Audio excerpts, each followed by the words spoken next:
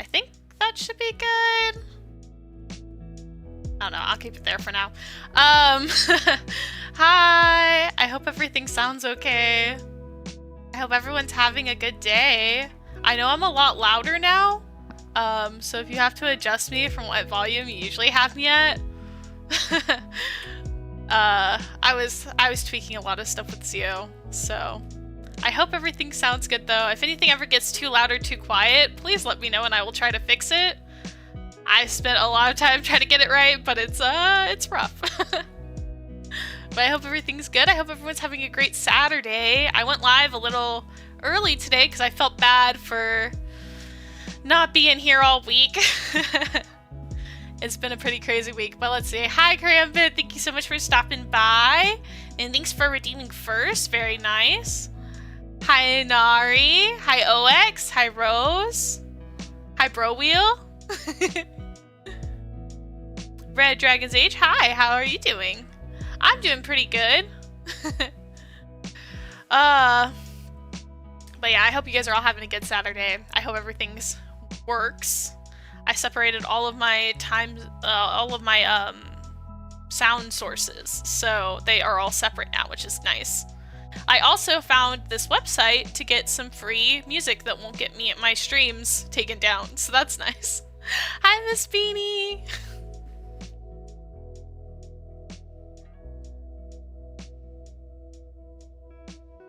My time zone's off from when you stream, so I have you can watch. Oh, thanks, OX. Oh, I'm glad you're here for the time you can be here.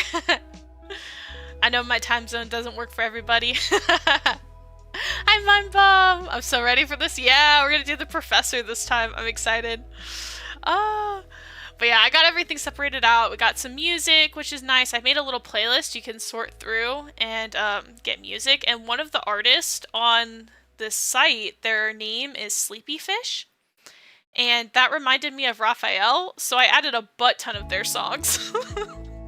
They're not all from that person, but like the bulk of them is an artist named Sleepy Fish, so very cool. But I found a lot of cool lo-fi music to use, and I thought that was pretty awesome, so. Alright, let's see if we can get everything going. Get the game up. I think I muted the game sound, but if you hear too many sounds, that's why. We'll see. I'm gonna try loading up the game again. Alright. Yes, I did remember to mute it. Okay.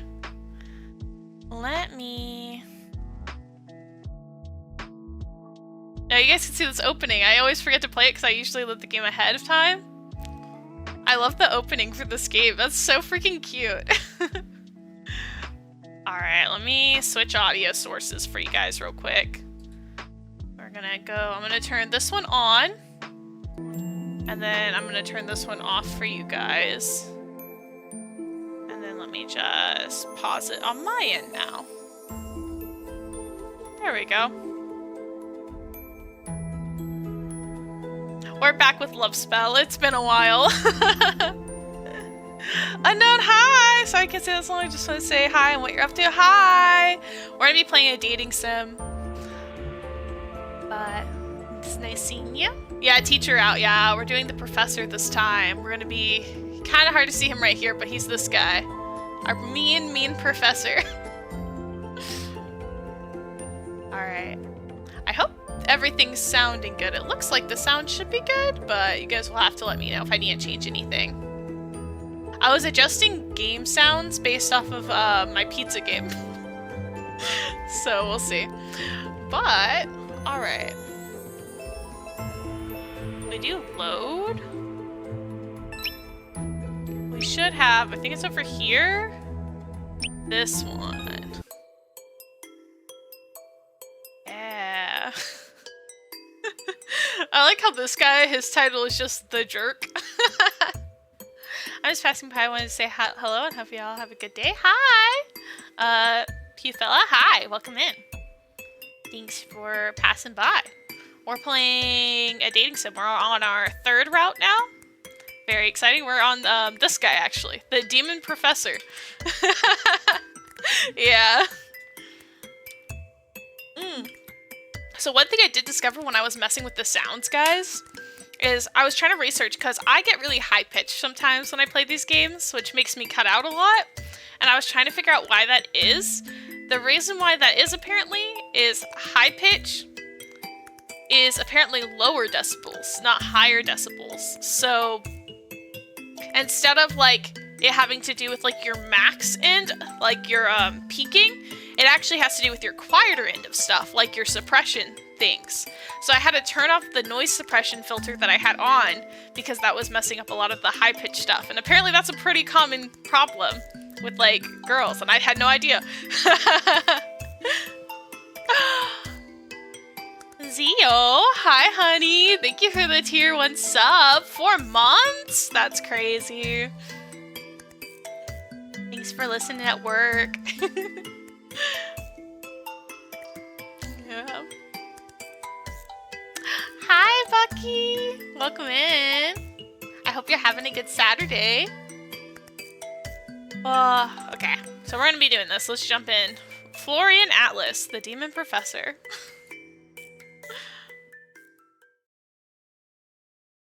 I'm curious to see how this will work, given he was really mean to us. Oh, that's so cute though. His little chippy's so cute. He really hated our guts earlier. You're slowly becoming more professional than the cat boy. I don't know about all of that. Alright. Let's see. I let out a loud groan as I hear the incessant ringing of my phone's alarm clock. I was just watching Narnia and Music World. Oh, yeah! Ah, that's awesome. I saw that you guys were doing that. Very, very fun. I was watching Nari play Amnesia earlier this morning, and then I ate lunch, and now I'm streaming. So pretty. Good? Yeah, that's good. Ooh. I pulled the cable. I need to do some wire management. I would like to argue based on yesterday. Yeah, he was having some audio issues. Alright. Oh my gosh, I just got a great fan art idea. I'm miss you. I'm gonna do it while watching stream. Oh, Sevens, you got this, OX. Alright. I reach over to turn it off as my head throbs in pain. Ugh. Talk about a hangover. I sit up in bed, barely able to open my eyes. God, I really had too much to drink last night. I can't even remember how I got home. I try to recall the previous night's events, but my memory is filled with holes. All I can remember is eagerly chugging one shot after another at the town's bar, but in between is all a blur. My worrisome thoughts are interrupted by another notification from my phone. Alarm number 4. Notes to self include: get out of bed, you idiot! You have class in half an hour! Ah, shit! I completely forgot it's still a weekday! Oh my gosh, drinking on a weeknight. Ooh.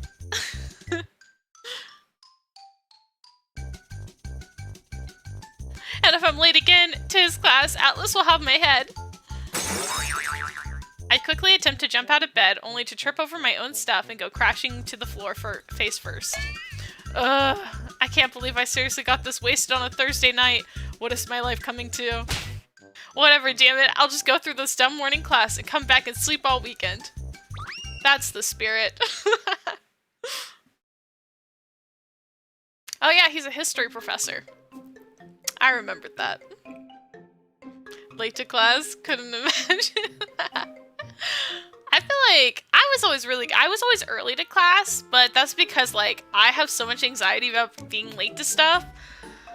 It literally stresses me out so much. So I would always get to class like early. I would always be the first person in class, or almost the first person. As I stare at the board of my world history class, I can feel my eyelids slowly drooping down. Finally succumbing to the sleep sweet serenade, I momentarily lose the ongoing battle between my exhaustion, and I close my eyes. Oh, don't sleep in this professor's class. Yup. He seems like the type to call you out. Rick, hi, welcome in. Thank you for the follow. I skip classes. I'm late too, since I hate being late. Yeah. Being late is the worst. It's so awkward. I eventually just started skipping and getting sleep. Oh gosh. We got good students over here. Jay! Present! I mean, yeah, yes? Since you seem to be so absolutely enthralled by today's lesson, please tell the class. Oh, I hate this. I hate that he calls her out all the time. I can't do that. Oh my gosh. Oh my god. Who was the famed Spanish conquistador who led the conquest of the Incan Empire? Oh, I wish I knew this. Spanish conquistador, Incan Empire. Oh. Oh, wait, these names look familiar. Oh gosh, Hernan Cortez? He sounds familiar. We'll go with him. I'm afraid Conquistador, didn't get very far in their career. Dang it. Why did it have me answer if I didn't do it? Oh wait, I know this. Oh my gosh. Why are you so mean? He's out to get us. That's what I'm saying. I just fell asleep in front of the professor. He knew my name because I also worked for him this semester. Dude, that's crazy. I was never good at class or even outside of that. Why have me answer if it was just gonna have... Never mind. I'm a little annoyed about that. The professor shoots me an annoyed look as chuckles and snickers echo around the class. For anyone else who would like to take a siesta during my lectures, please feel absolutely free to not waste either of our time and simply drop the class. I can't help but wince at the professor's harsh tone. Hernan Cortez was definitely a conquistador, no? I've definitely heard of him. He's been part of one of the ones I had to learn about, at least. I don't know if it had to do with the Incan Empire, but it was definitely part of Texas Mexican history, I'm sure. Hold on, I'm looking this up real quick.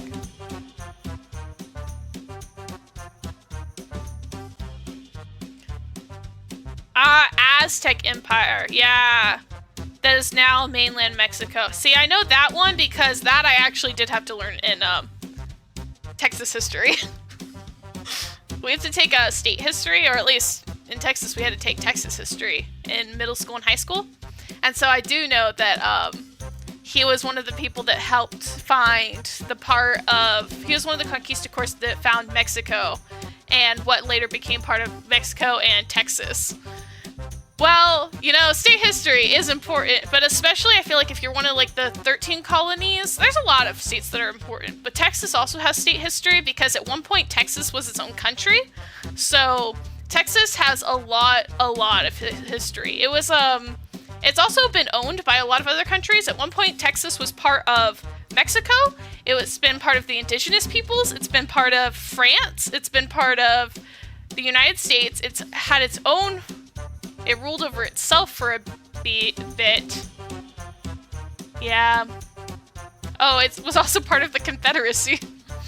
That one's fun. What other ones? There's another one. Yeah, it's been over a lot of stuff.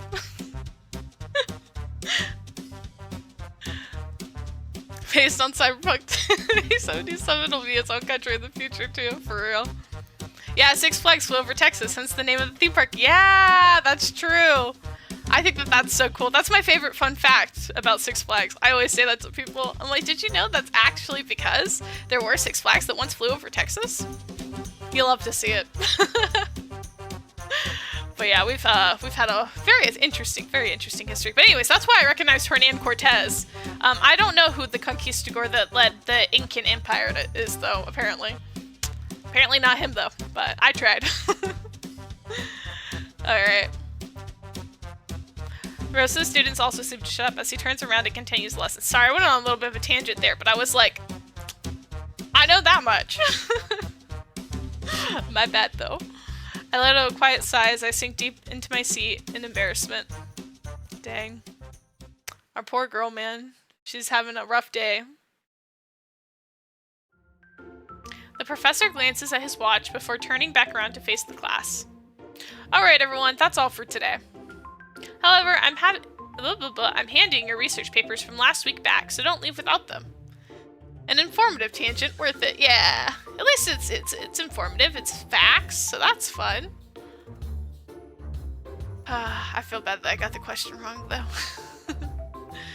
Fifth row's the best row to sleep in. Yeah, I have bad eyesight, and even with glasses, I'm short, and so I always try to sit in like the first or second row because if I sit any further back, chances are I won't be able to see everything properly. Because either tall people will sit in front of me, or even with glasses, my eyesight still sucks. So I like to sit up front just because of that. Fun times. Although there are a few classes where they do assigned seating, and I would get put in the back, and I'd always be really annoyed. I calculated and tested the sleeping. Please remember to review your midterm assessments for the online final exam, and I feel my stomach tighten at the mention of the words final exam and inadvertently gulp. As the professor walks down the rows, he places everyone's paper face down on their desk. Do we think she's better at history than she is at math? Because she sucked at math. Surely she's got to be better at history. Surely. Oh no, Zio sits in front of you. Oh wait, no, you can still see. I feel you, Jay. I had this giant classmate with a huge man build sit in front row, and the struggle was real. Yeah, it's rough. It's rough when tall people sit in front of you, especially because I'm short, but I'm just all around short. Like, I don't even have like a long, tall torso to make up for it. Like, no, just all of me short. I can't see. You have too much hope in MC. Yeah, I'm a little worried. I do have a little too much hope in her. We can pray. Surely she did good on this essay. Surely. Oh wait, actually, never mind. Is this the essay that in the prologue she like wrote down in like 30 minutes prior to walking into class and forgot to put her name on it? In that case, actually, she probably didn't do very well. Oops. I've attached my comments to your title pages. If you have any questions, feel free to refer to my office hours. Have a nice weekend and an enjoyable summer break. As he finishes delivering the papers to each row, students begin to file out of class. I quickly look down as he approaches my desk. A feeling of guilt arises as I remember half-assing this assignment the night before it was due, while binge-watching a new anime series. Oh, there we go. That's about what I was expecting. Dang. Because the teacher pays attention to the first 3 rows, they also look at the back. The 4th row is close to the first 3, so 5th it is. Oh my gosh, big brain. The professor places the paper face down on my desk and clears his throat as he walks away. I hesitantly stare at its blank back before slowly turning it over. My eyes widen in surprise. 73 out of 100. Laziness does not behoove talent. I know you are capable of much better. Hey! That's not bad, actually. Especially if we were only half-assing it while watching an anime. Dang, not bad, not bad. I mean, I could never settle for a 73 on a history paper. I'll have you know, I was an A student. I got all A's and B's, except for that time when I was a biology major and flunked out of chemistry. Hey, but I passed it with the C, so when I retook it. But I'm an A/B student. I couldn't be getting the 73, but that's not bad for like not even putting in that much effort. I would love to get that high in uni. Yeah. Especially for a gen ed. I mean, for not trying, I'd say 73 is pretty good. I let out a sigh of relief I didn't even know I was holding. It's not wrong, but it could have been worse, so I'll take it. I quickly stand up to shuffle out of the classroom, reading over the rest of the professor's markings in red ink. I happily munch on some chips as I walk through campus towards the local bus stop. So I will say, this is one thing. While this professor guy does kind of scare me, and I do kind of hate his guts because he reminds me of professors I actually did have in college, at the same time, I do think he does, like, we saw this a little bit in Enix's route, but he does have, like, high hopes for her. He's like, you're capable, and like you're smart, like you have stuff you're capable of doing, you're just not like extending yourself because you don't know what you want to do, and so you're just kind of like floating by, but like you could do better. And I think that that is cool. I think it is cool that he has hope in her. I just don't like that he calls her out in front of class and stuff like that. I freaking hate that. As like a shy, introverted person with extreme social anxiety, absolutely not. I hated professors that did that to me. Like, I hate that. Beat him up, Jay. I'll join in that. I happily munch on some chips as I walk through campus towards the local bus stop. Phew, my hangover wasn't as bad as I thought it'd be. I'm still gonna head home and sleep through, though. Or, oh, maybe I'll catch up on the Otomi game I just started last week. Now that is me coded as heck. That is me. That is what I did. If I had a class on a Friday, only one class in the morning, and I had a whole day off, you best believe I would be playing some dating sims as soon as I get home. I did that many times. There were many times in college where I spent my entire weekend just playing it, binging a dating sim. It'd literally be Friday as soon as classes were done, all the way till Sunday night. So definitely me in college. As I continue walking, I overhear the conversation of two students hanging out nearby. Man, I'm so glad the semester's almost over. Now I can sell some of these stupid textbooks and get back some cash. Yeah, you're right. That's a great idea. My chemistry one was almost the price of a new laptop I wanted. My ears perk up as I remember being forced to buy outrageously expensive textbooks this semester as well. Damn, he's right. With the term almost over, I can sell my old books now too. Man, Atlas's textbook this semester was super expensive. I really thought I'd have to take out a loan to afford the tuition along with it. Speaking of tuition, I should probably look into a job for the summer before the semester's bills hit. Bills. Is this class mandatory? If not, you would best not. I'm gonna be there. It's crazy. Suddenly, I look over at my bag and notice it feels slightly lighter than usual. I stop by the nearby bench as I open it up and begin to look through it. Wait. Where is that stupid textbook?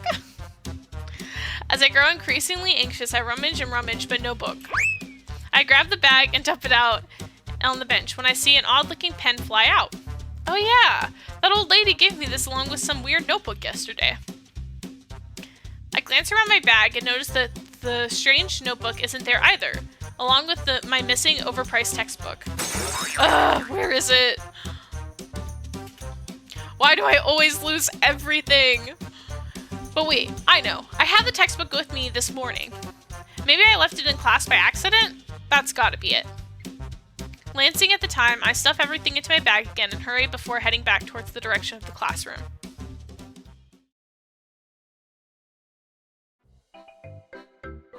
As I enter a familiar hall, I see the classroom door is still propped open from inside.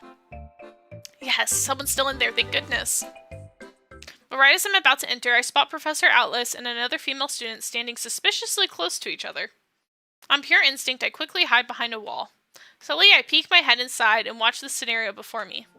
The young student clutches her bag as she closes her eyes. Her cheeks are flushed and her mouth quivers. Dang, she's got good eyesight. I skip a lot of lectures that have professors reading out a presentation. Like, thank you, I can read myself. Yeah. With us, well, at my school, they had like a tardy policy. Most classes, you could only skip the number of days that the hours of the class was. So like a 3-hour class, you could only skip the class 3 times in a semester. Like unexcused, not for like medical reasons or whatever. So you only had 3 unexcused absences or they would start docking from your grade. They were pretty strict about it. But I know not all colleges are like that. I know some are more, some colleges and universities are a little more flexible, but the one I went to, they had a pretty strict attendance policy. They're a pretty strict school in general, though. But, yeah, because otherwise, man, sometimes I really did want to skip classes. And then there are some classes where the professors were just, like, the worst, even if you did skip. It was so annoying. So, yeah, fun times. Alright, back to this. I guess this girl's doing a love confession, maybe? Professor Atlas, I'm in love with you. I always have been. Please go out with me. That has to be against the rules. Like, that has to be against the rules, right? Mine was all up to the professor. Yeah, my school had a pretty uniform policy. There were some professors, though, that were, like, more chill with it. Like, especially, like, the cool professors, like, the ones who actually enjoyed their classes. Most of them were pretty understanding. And, like, if you had a miss or if, like, stuff comes up, they were willing to be like, oh, it's excused, it's fine. So long as you were, like, keeping your grade up and staying with the class and stuff and weren't skipping all the time, they were pretty chill. But others of them were, like, super strict. And some of them were even, like, even your 3 allowed absences, I'll still take points off if, like, you don't do X, Y, Z. Like, annoying. I freaking hated some of them. We had the same for the classes where we have to do work in, like, labs and stuff like that. But base lectures are skippable. Aw, man. I wish. And then I had some professors that would give us, like, we would have to, like, watch the recorded lecture before class, where they would then do a follow-up lecture on the lecture we already watched. Those classes I hated, because I was like, why am I spending time outside of class to already read something and already watch you talk about it, just to come back to class and you talk about the same thing a second time, and I can't skip your class? Like, what do you mean? That's such a waste of time. I hated that. I hated it. Some of my accounting classes, it made sense because it would be like we'd watch the lecture on it before class, and then we'd go to class and we'd work through, like, problems. Like, we'd actually do problems together and individually, and that didn't bother me as much. But I had a few professors where it was literally we watched the entire lecture beforehand, and then they wanted us to come to class, and they would just basically do the exact same lecture again, and I would get so annoyed. I'd get so sick of it. I hated it.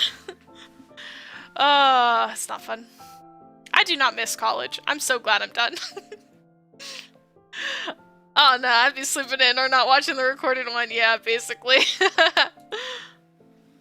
Gatito, hi! How are you doing? Anyways, this girl is asking her professor. That doesn't seem... I don't feel like that's allowed. I guess again, it depends. But I feel like in most places that's kind of frowned upon. But I guess it's also the end of the semester, so... free game, I guess. Although, what if you had to take this professor again? Sometimes that happens. Sometimes you take a professor more than once. I don't know. How are you? I'm doing better. It's been a long week. I'm just happy to get to play some games and talk to everybody. I've missed everyone.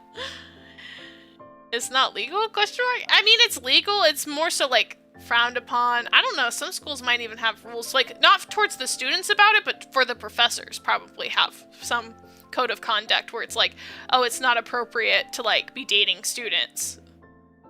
But I think it depends.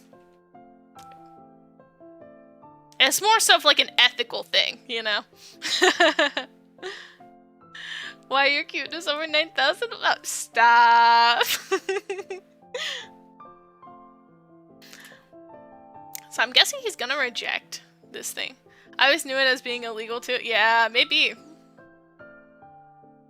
Alright. Rejection. Surely. Holy shit, what did I just walk in on? Yeah, that's gotta be super awkward. I watch as Professor Atlas stares at the girl for a few moments before crossing his arms and letting out a sigh. Miss Wilson, I believe this is the 3rd time we've had this talk. Girl has confessed her love 3 times? 3 times? That's persistence, at least.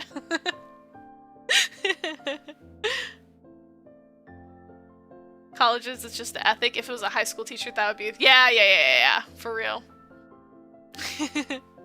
I would pull it out of there.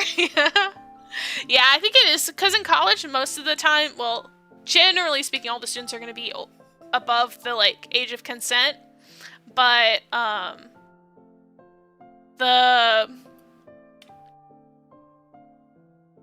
So I think generally in colleges, it's okay. It's just, like, it's more of an ethics thing. And yeah, but then in high school, that is more of a legal thing, because, like, that's not cool. Alright. But yeah, 3 times. That's crazy. And I regret to inform you that my answer remains the same. My apologies, but that's definitely not going to happen. But why? You're single, right? Why not? Give me a good reason. The girl presses on as I peek my head out further, slightly feeling bad for eavesdropping. But also slightly wishing I had popcorn. Please, come on, just give me a chance. We're both adults, right? I really, really like you. Adults? Yeah, yeah, yeah, lecture her, lecture her.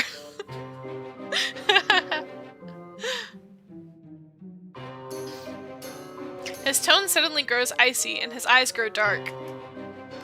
He moves closer to the girl as she slowly backs up to the wall. I'll grab it. Thank you, Bro Wheel, for providing the popcorn. Oh, dang. He leans down and whispers in her ear, but luckily I'm at a close enough distance I can catch what he says. You? An adult? Sweetheart, don't flatter yourself. For starters, your grammar level is barely above the 6th grade. Oh my gosh, that's savage. If I got told my grammar level was barely above 6th grade, I think I might just be like taken out on spot. That would kill me. Besides, do you truly believe that you can satisfy me as an adult? I'll have you know I'm quite a demanding— Whoa! That is bordering on harassment. I don't think you can say that to somebody. I don't think you can just say that to your student. I have a lot of needs. Oh! Sir? Sir? Sir, please stop. The girl's eyes widen as she looks up at him slowly. I swear I can see blood gushing out of her nose. That's crazy. The sass, for real. Oh my gosh. I'm gobsmacked. What the heck? Gobsmacked. Like, I cannot. What the heck? Alice's demeanor changes almost immediately as he steps back, now beaming his usual gentlemanly smile. Popcorn stand open for everyone for all your eavesdropping needs, or just to watch the drama in general. Step right up. He lets out a small chuckle as he waves his hand. I'm flattered, I truly am, but as I've said before, I have a strict no dating my students policy. And so does this university. Yeah, see, that's what I thought. And as luck would have it, well, I rather enjoyed this job. Now please, remember to submit your assignment through the web portal by next week, yes? If I'm not mistaken, your last 3 assignments have all been late, and I won't be offering extra credit at the end of the term, so do keep that in mind. Unable to form an articulate reply, the girl mutters an apology as she runs out the door in tears. Oof, that was harsh. Yeah, you don't say. That girl will never recover for real. She'll think about this every single day for the rest of her life. That's so embarrassing. Oh, that's so brutal. The 6th grade level thing. Oh my gosh, I hate that. I better get out of here before he sees me. I'll just wait until he leaves and ask the janitor to unlock the room or something. As I begin to slowly creep away, a sharp tone from behind me stops me dead in my tracks. And tell me, just where do you think you're going? Busted. Looking for this, I presume? I turn around to see him holding my textbook in the air. A wry smile plays on his face as he raises an eyebrow at me. But you know, eavesdropping is terribly impolite. Should I teach you some manners, Miss J? I'm good, actually. I think I have plenty manners. I wasn't trying to eavesdrop, but like, I kind of needed my textbook, dude. I'm sorry, Professor Atlas. I just came back to get my textbook and then well, I didn't want to interrupt. Yeah, see? Like, how do you interrupt that? Like, awkward. He sighs as he shakes his head, handing the book back. I suppose it worked out in the end. I need to speak with you privately. Follow me to my office. Right now? Yes, now. Also completely off topic, Jay, but I've completed the star ending and A Date Without the Sea. Nice! Oh my gosh. I freaking love A Date with Death. All the endings are so good. They're so good. You'll have to tell me what your favorite ending is after you finish them all. They're all so good though. I love Grimm. Alright. I grab the hem of my dress nervously as my eyes dart about the small facility office. For real, I'm hooked. It's so good. It's such a fucking... I kid you not, bro wheel. The first time I played A Date with Death, when it released, I played it release day because it was a Friday at school. And that's actually the perfect example of me playing a game all weekend. Because it came out after classes. I literally got home Friday after classes, gamed all night, played it twice in one night, then the next morning woke up, played it again and again and again, and played it all day Saturday too. I got all the endings because I was just like, I was so hooked. It was so fun. And I love choosing all the different things to see all the different ways he reacts to stuff. Oh my gosh. It's so addicting. A few moments later, Professor Atlas reemerges and takes a seat across a desk strewn with papers and textbooks everywhere. My apologies for the wait. Now then, where was I? Professor Atlas adjusts his glasses as he pulls out a file from a nearby cabinet. As he places the file on the desk, I see my name on the label. I'm not sure if you're aware, but aside from being a professor, I'm also temporarily serving as the academic advisor, while a current one is on maternity leave. Oh my goodness. Oh, it's like completely understandable. Yeah. And as luck would have it, you are one of the students I was assigned to advise. Oh, fantastic. Like I needed another reason to get called out. For real. For real. Especially with Casper. Casper's so baby girl. I love him so much. I see that you're almost done with your general courses, but you still have yet to pick a major. May I ask why that is? I fidget nervously with my seat for a few minutes. It's a question I've been asked before, but I find myself avoiding a lot. I just haven't decided on anything yet, I guess. There's just so many majors to choose from, and, the professor goes quiet for a few moments. I feel his gaze studying my face and movements as I attempt to avoid his eye contact. Eventually, he leans back in his chair and drops the file folder on top of his desk. Struggling with the paradox of choice, are we? The what? The paradox of choice. It's a psychological phenomenon that essentially states that the more choices there are for an individual to make, the less satisfied we become and the harder it is for us to make one definitive choice. I see. And yes, honestly, I totally relate to that. Honestly, that is relatable. I'm super indecisive. Super indecisive, so I can relate. I'm afraid you aren't the only one who does. Many students right now are faced with an overwhelming amount of choices to make. One of the more tougher ones being asked is, well, this one. What do you want to spend the next several years of your time, money, and energy doing? This is a choice that may or may not dictate an entirely different course of your life will take altogether. Is there, any way to make this easier on someone? As much as I wish I could say otherwise, there isn't.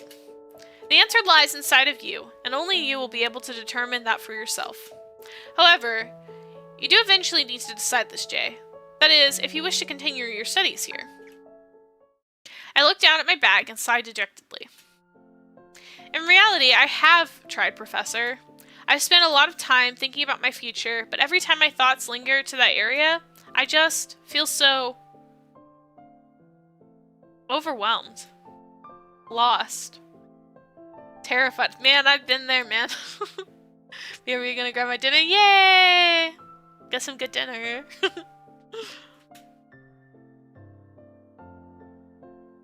My voice trails off as I tighten my grip on the hem of my dress and lower my gaze to the floor. True, what is for dinner? Professor Atlas narrows his eyes at me as he straightens up. Jay, do you have a dream? A certain goal of some sort that you wish to accomplish? My heart sinks at his question. No, I don't think I do. I see. I feel an overwhelming sense of sadness at the professor's vague answer to my own inability to form a decisive stance. Suddenly, the professor stands up and heads towards a cabinet behind me. Well, Rome wasn't built in a day. Neither will your entire life's foundation be. And relax.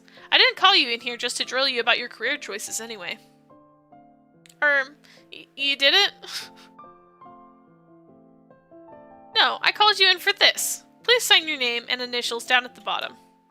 My eyes widen on the title of the paper he places right. Oh my gosh, are we going to be a TA? Oh, that makes it so much more messy if we're a TA.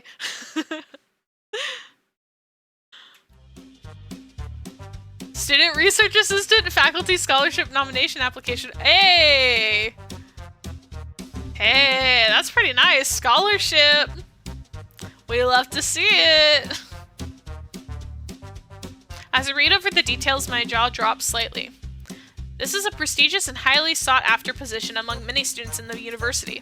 It essentially lets a student serve as an understudy to a faculty member for 1 full year. Besides being awarded a monthly stipend, students are chosen are also awarded with full tuition scholarship.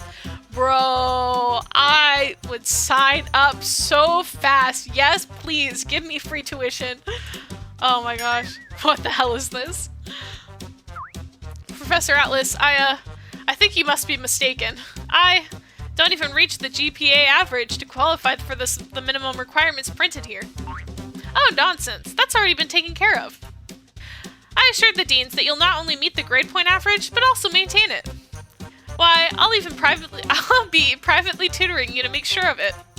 Every single day. Oh my gosh. I wish being a TA was like that in real life, for real. That'd be nice. My head spins as I read all of the zeros next to the monthly stipend. Dang. Where was this when I was in college? Private tutor? Yeah, for real. I guarantee one of these tutoring sessions is gonna get freaky. I can feel the hesitation wringing my heart as my brain fails to process the unfolding situation. But I really don't get it. Why me? There's so many other more deserving students out there.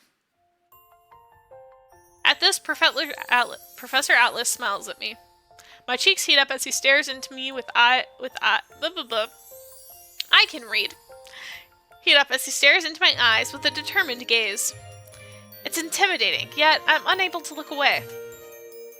I'm afraid you don't give yourself quite enough credit, my dear. Did you not read my comment on your paper today? You have talent, Jay. It may be hidden behind your boorish and lazy demeanor, but it's there. I can see it in your work. Therefore, it is my job, not just as your professor, but as someone who is highly devoted to the expansion of education, that I bring it out of you. Hi, Bro-Wheel, welcome back. What's for dinner? What'd you get? And I'm prepared to do so, by any means necessary. So I'm guessing that the reason Atlas is being, like, so invested in us is because he probably also was like this, and maybe he had a professor that kind of, like, brought the best out of him, kind of like what he's doing with us, maybe? Like, maybe he also didn't really know what he wanted to do with his life? But that's kind of relatable, because, like, man, when I was going through my crisis after I wanted to drop out of pre-med, I had no idea what I wanted to do, because I was like, man, I had my entire life planned out for, like, years. And then when I was like, well, that's not going to work anymore, I was like, well, what the heck do I even do now? It's intimidating. It really is. So, I feel that. I feel that. Ooh, rabbit with potatoes. Yum. I don't think I've ever had rabbit, but I feel like rabbit would probably be good. Gamey.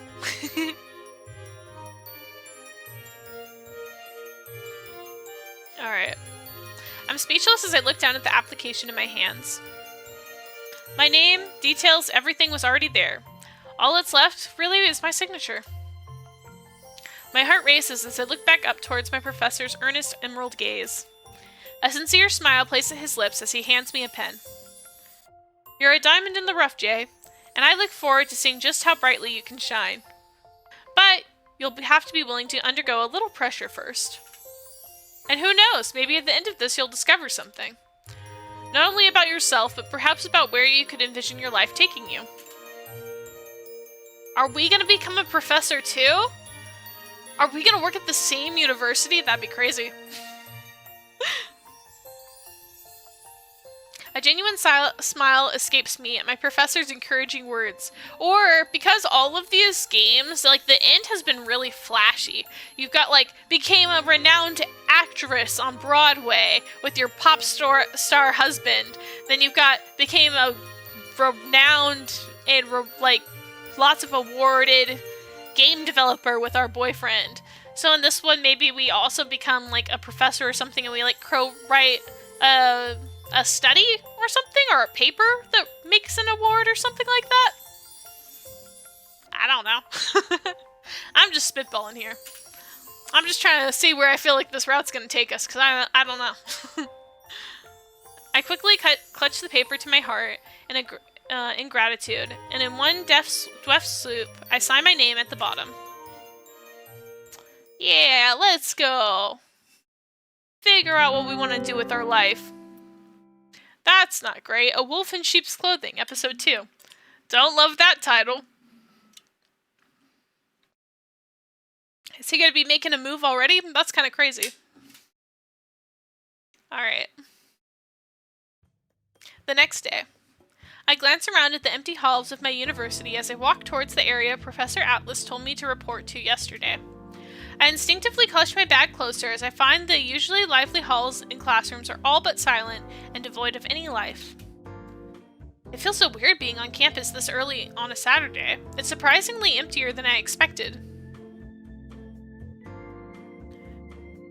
As I finally reach the door to the designated facility room, I notice that it's been left unlocked and slightly open.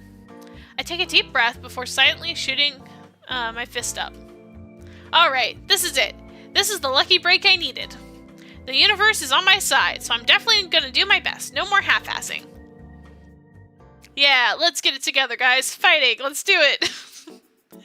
I walk into the faculty room and spot Professor Atlas shifting through some piles of paperwork.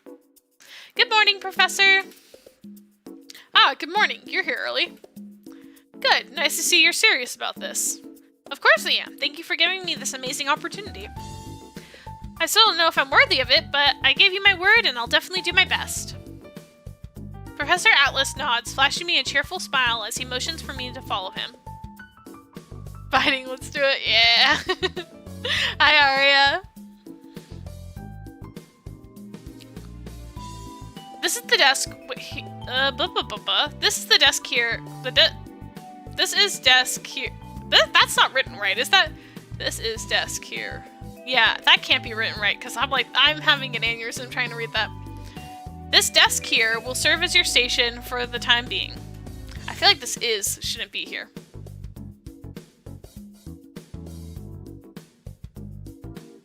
That's what I think, because otherwise I don't know how to read that. This is what I came in on. Yeah, we're gonna romance our professor. We're gonna break some school rules, basically. Some university rules. No, that shouldn't be allowed, and it's not allowed. He has explicitly stated that he doesn't date students, and that it's against the university's rules and policies. But we're probably gonna do it anyways, so. And right now we're basically a glorified teacher's assistant, only we get free tuition now, and also a butt ton of money, so, like, a really goated TA program. Alright. My private office is through that door across from you, and is always open, so should you need anything, just pop inside. Our file room is that way, the kitchen is over yonder, and the restrooms are to your left. As he gives me a small tour of my new work area, I notice that many of the other professors' doors are closed. I want her job, I know, right? Can you imagine getting free tuition and a nice chunk of money every month? Just for helping out a professor? Dang, I wish, man. I wish. Nah, he's getting you to join a cult. You know, hey, that's the one thing this game is missing. Cults.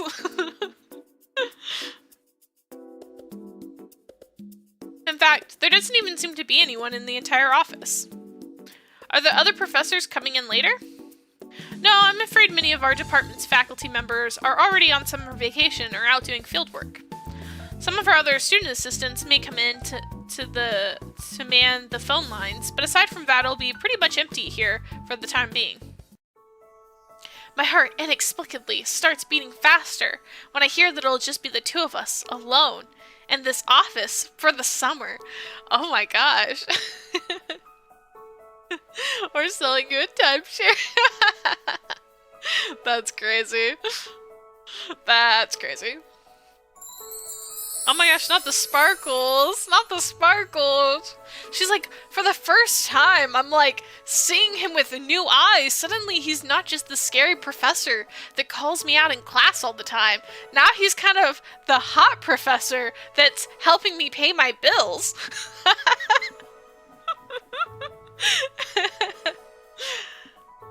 I can't help but stare at Professor Atlas's attractive side profile as he goes over some other menial instructions. My eyes wander down and notice his sleeves are rolled up, revealing his toned forearms, not the forearms. Girls admiring his forearms, she's in deep. As he leans slightly closer to me, I unconsciously take a whiff of his rustic cologne. Girl, what are you doing? Don't sniff him.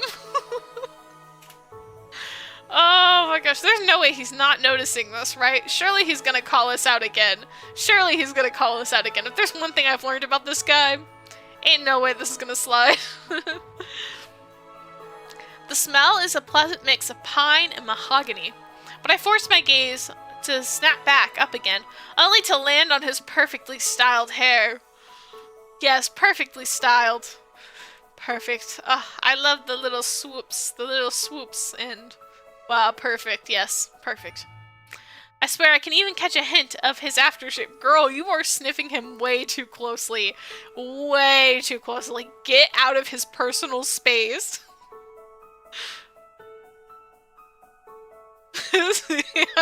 Toned forms is what Toma needed. That's crazy. This is definitely an abuse of power and a show of ethics are being totally thrown away. For real, for real. I mean, strict or not, he is still one of the hottest teachers around campus. That's crazy. She's like, actually, all that beef I had with him before, it's gone now. Actually, I don't care about that. I wonder how many students would kill to beat me right now. Ah, by the way, how do you take your coffee? Oh, 2 sugars, please. Duly noted. Please settle in. I'll be right back. Dang, and he's gonna make us coffee? Dang, I bet this coffee isn't even drugged, unlike somebody. That's a Toma reference to those of you who were at Nari's stream this morning.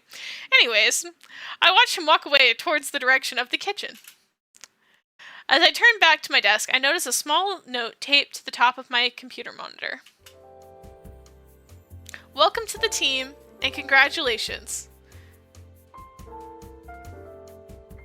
F. Atlas. She's like, beef? What beef? I never had that. Yeah, she's like, yeah, no, all those times he called me out in class?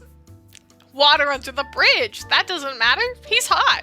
He's hot and he smells really, really good. Toma drugs you?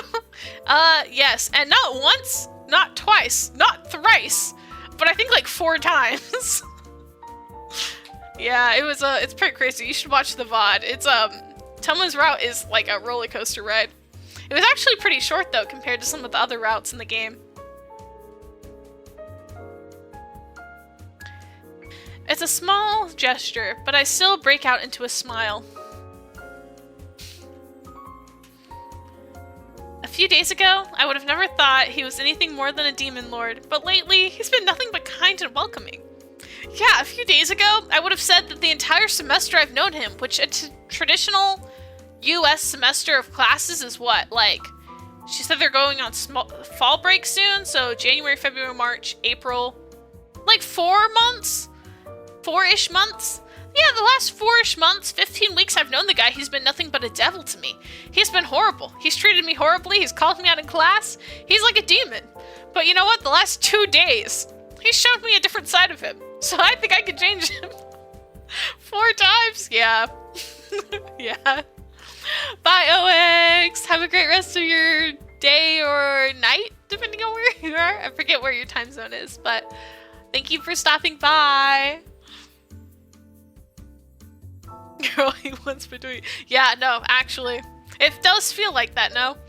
This is starting to feel less and less like day, actually. Yay! Nice. Well, have a great rest of your day. But yeah, man. It's feeling less and less like a guy who just is like trying to like get us on the right track, and more into like kind of sus intentions. Bye! Bye, UX! Alright. He seems really nice outside of the classroom. Maybe he's just strict when he's teaching. You know, I think I misjudged him. My reverie? I don't know how to say that. Reverie is interrupted as a small coffee mug is placed on my desk. I looked up to see Professor Atlas smiling straight at me, and I feel heat rise to my cheeks again. Oh, thank you so much. My pleasure. It's a bit of a stronger brew, so let me know if it's to your liking. Wow, he's being a real professor and not coddling students, and that makes him evil. Yeah. The problem is when I see the teacher in the game that instant alarms go off, big red flag. I feel screaming. Oh, yeah. If you know, you know. Yeah. Life is strange. Definitely does traumatize you to wanting to trust your professors. Has he shrugged yet? Not yet. Alright. If not, we can always make some more. I bring the coffee to my lips as I feel him watching me expectantly. After I take a sip, I shoot him a pleased smile. It's delicious! Thank you, Professor. I'm glad to hear it. By the way, are you feeling better from yesterday? Huh? My heart beats faster as Professor Atlas suddenly brings his free hand towards my face. He gently places it on my forehead. I feel a jolt of electricity run down my spine. I noticed in class yesterday that you seemed a bit drained. But you're looking better today. It's a relief. I was quite worried.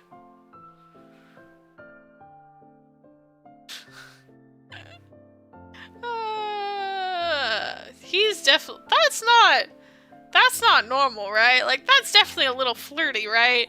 I don't think your professors usually touch your face, no? It's never happened to me before, but, y'all tell me. I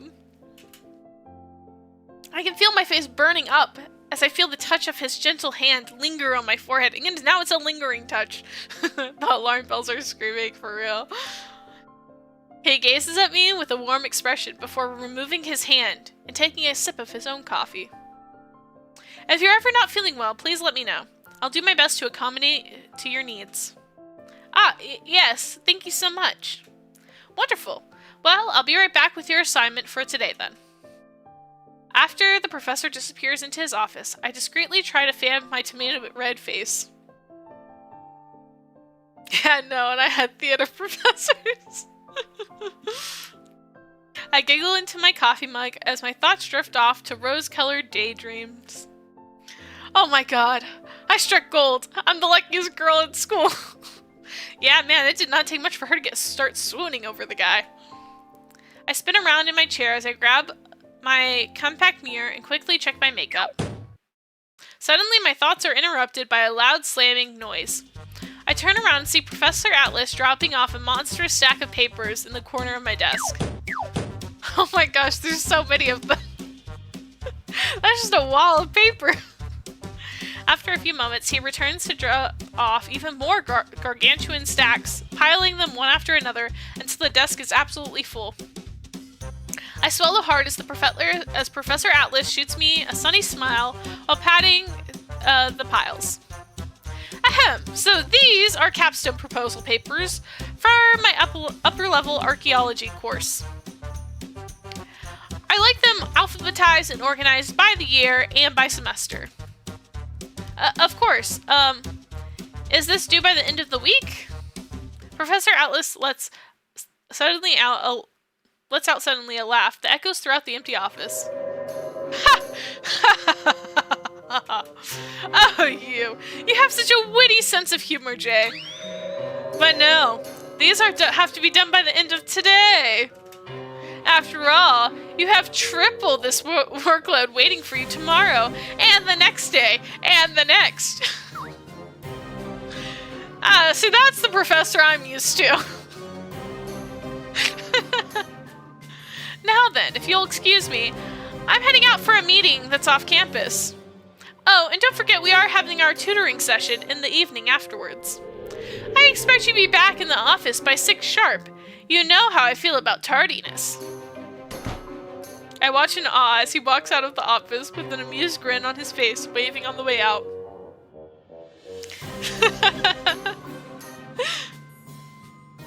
Those Superboy papers, yeah. He was a trap, he wanted you to be his slave. Basically. As I turn back to stare at the monstrous piles of paper lined up in front of me, my jaw drops. Holy shit, I got played. I got completely played. No wonder he brought you caffeine. Yeah, for real. He was like, you're gonna need this. For real. Dang, this is our Saturday too. She doesn't even get the weekends off. As I close my front door, I slide down lifelessly to the floor. I can barely form a sentence from the pile of mush my brain was left in after today. My body and soul ache as I stare at the 5-page homework assignment clutched in my hands. The words, due tomorrow, is written at the top in red ink and circled 3 times over. What the actual hell did I agree to?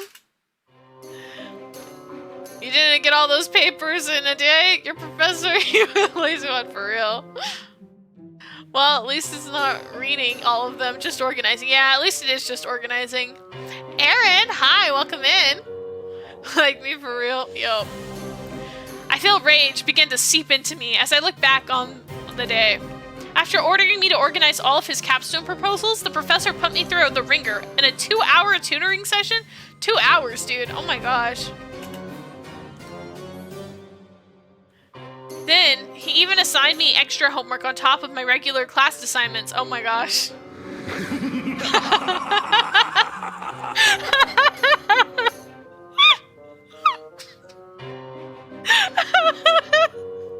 That got me. The sound effect got me. Disclaimer, does not actually represent real life portrayals. I don't know, this looks pretty accurate to me. Oh my gosh. Atlas's smiling face is burned into my mind as I visualize horns coming out of his head and the flames of hell dancing in the backdrop. Yeah, no, that's what I saw. Girls got no life for real. I grip the paper in my hand as I stand up defiantly. He thinks I can't really do it. That's what it is. He thinks that he can mess with me however he pleases. I even bet this whole thing was just a giant setup. Maybe he's even trying to make me renounce the scholarship myself. Well, you got another thing coming, Satan. Oh my gosh, it looks just like this is payment for sniffing him for real. Oh my gosh. That's so good. Like how I'm gonna let you get away with this? I swear, I'll write a fanfic cursing you on the internet after this. My teacher is a demon lord. The trilogy series. Oh, so good. Pure spite breaks through the day's exhaustion. I head over to my room in determination. I'm gonna complete his godforsaken assignment, even if it takes me all night, damn it. Not the fanfic threat, for real. It's like the artist threat. It's like, I'm an artist. I can draw you pregnant. She's like, I'm a fangirl. I'll write fanfiction about you. That's crazy, though. Where can I find this fanfic for real? The next day, I can literally feel the dark circles pulsing under my eyes as I attempt to add yet another layer of concealer onto them. God, I'm dead. I can't believe I was up all night doing that stupid assignment. I barely got an hour of sleep, man. And I cannot read today. Ah, good morning. Punctually perfect again. I grimace as I glance back to meet the professor's cheery smile as he comes in through the office door. I force a smile back as I hand him the assignment that robbed me of my precious sleep last night. Oh, you actually did it. Excuse me?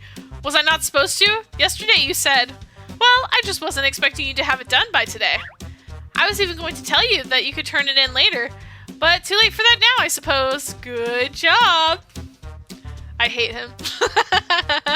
That's the worst. Gotta run. Have a great rest of your day. Bye, Crampit. Thanks so much for stopping by. Have a great rest of your evening. Afternoon, evening.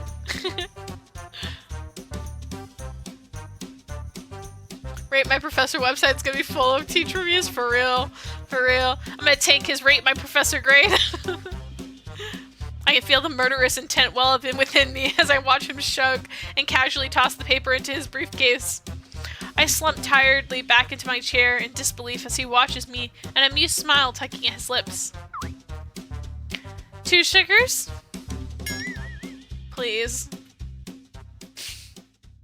This man. Why I oughta. When I get you, Professor Atlas, just you wait. The amount of times I used concealer to hide bags under my eyes when I had to appear somewhere. My most used makeup product as a man. Concealer's goated, man. It's so good for everyone, honestly. My things to do got canceled, so I get to continue watching. Yippee! Welcome back, OX. And let out a sigh as I stare at yet another tower of unorganized papers looming ominously over my desk. Does this man not already sort his classes? Like, does he use the same turn-in pile for every single one of his classes and not organize it between his classes? I feel like most of my professors kept things organized by class. Like, surely there's a better way. Surely. Why are you throwing them all into a pile for her to sort through every single day? This seems ridiculous. I'm gonna torture this guy for real. Cute yellow. Hi, Megami! Welcome in! It's funny you say sniff sniff because that is what this girl did to her professor earlier. She went sniff sniff and was on and on about how great he smells. It was very interesting.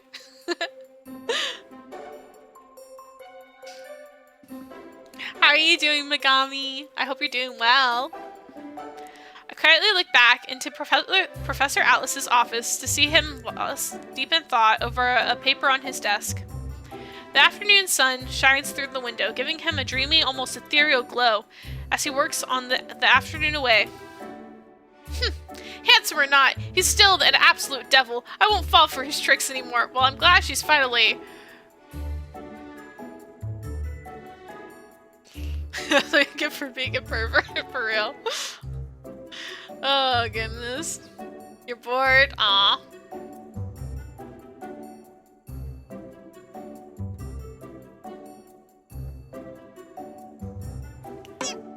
Shit, he saw me staring. I quickly look back at my desk as in feign ignorance as I feel my cheeks heat up. From the corner of my eye, I watch as the professor silently goes back to his work. Eventually, I shake my head and clear in an attempt to motivate myself into getting this dreadful task done. I can't believe Automod would snipe me. Yeah, I did not like that, apparently.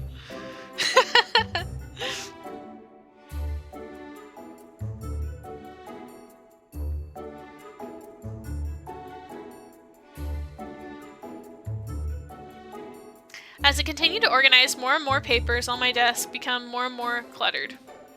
I look over and spot an organizational bin over on the other professor's desk. An idea pops into my mind as I head towards the file room. Yeah, for real, get some filing cabinets or something, some cute files, something to keep them organized. I stare up at the small storage room as the houses of archives of the department's files and papers. Surprisingly, it's neatly organized. Praise the poor soul who did God's work here. Organizing this place would be a nightmare. I look around and finally spot the bins I'm looking for on the top shelf. Of course it's the top shelf. Why? Where else would they be?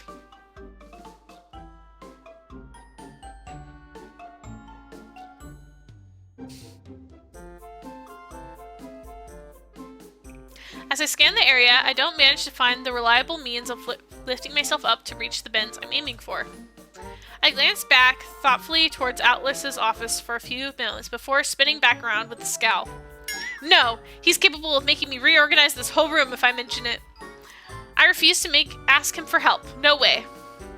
Deciding to use the small counter an arm's length away as a boost, I slowly climb up and grab onto the filing cabinet. Despite the lift in height, I can still barely reach the top. This is too relatable. As a short girly, too relatable. Just too relatable. No step stool? Yeah, no, there's no ladders or step stools or really anything. There's just like counters, basically. And shelves. I stand on my tiptoes as I feel with my hand for the bins. Eventually, I manage to grab one and bring it down. I should get another one just in case. Suddenly, my hand grabs something cushiony.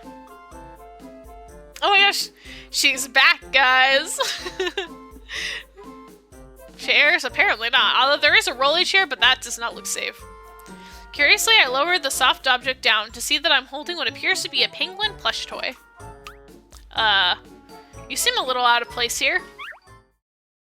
Yeah, it's pretty dusty up here there, actually. No food either. Did you just talk? Sure did.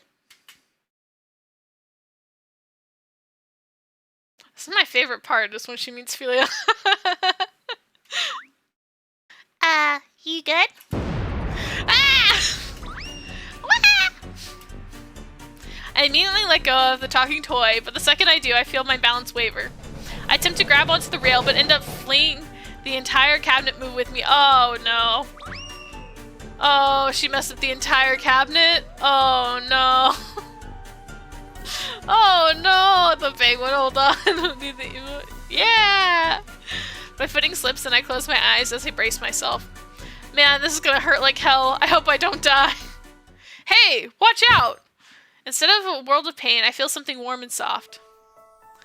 Oh, that's actually cute. Oh, it's actually kind of cute. Wow. Only cute I can see her shape. Stop it. You're too sweet, Megami. I think you guys are all pretty cute. Not gonna lie. My chat's full of cuties. I can't lie. I cannot lie.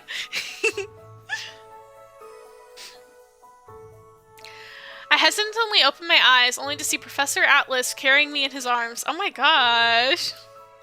Professor! He quickly straightens the cabinet out with one push of his back, then turns to me with a worried, painted all over his face. Jay, are you alright? Yes? For heaven's sake, I've been telling them to replace this old thing for months. It's an accident waiting to happen. Lo and behold.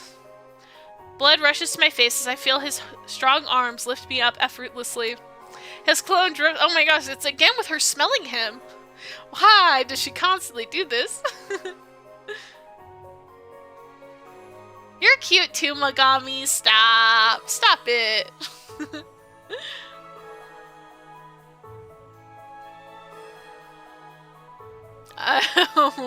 He just doesn't want to pay workers' comp. That's crazy.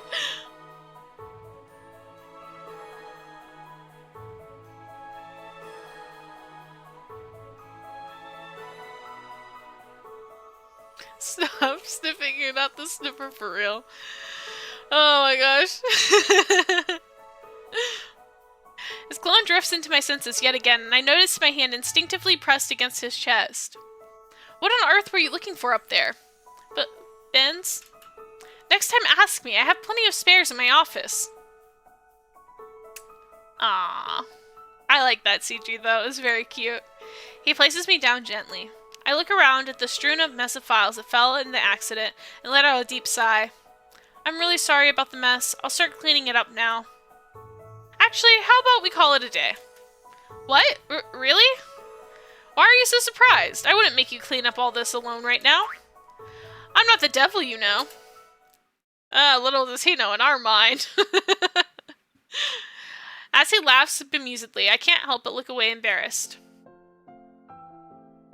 After we're back in the office, he grabs his briefcase and motions for me to pick up my things. Come on, I'll treat you to some coffee that isn't from our lounge. We can have our tutoring session out of the office today. You're really serious? I mean, unless you prefer filing papers for the rest of the evening, that is. No.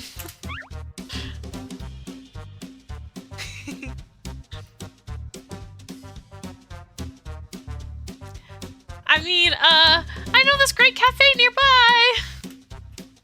Perfect, shall we then?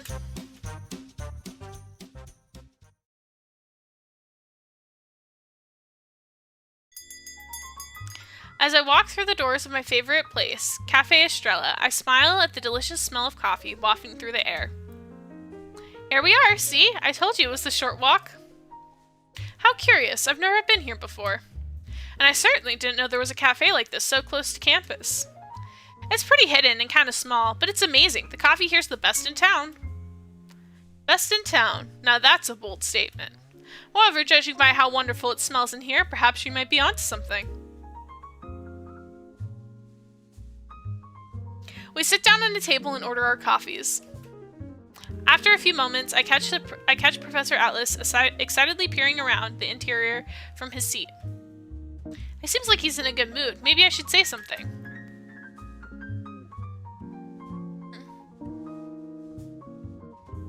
Maybe ask about coffee? We're in a coffee shop. That feels pretty accurate.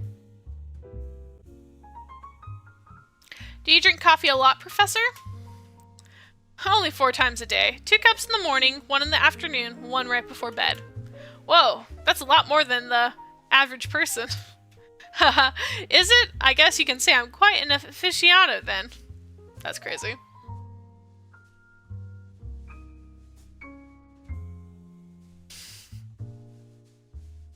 Jay has officially become my ongoing battle. It's all good.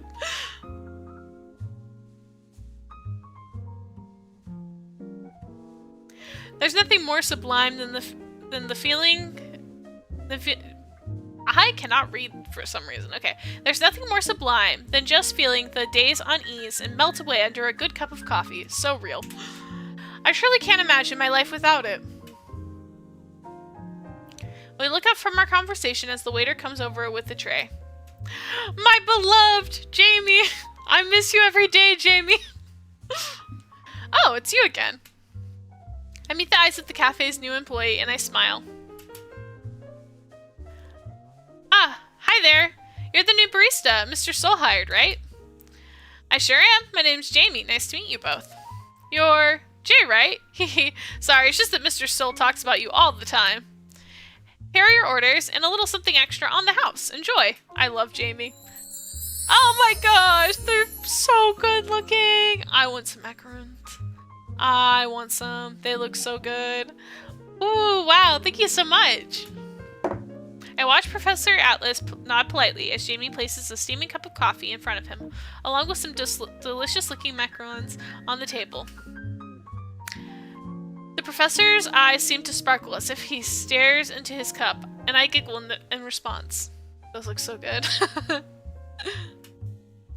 Let me know if you guys need anything else, okay? I'll see you around, Jay. I smile and wave as Jamie heads towards the back. For some reason, he seems so familiar to me, but I just can't place my finger on where I've seen him before. My thoughts are interrupted as I hear Professor Atlas chuckle from across the table.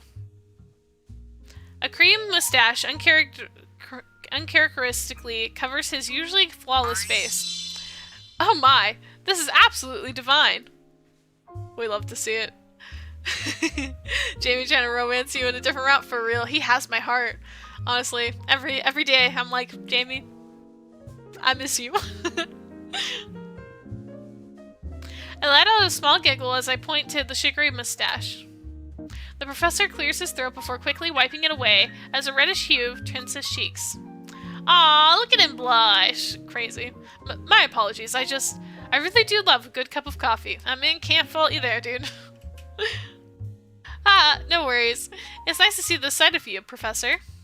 And coffee is a life necessity. I totally agree. Professor Atlas smiles at me as he places his cup down. Florian. Oh my gosh, he's making us call him by his first name, guys. This is big. This is big. I don't know if I would call my professors by their first name. I don't have it in me. Something in me. I don't know if it's because I was raised in like the South, but like calling professors by their first name, I don't know about that. I'm like, I don't know about that, but okay. Oh my. Coffee is life, yup. What? You can call me Florian. Well, we aren't at the university. I don't know if I can do that. I don't know if I can do that. I must admit, it's a little strange to be called Professor Atlas in a cafe. He's still blushing. He's still blushing! What the heck is this about? Sir? I'm still your student. You can't be blushing right now. Ah, okay, Florian then. Sir, with all my kindness. Oh no, for real. The professor's smile only seems to grow as I stutter out his name. Why are you smiling at that? I'm embarrassedly yet secretly delighted to have his first name escape my lips. And allow me to offer my thanks to you for showing me here. I think perhaps this quaint little shop has gained a new regular. They'll be tired of me before long with the coffee of this caliber. Then I guess we'll be running into each other a whole lot more then, huh? I suppose we shall. He reaches over to his briefcase and pulls out a history book along with some notes. I wonder if he always thought she was cute. You know, it does make me wonder. I can't lie. Because I'm like, you know, yeah, he sees potential in her and all that stuff. But he sure is being awfully chummy. It really does make me wonder how long he's, like, noticed her and thought she was cute. Like, low-key. Even if he's like, oh, I would never act on it, I'm her professor, I have my, like, standards plus, like, the ethics contract I signed with the university. But it does make me wonder how long he's, like, thought that, right? Because the trend so far has been the book has not done jack. The book has not done much. So it does make me wonder. He's like, I cannot say, but I do know. Yippee, finish the fan art. Yeah, nice OX. Now then, how about we host our tutoring session here for the day? Are you ready to get started? I nod enthusiastically as I pull my seat closer to his and peer into the textbook.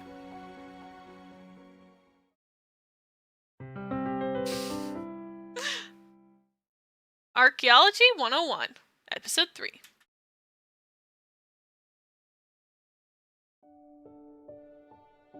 My face flushes as I stop in front of my apartment complex. I fidget with my hair a bit before slowly turning around to face the man next to me. Well, here we are. Thank you for taking me home, Professor. He walked her home? Ayo? Of course, it'd be terribly rude of me to let one of my students, and a lady, walk the streets alone at this hour. Today's lesson was really, really interesting. I honestly didn't expect to have so much fun listening to a lecture on the ancient trade routes, of all things.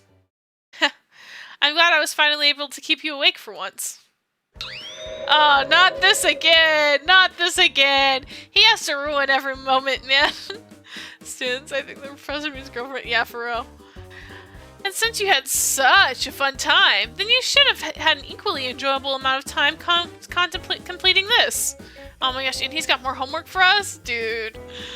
Oh my gosh, a smile quickly fades as I see the man pull another 5-page assignment from his bag. The words due tomorrow scribbled atop the cover. As he hands me the papers, I swear his eyes twinkle in amusement. Well then, I'm off. Have a good night, Jay. I'll see you tomorrow. Night, Lucifer.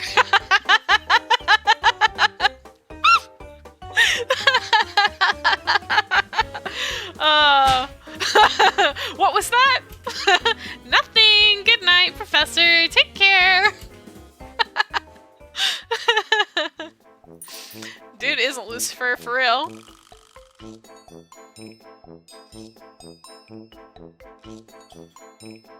I fumble with my apartment keys as a big palette rests on my face. First he's sweet, then he's sour. Ugh. I can't figure him out at all. It's impossible to tell what that man's thinking. I groan and grumble a bit more before opening the door to my apartment.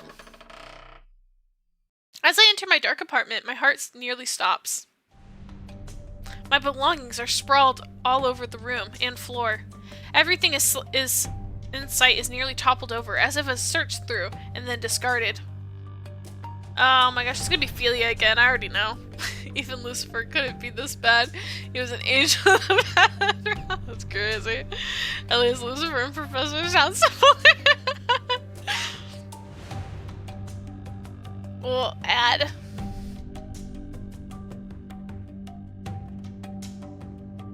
Oh my god. Did someone break in here? But how? My door was locked from the inside. As I nervously walk around in the mess, I hear a noise come from the kitchen. I quietly drop my bag and look around in a panicked frenzy. Holy shit, someone's still in here. What do I do? The professor's face appears in my head as I instinctively, but I realize I don't have his phone number. Not only that, I already saw him drive off earlier when I was entering the building.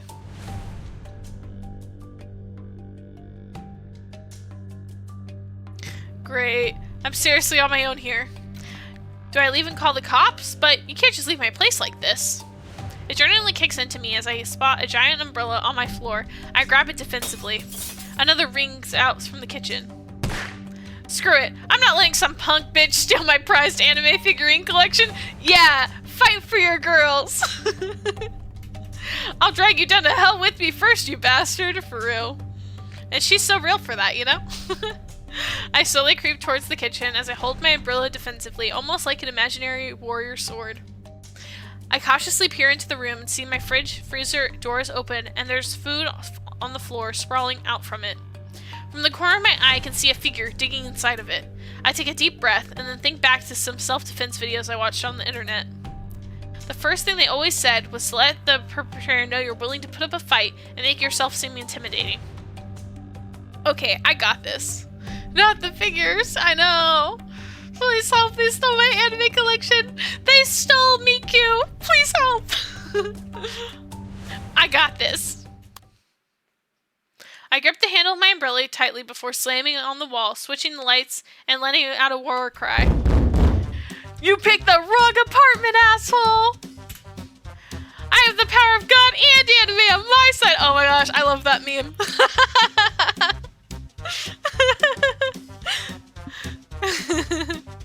It's like a full $1,000 memorabilia for real, not the anime collection. At my screams, a small pink head peeks out from inside the freezer. My eyes widen at the realization it's the head of the same small penguin I picked up at the office. Ah, Master J, welcome home. I can only dumbfoundedly stare at it for a few seconds before I spot a salt shaker next to me, and I instinctively fling it at the talking penguin. Be gone, evil spirit! Wow, chill. Please don't throw salt at me. I already have high cholesterol. As the penguin looks back, I send it flying across the counter with a frying pan. It eventually drops to the ground motionless. I cautiously approach it and poke it with the tip of my umbrella. Oh my god, is it dead? Wait, can an evil spirit even die? Isn't it already dead? Master J, please listen. I'm not an evil spirit. Then what are you? And what are you doing in my house? And why can't you talk? Penguins don't talk. Evil spirits do. The strange penguin plops up from the ground, shaking all the salt off of itself.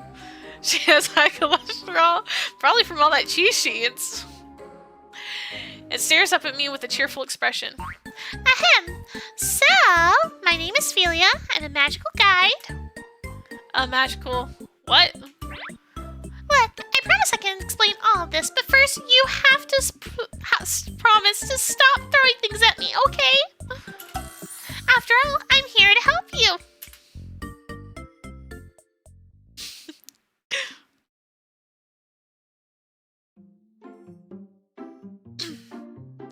About an hour later, I let out a deep sigh as I rub my temples. Wait, this sounds so real, like someone else is reading it.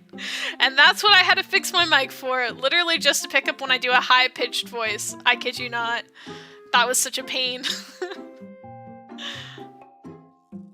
I take in a slow breath, trying to process everything I just heard as I turn towards the small creature in front of me. Okay, wait, let's recap here for a second. So you're saying that the little old lady that I bumped into the other day was actually an all-powerful witch? Yep, Master Agatha is actually the most powerful witch in the whole wide world. Also, she smells like flowers. And when I saved her, she gave me a magical book. The one you said that has the power to make anyone whose name I write in it fall in love with me? Yep. It's called Love Spell, and it's packed with all kinds of crazy powerful magic. Poor penguin. Even if it's even like a native for obvious reasons. So real. The instructions to that thing are very important. Right. Sure. And you are a magical talking penguin that's actually a pin, and you're here to guide me through this whole thing until the spell ends? Correct. Get it? Because I'm a penguin. But it's... I love that joke. It never gets old.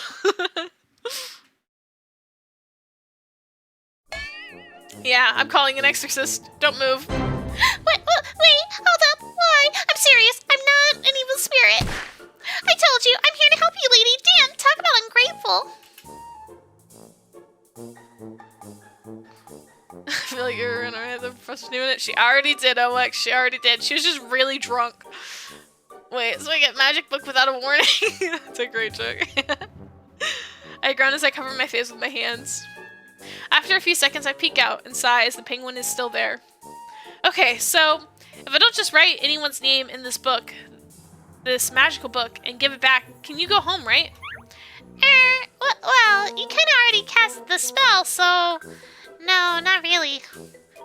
Wait, what? I casted the spell already. Duh, silly. Don't you remember? You wrote someone's name inside the love spell 2 nights ago, and then the spell was cast. Suddenly, blurred memories of the other night at the bar start coming back to me. Let's go. Let's see what she did when she was drunk.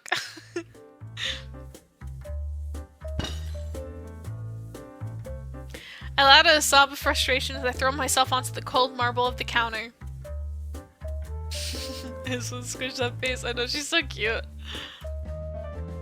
As I do, my bag next to me topples over and the pink notebook and quirky pen from earlier fall out onto the counter. I'm seeing right now, for real. Oh yeah, at least I saved that strange old lady today. She was weird, but she seemed kind of nice. I forgot she gave me this notebook. That was sweet. I mean, it's so cute. And I think she mentioned something about instructions or something. But who even actually reads those? Am I right? Boring.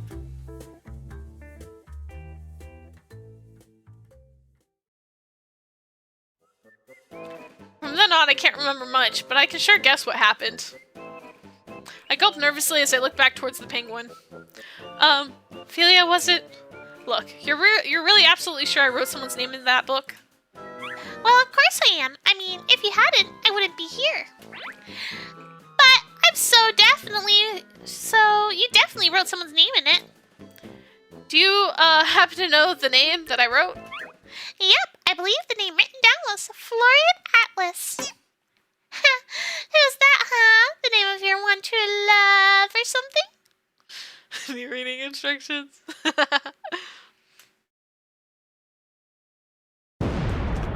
To exorcist.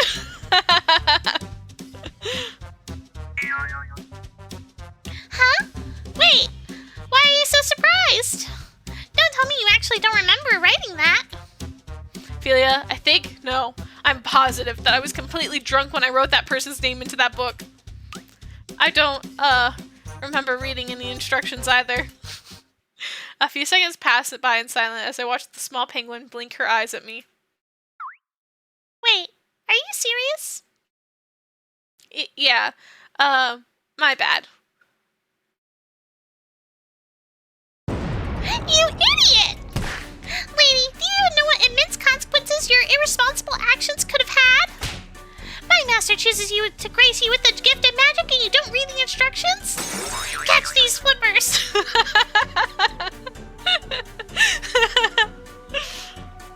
I love this game's dialogue comments. I know, they're so funny.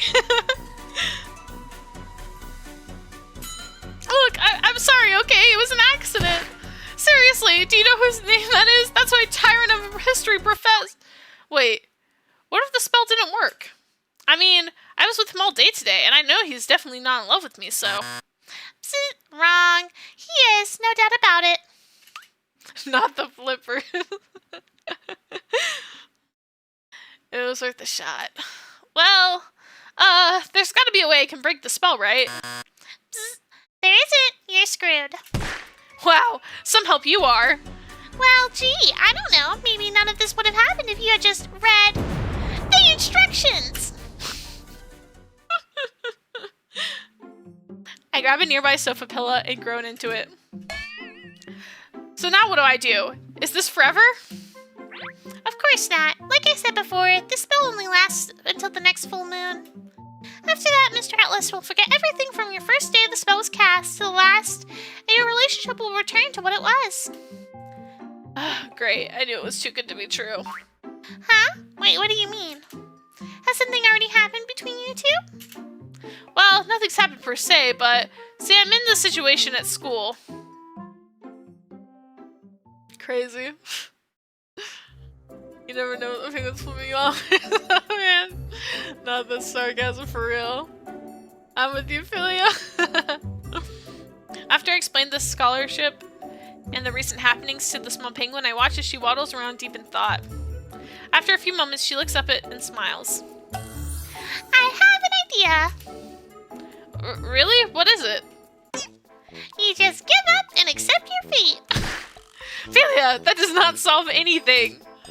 I'll still lose my scholarship if he only gave it to me because of this dumb temporary spell. Well, that's not entirely true. I mean, sure, Mr. Atlas will forget everything that happened between you guys for the time being. But maybe you work really hard and become someone who could be worthy of such an award. Well, after the spell ends, you can just show him the new you. See? No problem. Problem solved. Was all the paperwork out of love? Apparently. He shows his love like Kent from Amnesia shows his love with work. With lots of work in school. The new me? Yes, didn't you tell me you're out trying to improve yourself? Well, why don't you take this as an opportunity to lay down the foundation for that? It's the perfect time. On top of experiencing the passions of love, you can also become the better you, and by the end of all this... Man, that's pretty deep for a talking penguin. Hey, wisdom comes from all shapes and colors. I'll have you know I'm way older than you are. Afghan. Yeah, I get what you're saying, Philia. Honestly, this all sounds a little crazy, but I suppose my end goal hasn't really changed. I just have to keep doing my best and prove myself to him. Exactly. Until then, you can enjoy steamy summer romance too. I don't know about all that, though. I mean, Professor Atlas being in love with me, he hasn't even once.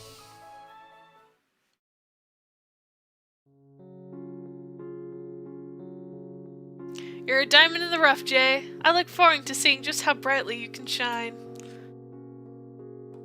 Are you alright, Jay? You're not hurt, are you? You can call me Florian, while we aren't at the university. She's like, ah, dang, maybe he has been treating me nicely. Good night, Jay. Sweet dreams. She's like, ah, dang it, maybe he is in love with me. Now that I think about that, was kind of romantic coded, huh? Yeah. Can't, yeah. Yeah. Master J's bright red face told me she must really like this Mr. Atlas guy too, huh? Like hell I do. You think I could have feelings for that devil? In fact, you know what? I'm going to do my best to keep my distance from him until this whole dumb spell business is over with. It's only a stupid month anyways. I stand up defiantly and head towards my shower. On my way, I glance at the assignment that the professor left me peeking out of my bag. Bullshit. All of this. I don't believe a word. There's no way that demon has any feelings for me, or for him, or for me for him on that note. She's crazy. Rain. Ooh, rainy day.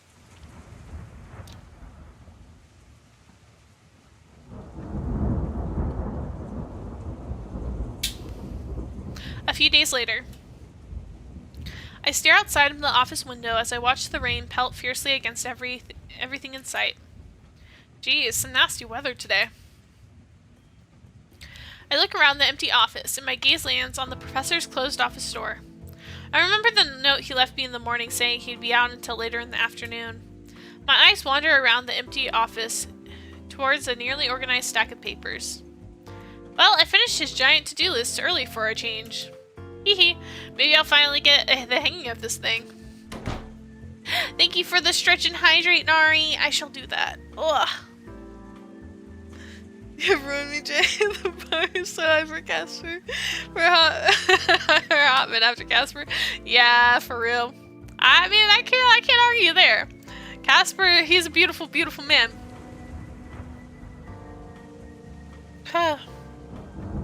The water feels so nice after reading so much. Suddenly, the office door swings open and I jump up. An elderly delivery man waves before approaching me with a sheepish grin. Sorry about that, miss. Didn't mean to startle ya. I got some books for, let's see here, Mr. Florian Atlas? Ah, yes, I'm his assistant. I'll take them. Thanks. Could you sign here for me? I signed the delivery papers and watched the man leave as I'm once again left in an empty, silent office. My attention wavers to the new box of books next to me. Curiously, I peek inside and pick up a book. Which book do I pick up? Archive of Missing Shipwrecks, An Introduction to Archaeology, Legends of the Sea Flower. Ooh, those all sound interesting. I'm kind of intrigued by Legend of the Sea Flower, personally. This art style is nice? Yeah. It's very nice. It's very cute. The chibi style in it, too, is also very cute. Seaflower? Yeah, alright, you and me on the same wavelength. Legend of the Sea Flower. A research journal on the exclusive missing ship called the Flor de la Mar? Wow. For a book, this thing's barely taped together. It looks so old, too. Is this for a class of his, or maybe his work? Honestly, it's probably best if I don't mess with something that looks this old. He might get angry. Let me try another one. I pull out and set down a few more thick books. I reach the last one in the pile, and it's visibly different from the others, clearly intended for a different audience. An Introduction to Archaeology, How Dreams of the Past Become the Future? It's his whole thing that he wishes that he could be an archaeologist, but instead he's just a professor of history or something. And we're gonna become like an archaeologist couple together? I don't know. That's my guess now. For some reason, the title really catches my attention. I flip through it and see it's filled with all sorts of interesting pictures and research diaries of archaeologists all around the world. Lifting a curious brow, I throw a glance at the clock. I can sneak a little reading, right? Not like I have much else to do, and he's not back yet anyways. I wanted to read the Sea Flower. You and me both, Aria. A few hours later. My eyes dart from word to word as I'm eating away at the book in front of me. Stories and pictures of famous expeditions and excavations all around the world ignite unexpected fascination in me, and I find myself turning page after page. I turn to a page where an old photo of a group of explorers stands in the midst of a thick jungle. They all seem tired and dirty, but each and every one of them wear an undeniable expression of pride and excitement on their faces. I can't help but grin in awe as I read the monologue underneath the photo about their intentions in unearthing an ancient temple connected to a lost civilization. Hello? Jay? Oh gosh, you scared me. You're back already? Sorry, I was just, wait, what time is it? Why is the sun setting? Professor Atlas leans over and picks up the book I'm reading before scanning the title. His lips tugged into a smile as he promptly hands it back to me. My, you were really lost in these pages, weren't you? Enough to not even have noticed me arrive. My gaze immediately finds the floor as I drop my head, expecting to be scolded. Sorry, I, finished organizing and then the delivery man came, so... Jay, there's no need to apologize. You're not in trouble. Oh, maybe he was a field student. Yeah!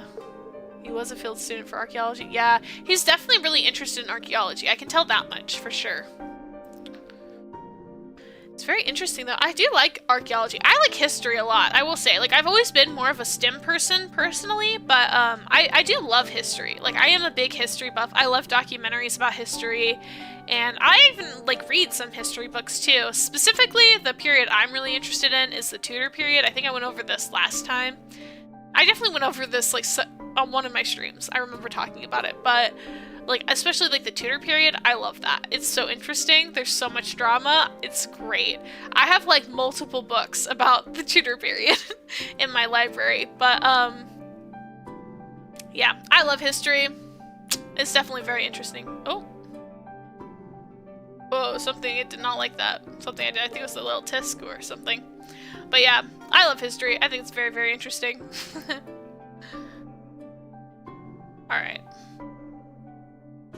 After all, I was the one who ordered that book for you. What? Really? The professor shoots me a wry smile as he leans back to sit on the corner of my desk and crosses his arms. Love history too? Yay! Well, the thought occurred to me that if you didn't have a dream of your own, then perhaps I could share mine with you. Yeah! See, I knew it! They're gonna be archaeologists together. Wow, they're gonna be like an Indiana Jones duo. How old is he? Oh, we don't know. We don't know, honestly. We don't know. She's at least 21. He's probably... He has to be... Well, how old do you have to be a professor? You have to at least have a master's degree to be a professor at most universities. So if he at least has his master's degree, then the youngest he could be is like, what, like 25? But yeah, he's probably somewhere between like 25 and 30 if I had to guess. If he has his doctorate, he's probably closer to like 28. But yeah, it kind of depends, yeah. But he's a history professor, so it's in history. But yeah. I would guess he's in his like mid to late 20s probably. If I had to guess. Just spitballing. Because it comes off like he's the young professor, which I definitely had young professors in college. So, like, it's definitely, he could definitely be in his, like, mid to late 20s. And that's totally believable. Of course, I wasn't expecting you to find you so deeply absorbed in it from the get-go. Are you enjoying the book? 26? Like, Zio, that's crazy. Yeah, Zio's still in denial that he's in his mid-20s, but he can't deny it this year, guys. He'll be 25, then what's his excuse gonna be?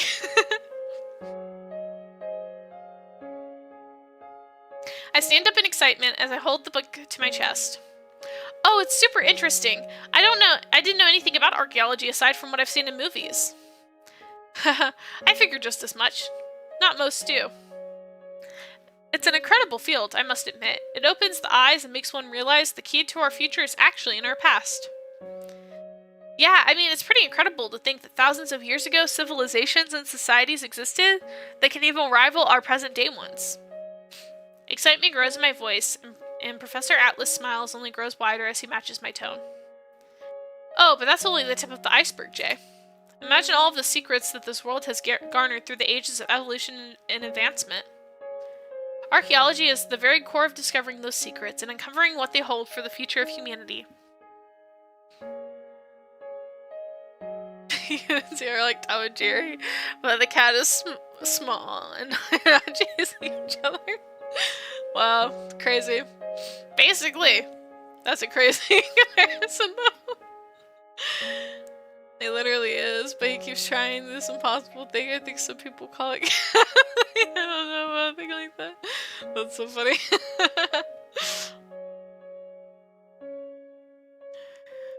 What of the wisdom that was lost in the burning of the Great Library of Alexandria, or the unimaginable treasures lost at sea during the fiercest ages of pirates?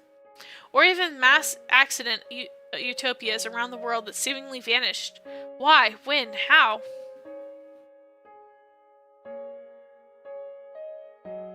That was crazy timing. As it shook in-game, I literally felt my apartment floor shake. I don't know what the heck that was. I'm guessing it had to be a downstairs neighbor did something, but like, oh, that spooked me. Archaeology is truly the path to uncovering the world's greatest mysteries. I stare at Professor Atlas in awe. He's always been commanding in front of a classroom, but I feel like I've seen his true passion come out just now when he spoke about archaeology. Gaslighting. I thought it was flashlighting. That's crazy. I can only watch as the emotion, passion, and excitement in his voice ignite a fire in his eyes. After a few moments, he seems to have become conscious of my staring and comes to an abrupt stop. Whoops, I rambled again, didn't I? My apologies. I just get so caught up when explaining the field to newcomers. Not at all. That was inspiring. You must really love your field. It's my life's sole passion, without a doubt. Oh, well, right. Next to coffee, of course. You know what? Maybe this guy is growing on me. It was a ground-shaking moment, for real. I feel an increasing sense of admiration towards the man in front of me grow as I look down at the book in my hands. I'd love to take one of your archaeology courses one day. Oh, really? They're not easy, you know. If you turn in even a single late paper, I'll most definitely fail you. I gawk in disbelief as he lets out a laugh. He shoots me a wink before grabbing the box of books from my desk and heading into his office. Oh dear. Well, that's certainly not good. What happened? I look into his office and see that the rain has actually seeped in through the roof and is dripping heavily in a corner space. Oh my god, did anything get wet? Not yet, but this is not good at all. I'm going to have to make a few calls to get this fixed, but I suppose that may take some time to sort out. In that case, would you like to have our tutoring session at my place tonight? Sir, I don't think you can just go inviting your students into your home like that. One-on-one? I don't know about that. Is Atlas going away with it? Oh my gosh. Guys, how are we feeling? How are we feeling about that? I feel like that's a little ethically dubious, not gonna lie, not gonna lie.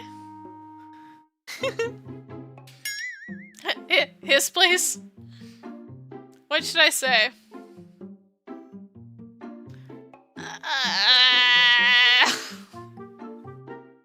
Alright, well... How do I save in this game again? I think it's... Yeah, here we go. What do we think? Go to his place or our place? Agree? I mean, he did offer. I feel like our place is not really suited for guests. I wish cafe was an option, but it is not. I guess we can agree. I have a feeling we're gonna have to go either way, so we'll just agree. I know it's not an option. I think his place, I want to see what happens because of the way it's gonna happen, right? Anyways, I catch my cheeks flushing as strange thoughts begin popping into my head. I think back on Phelia's cheeky grin from last night. You idiot, don't think weird things because of that perverted penguin. Sure, Professor, I, wouldn't mind. I look up to see Professor peering into my face. I broke my phone, dude. Hi, welcome in. Hope you're having a good Saturday, if it's Saturday for you. I look up to see the professor peering into my face. Suddenly he smirks and leans back. Oh my, someone's face is bright red. Not having any strange thoughts now, are we? Oh no, he's teasing her about it. Oh, she's gone for sure. There's no way she's not surviving this. What? No! No! The professor flashes me a playful smile as he chuckles and reaches for his phone. Wonderful. I'll see you at 8 tonight then. Let me give you the address. Well, I guess we're going to his place, guys. Call to adventure. Adventure is out there. That's the quote, right? From, Up. Also, it seems kind of back to normal sleep schedule. It's almost 11 a.m. and I'm still completely up. Oh my gosh, that's crazy. Alright, let's see where this goes. 8 is late. Yeah, he's not exactly inviting us at like a friendly hour. Not a family friendly hour to be going to a man's house at 8 o'clock at night. It's fully dark outside. What the heck? My heart pounds in my chest as I check my makeup for the 6th time in a row. I look up from my phone to stare at the luxurious high-rise apartment building in the distance. Whoa, who knew Professor Atlas lived near the street? I heard the rent around here is crazy expensive. Dang, she got dressed up! She's in her fancy outfit, guys! She got snazzy. Or it's just that your stream is so entertaining. Ah, stop it! You're just sweet. I'm glad to have you here, bro wheel. It's always nice having you around for our dating sim streams. I breathe in to calm my nerves before I check the time again. I'm a little early. Guess I'll just wait here for a little bit. I pull out my compact mirror to check my appearance one last time before stuffing it back in my bag. I stand anxiously in place as I fiddle with my purse strap. Ugh, why am I so nervous? It's not like I haven't been to a guy's house before, and besides, I'm only here for history lessons. Literally. Suddenly, a conversation I had earlier with Philia pops into my mind. At least we know his address. Please. That's crazy. I'm glad to mess up my sleep schedule for shoes. Aww. It's still not enough. You gotta be super sexy. Oh my gosh, Philia got her dressed up. More lip gloss. Stat. Philia, how many times do I have to tell you? This is not a date. I'm going to be tutored on college history, not to seduce anyone. Suddenly, Philia grabs a nearby perfume bottle and sprays it on my neck and chest. The penguin narrows her eyes as she eyes me up and down. There, this should do it. The final touch is complete. Now, Mr. Alice definitely won't be able to resist Master G's feminine charms. Philia, she's our #1, like, wing woman. We love to see it. I wouldn't have met Casper if not for you after all. Aww. I'm glad we can share Casper together. You gotta bring the word of Casper to everybody. Lee, you're gonna get lit. Oh my gosh! Philia, you can't say that. That's crazy. She really is trying to set her up. I'm going for my education. Right. You say this like you didn't spend 3 hours complaining about having nothing to wear and watching a ton of makeup tutorials. Education, right. What subject, huh? Anatomy? Oh my gosh. I swear I'm gonna stuff you with salt when I get back. Hey, are you eating my cheese snacks again? The penguin pulls out a piece of cheese from behind her as she pops another piece in her beak. Her eyes sparkle as she turns to me. Cheese? Oh, is that what this delightful thing is called?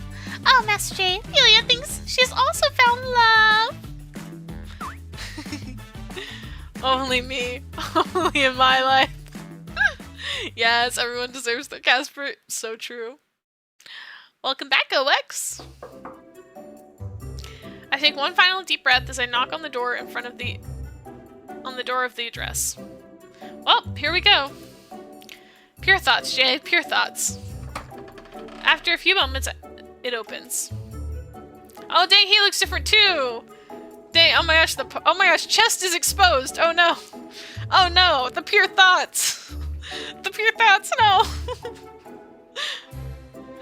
I mean, cheese is love, so yep, accurate, actual, factual. Oh, you're right on time. Perfect. Come in. Professor, hi. Hello. You act as if you haven't seen me all day. I trust you were able to get here smoothly? Yes, just fine. Your directions were, clear as day. Splendid. Well, would you like to come inside? Not the chest. Dang! This is nice. This is a nice place. Oh my gosh, fancy. He makes good money. Hey, professors do not get paid this much. Where's he getting this extra income from? Where's he getting this extra income from? This is not a professor's salary, let me tell you. Professors don't make that much money. How he affording this nice place? This is a penthouse suite. This is nice. This is nice. What the heck? I can understand Ophelia. My love for her food is strong too. Yup.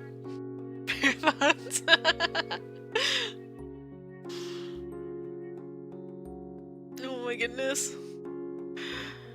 We sure we don't got a sidekick for real? He definitely has a sidekick because there's no way he can afford this. As I look around, I see a lavish living room with stunning chandeliers hanging in the center. The tall, spanning windows allow you to see a beautiful city nightscape outside. There's a comment I want to say, but I'm not going to say it. I'm going to keep it clean. We're going to keep it clean in here, guys. Get that money, Jay, for real. Man, just think about it. Man, oh. We be living it up. That's what happens when you avoid brain.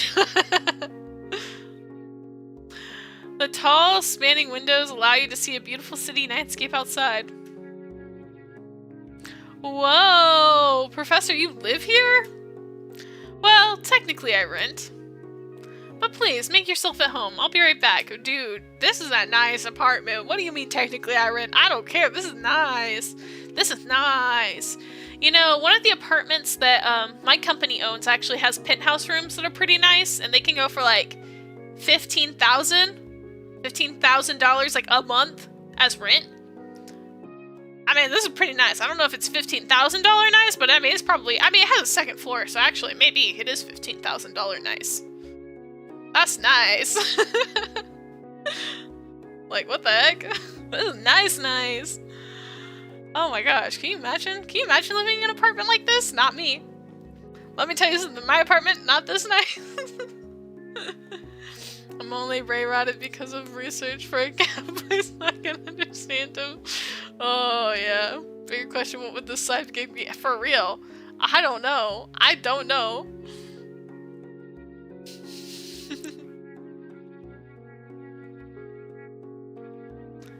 Alright, BioX. Alright, let's see. My eyes follow him as he enters what I assume is the kitchen of the expansive apartment. I'm taken aback by the beautiful interior design of the room. A staircase? A chandelier? Even a killer view? Man, this feels more like a movie set than an apartment. True. Facts. This is too nice for an apartment. Stripping, I mean, I have no idea. I just put names here. This is crazy. As I walk around, I notice an array of framed diplomas everywhere. They're all academic awards and recognitions of excellence from various universities around the world. My eyes widen as my gaze lands on a particular seal. Sorry for the delay. Are you having a good time exploring my foyer? Professor, you are recognized by Stanford? That's one of the top schools in the world. Huh. Well, yes, I suppose I was. However, their food at the reception was terrible. Worst caviar experience I've had thus far. Truly lamentable. Caviar? Bro's rich. Bro's rich, guys. Man, that's crazy. He's like rich.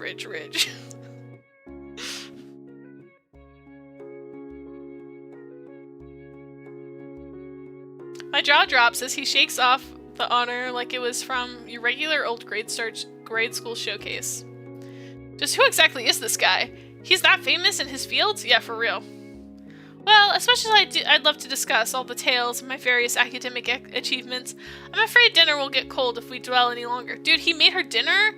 Ain't no way this is not a date. You don't invite a student over alone? You don't invite a student alone to your massive, expensive penthouse apartment and cook her dinner at like 8 o'clock at night and then be like, oh no, this is for school purposes. Lies. Straight up lies. I haven't had caviar. I feel that. Same. I think the only caviar I've had has been like more like roe. I don't think it counts as caviar because caviar is like a specific type of fish egg, right? It's kind of like champagne is like, it's more than just bubbly wine. It's like a specific type of bubbly wine from a specific region of France. I feel like caviar is similar to that. It's like, caviar is not just any fish egg. It's like a specific fish egg. But yeah, no. This guy's got money. Come along, Jay. Wait, dinner? But I thought we were just here for tutoring. His eyes suddenly narrow at me as he smirks and leans in close. Yeah, see? I knew this guy didn't have pure intentions. Oh, come on now. Let me at least treat you to a meal before we start. I don't know about that. After all, I have quite the agenda for you tonight. What's with the seductive music in the background? Agenda? I feel the blood rush to my face and shivers run through my spine as I watch his demeanor change back to his gentlemanly facade. Come along. Guys, Steve's kind of sus. Hi, Jade! How are you doing? I hope you're doing good. This is her professor. He invited her here alone at 8 o'clock. To study, of course. To be her private tutor at his place, of course, obviously. But he also made her dinner. It's not seeming like they're gonna study. I'm not gonna lie. That doesn't look like the direction they're heading in, but... I'm fine vibing. Alright. He pulls my hand with a smile as he leads me through the foyer into the dining room. This is a nice freaking apartment, though. I'm still not... Oh my gosh, that's lobster!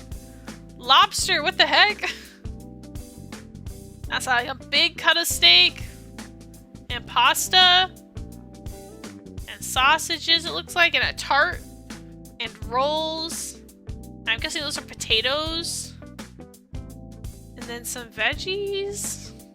I don't even know what that is. Dang, this is a nice meal. What the heck? And then, like, is this the cafe? Oh, okay. Well, hi. Our penguin's trying to pimp her out for real. I mean, she'd make good money from him. Good thing I ate. Looks so yummy. Oh wait, it's cooking for real, for real. I feel that. My jaw drops in surprise as we entered the dining room. Wow, this is incredible. Did you make all this? I can't hide my excitement as I take in the amazing array of food on the table. From caramelized meat to freshly steamed vegetables, and even foreign-looking desserts, and an impressive menu lies in front of me. I certainly did. Picked up a few tricks from my mother throughout my early years. A fondness for cooking was one of them. Guys, he may be scary. But he apparently smells good. That's good. He's handsome. He's got money. He can cook. I mean, that's pretty nice. I'm not gonna lie. He's checking a lot of boxes right now. I won't lie. Get him, Jay. I watch as the professor pulls out a chair for me on one end of the table, which I timidly sit down in. As he walks over to his chair, I realize there's 2 glasses on the table, and even candles lighting up the room in a very warm, dreamy glow. Oh my gosh, she's got candles? I bet he's gonna give her some wine? But this isn't a date, guys. This isn't a date. This is just actually for studying. Now, for the finishing touch. I hope you don't mind. I'm quite fond of listening to music while I dine. Makes for a nice ambiance. He's playing music? Ayo? I would tell more about my dinner because of this, but I shouldn't. Most people won't like it all.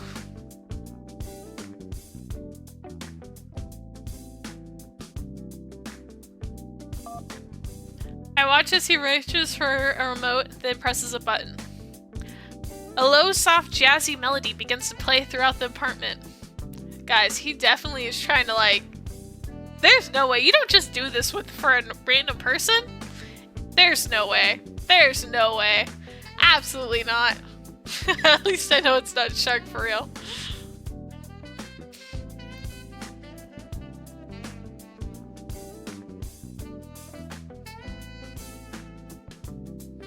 My heart pounds in my chest as I take in the romantic setting. Yeah, for real. Damn, this is one hell of a tutoring session for real. Suddenly I hear a popping sound. Professor Atlas, yeah, wine? I freaking knew he was gonna pour some wine. I freaking knew it. Y'all, there's no way. There's no way. Size of concentrate. This tree. For real. For real. Oh my god. He pours wine into his glass before he looks up at me, the light shining his emerald eyes as he does. Do you drink, Jay? Yes. He smiles and starts pouring me a glass. I catch a glimpse of his toned forearms, again with the forearms, as he does, and I fail to realize I'm not even breathing. Wonderful. Well, let's eat. I hope the food is to your liking. Guys, no way. No way they're just studying. I'm shocked. If this is what he does just to study, what does he do when he actually is trying to woo her? Like, let's pretend for a second that he's not trying to, like, totally woo her here. And this is just normal dinner for him. This is normal dinner. He's not trying to woo her. This is just dinner before tutoring. Then what the heck is he gonna do when it's not for tutoring? Don't leave out the tone part. So true. His toned forearms. Also, Jay, when I saw the problem yesterday, I was scared of it too. You see, thank goodness yeah. You were like, oh, let's do some trig, and I was like, oh, okay. And I was thinking about it, and I was looking into some problems to do for him, and I was like, if I get a problem where he's gonna have to do cosine, tangent, and all that stuff, oh my gosh, no way he'd solve it. He does not remember how to do that. And so I was like, okay, well, what's some easy trig? And so I was looking through some like high school problems, and that was like an easy one for like a high school. And I was like, okay, he should be able to do this. Surely. I was like, and I was worried, I was like, maybe this will be a little too easy. But no, he doesn't remember anything from it, so it turned out to be okay. But I was a little worried, because I was like, honestly, I was like, I'd be able to solve this super fast, but hey, we'll see.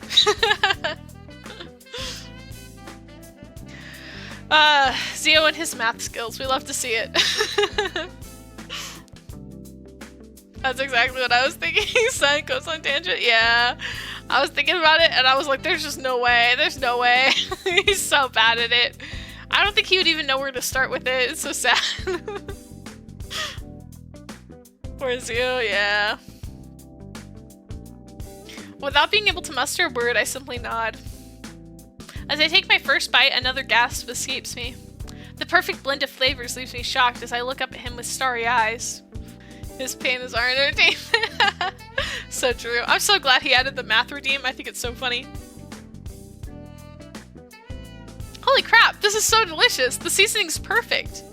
This is so good. Seriously, wow. Atlas lets out an earnest laugh as he stares at me with an amused expression. You're so easy to please, Jay. It's really quite charming. Enjoy it. After all, I'm going to be working hard after all. Yes, quite hard indeed.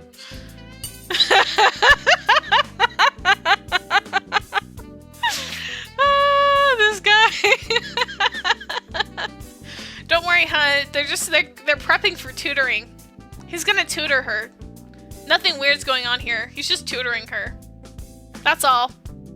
He's gonna work her hard with tutoring history, with studying the world of archaeology. I'm putting my 2 weeks. Oh, are you serious? Dang. Are you serious or joking? I can't tell.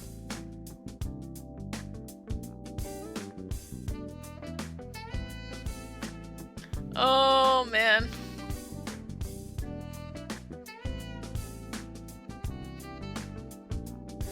Oh, Zio's having a meltdown, guys. Good luck, hon. I love and support you. Anyways, pure thoughts. Damn it, pure fucking thoughts. At his words, another chill runs down my spine. I look down and try to continue my meal, unable to meet his sultry gaze from across the table. Good luck, honey. Good luck. You got this. Oh, sevens. This is why all their employees are leaving them.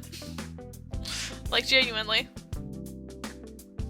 I look down and try to continue my meal, unable to meet his sultry gaze from across the table.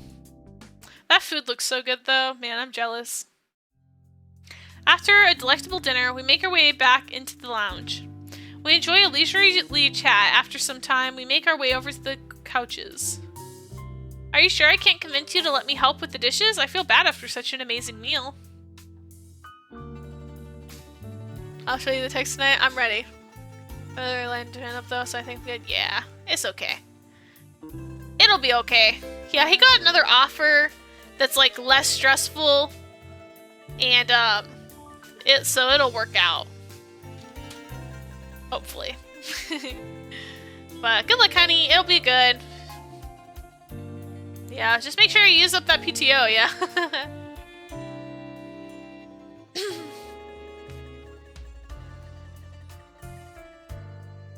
My housekeeper, he has a housekeeper too? This dude is so rich. Like, he's got so much money. This is crazy. My housekeeper can take care of it in the morning. Don't worry about it. You have a housekeeper too? That's crazy. Wow, I feel like I've gotten to see this whole new side of you, Professor. He shoots me one of his signature smiles as he motions for me to sit next to him on the couch, I oblige. Is that so? Well, I hope I haven't disappointed your expectations.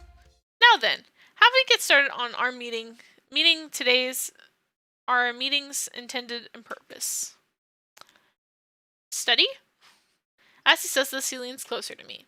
He raises my face as he grows closer and closer. Why is he getting so close? I thought this was studying. I thought we were studying, guys. What's all this about? Wait. Yeah, why are you so close to our face? Aren't we supposed to be studying, Professor? This doesn't look like studying. Oop. He was like, oh, didn't you how do I rewind? I accidentally clicked.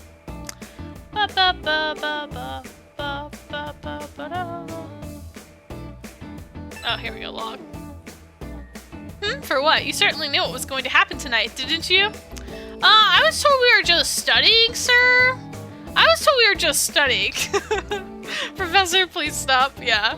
I mean, I can even smell your perfume in various places. I mean, a girl can wear perfume without ulterior motives. I'll have you know I have a signature scent, Professor. I happen to wear perfume all the time. I don't know what you're getting at. Also, you wear cologne all the time, so are you really want to talk?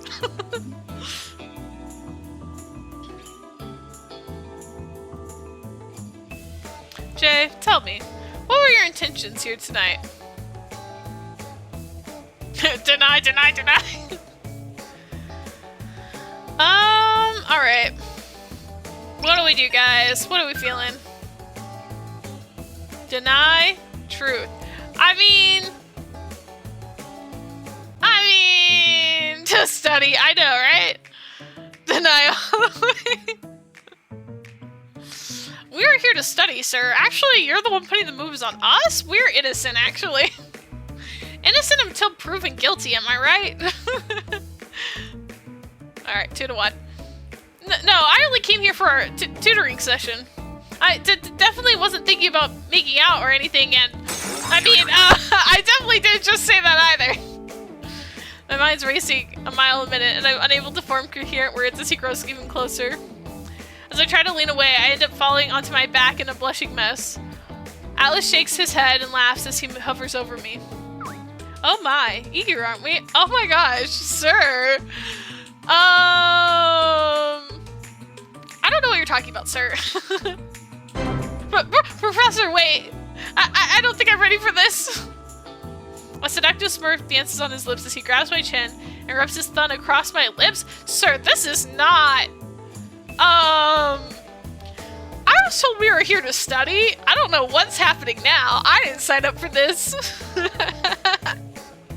We didn't know anything about Pink Notebook that had instructions. Yeah, we didn't know you had feelings for us at all. We didn't know that anything could be happening when a man invites us over to his place and gives us a fancy dinner. No, sirree, not here. Why you be touching my lips? Why you be touching me? If he tries to play this off like, haha, just kidding, I'm like, no, sir, you were touching her lips away in her personal space and hinting at stuff. I don't think you could do a haha, just kidding after that. I'm afraid I'm all out of patience today, my dear... Sir, excuse you? Now then, let's get started, shall we? He's gonna make her feel so stupid. I can already sense it. He's gonna be like, haha, just kidding. Just kidding. I really feel like like it's gonna go that way. There's no way. Because there's no way. They can't do it this early. It's too early in the game. It's not gonna happen. There's no way. I instinctively close my eyes, and my heartbeat pounds uncontrollably in my chest. I can feel my body temperature rising to dangerous levels.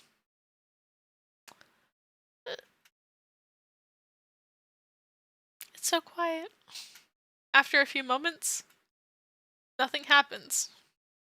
I peek an eye open to see the professor is now sitting perfectly upright, skimming through our textbook. Now then, should we continue where we left? I freaking knew he was gonna do it, guys! I freaking called it! I freaking told you! Ain't no way. This dude is a menace. He's a menace. That was totally- he's teasing her on purpose. That's messed up. That's so messed up. What the heck? This guy.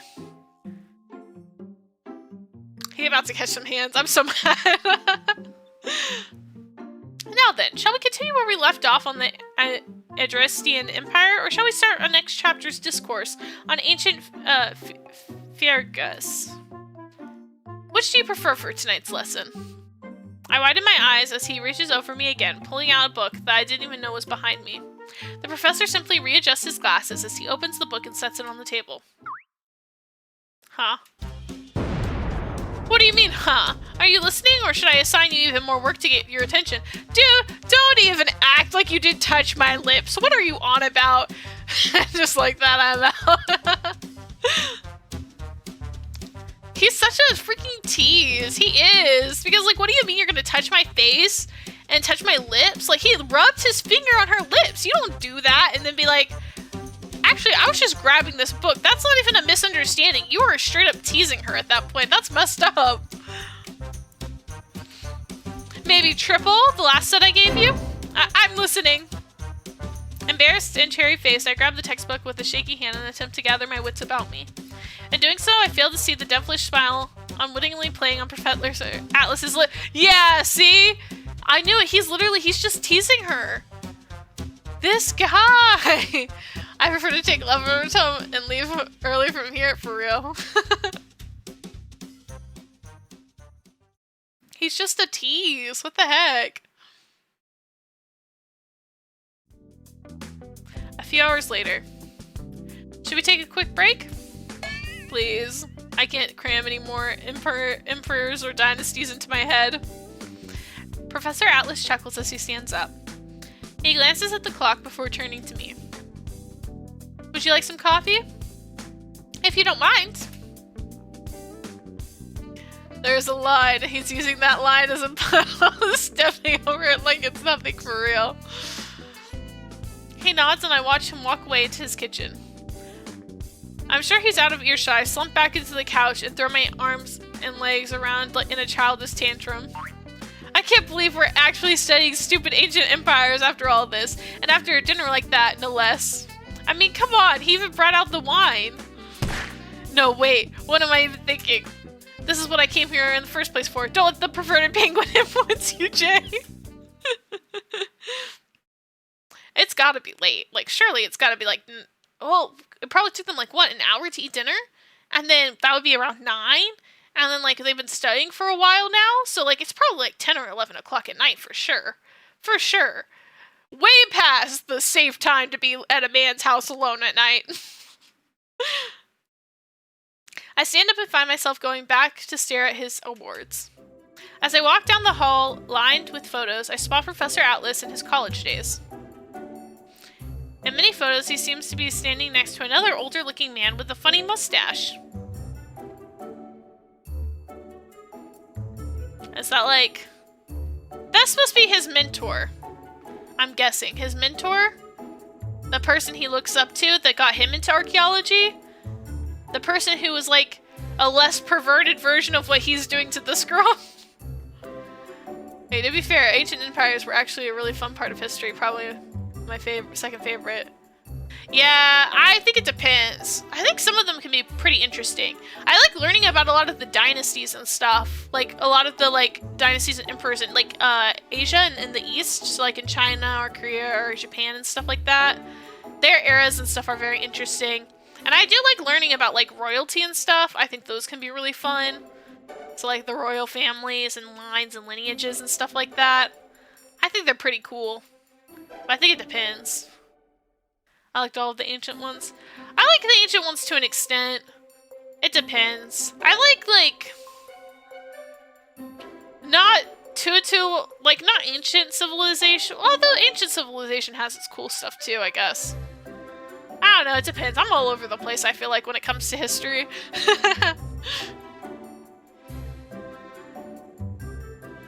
Roman probably being my favorite. Yeah, everyone loves the Roman Empire. It's so interesting. Roman Empire's got some crazy stuff. How advanced it was is like actually crazy. The aqueducts. I love folklore. It revealed a lot about culture. Yes, I love learning about folklore. I noticed that the professor smiles more brightly in pictures with him than pictures without. Just what are you staring at so intently? I turned to see Professor Atlas also scanning the photos in the direction I was looking. He hands me one of the coffee mugs he's carrying. Curiosity takes the better of me as I point to the man in the photo next to him. Is that your boyfriend? That's so funny. I'm gonna say teacher. I think it was his teacher. Professor, who is that man? He's in so many of your old school photos. Was he your teacher or something? Haha, you've got a good eye, Jay. Nothing gets past you. Yes, he was my first college professor, my mentor for many years, and he's also the reason I decided to pursue archaeology. I freaking called it. I'm so on the money this route, guys. I'm like calling everything. Romans had questionable entertainment? Yeah. You could say that again. Wow, that's incredible. What's his name? His eyes soften as he smiles at the old picture before grabbing it in his hands. Dr. Simon Lakhdar. He's a master in the field, the man responsible for some of the world's most groundbreaking archaeological discoveries. And truly a remarkable gentleman, if I may add. I, didn't have a father growing up, so I suppose he's the closest I ever came to knowing one. Daddy issues? Maybe he is like Zio. Zio, where are you? Sorry. That was a mean joke. It's okay. Dang, I really am calling stuff though. This is crazy. Jay is psychic? Yeah. Dang. His father figure in life. I can only watch as he reminisces over the photo. I can tell his eyes hold nothing but pure respect and admiration for the older man in the picture. However, his eyes hold a tinge of sadness as well. Is he dead? My favorite part of history is still the Industrial Revolutions. I love that so much and was so happy when I got the car industry's uprising with Ford for my end of high school exam. Oh yeah, that's awesome. Yeah, it's definitely, the Industrial Revolutions and stuff are very cool. It's so interesting to see how technology progresses over time. It's definitely really cool. Oh.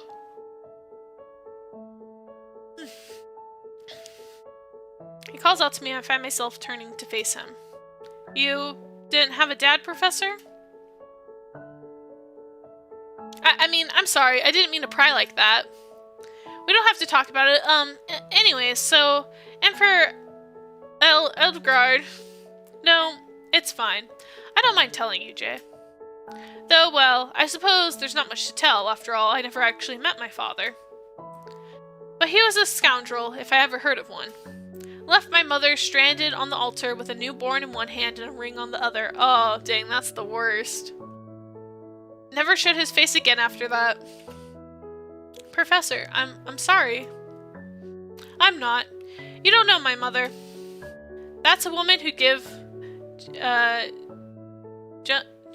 d'Arc? Joan of Arc? I'm assuming that's supposed to be like Joan of Arc, right? Surely. Jean d'Arc? Is there another one that I'm thinking of? Is there another Arc? Is there another one other than Joan? I run for her money if there ever was one. Maybe it's a different one. Jeanne d'Arc? I don't know. I'm so confused now. I would still not consider myself a history person. I just had the most awesome teacher there was. Aww. Yeah, I think it depends. You have to have a good history teacher, and I also think like there's different parts of history for everybody. You know, everyone likes and is drawn to different parts of history, I feel like. Even as a simple seamstress with 2 mouths to feed in London, she gave my sister and I everything we could want. Turned us both into the professionals we are. Oh my gosh, has he been British this entire time? Should I have been using a fake British accent with him the entire time? I won't subject you guys to that. But oh my gosh, I didn't realize he was supposed to be British this whole time. My bad. That's on me, guys. I had no idea. That's crazy. Oh, I didn't know you had a sister. I do. She's also a professor who teaches foreign languages overseas. You know, if you think of an array of my array of diplomas and accolades, there's something to praise. You should see hers. That explains the bangers and mash. Yeah, you're right, for dinner. That does explain a lot. Give him a Chef Ramsay voice. Oh my gosh. I don't even think I could do a good Gordon Ramsay impression, like, at all. Oh gosh. That's crazy, though. You know, he could be a young Gordon Ramsay. I could see that. Enough about me, though. Tell me a bit about yourself. Damn, now that I know he's British, though, man, it is tempting. I don't want to do an accent, though. If I do an accent, it'll be so bad, and I'll feel like I'm insulting people from other countries. It's so bad. Oh, my accents are not good. Have you always lived in this town? Yeah, born and raised here.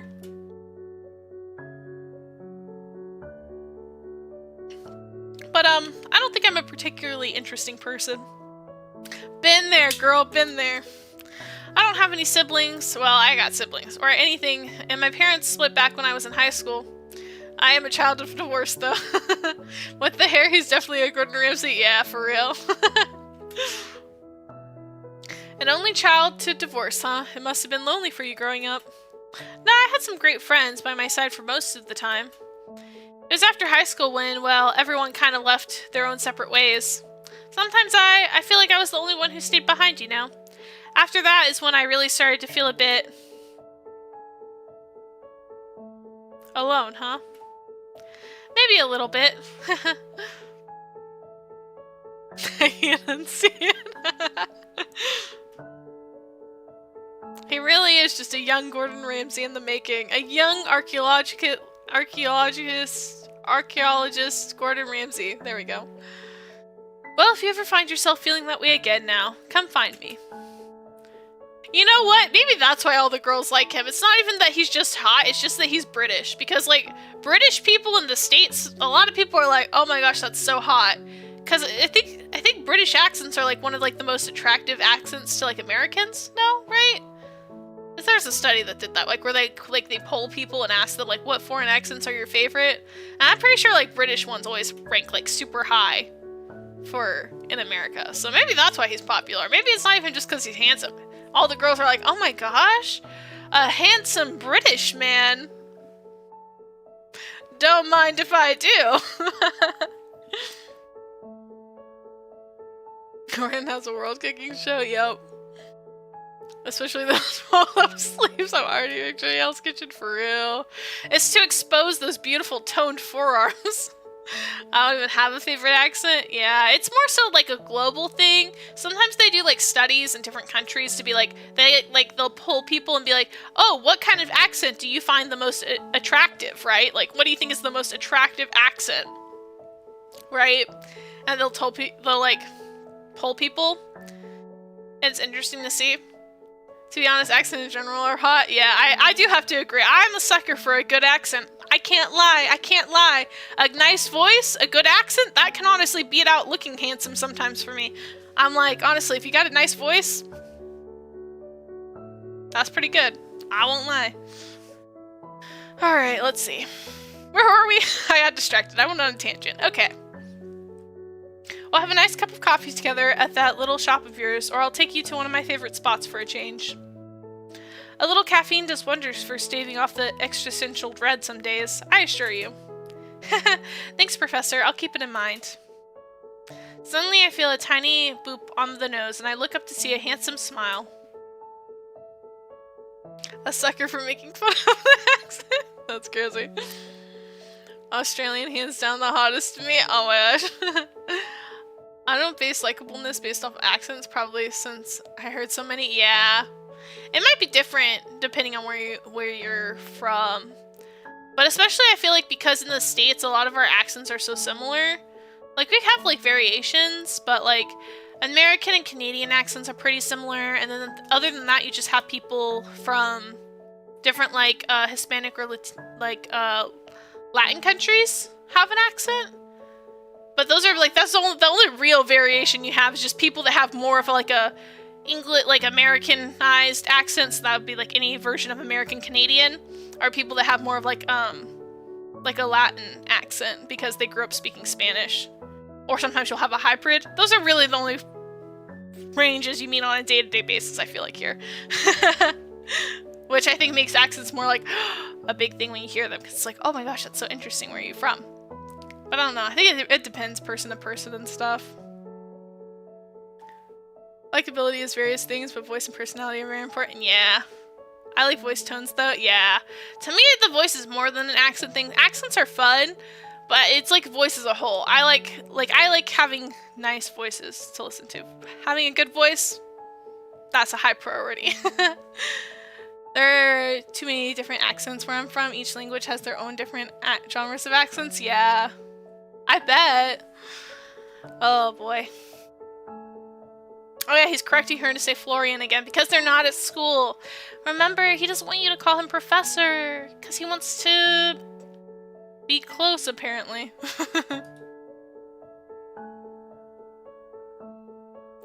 Right, Florian. After a few moments, he glances outside before turning back over. It's gotten rather late. Let's call it a day today, shall we? Gather all your things and I'll drive you home. Dang, that's crazy. Well, we learned a lot about him. Today I learned he's English, so the more you know.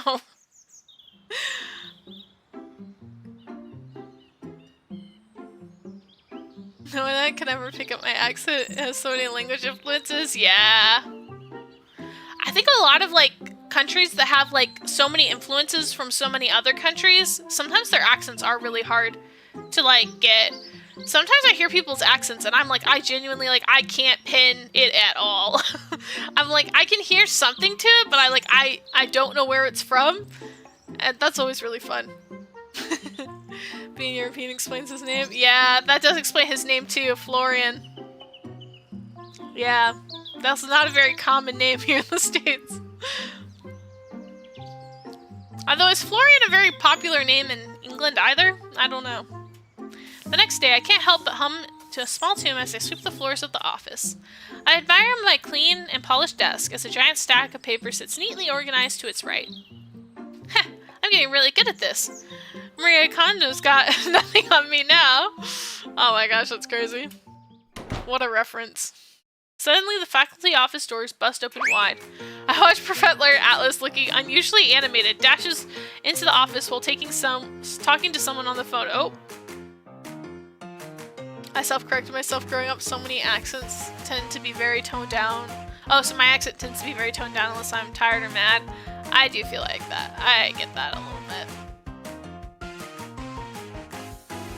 My superpower is that my accent shifts between different accents. Man, you did across the script for real. He flew by. Oh my gosh. Oh my god. I didn't even notice for real. Yeah.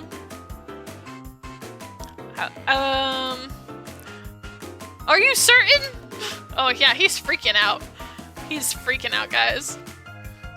Yeah, I feel like my accent, it's definitely there. Growing up, I was like, I don't really think I have a very strong accent because when I hear like my grandfather's accent and some other people in my family, I'm like, oh, like that's a strong Texas accent. So I'm like, mine's not that bad.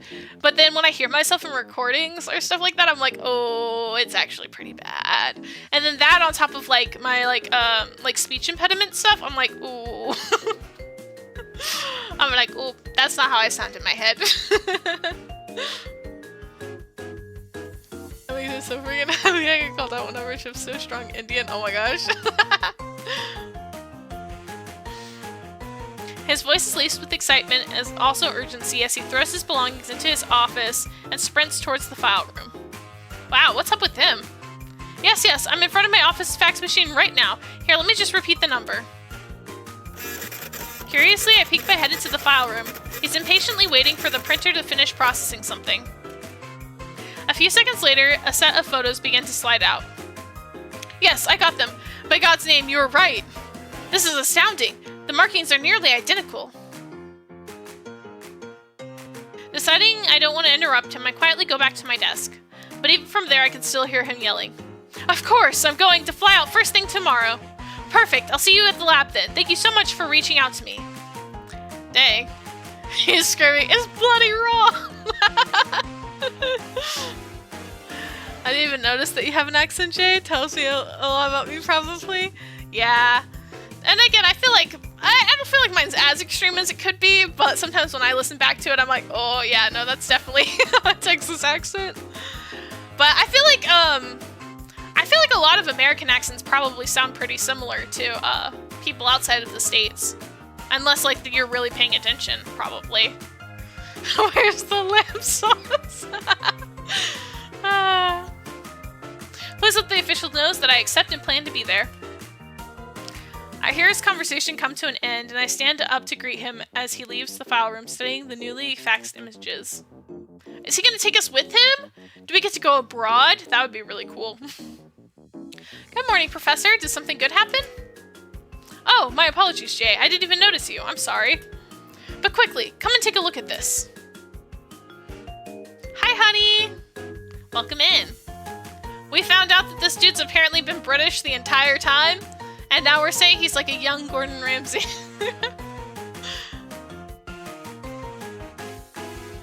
Called that he was leaving for, yeah, for real. Lamb sauce as sealed. That's crazy.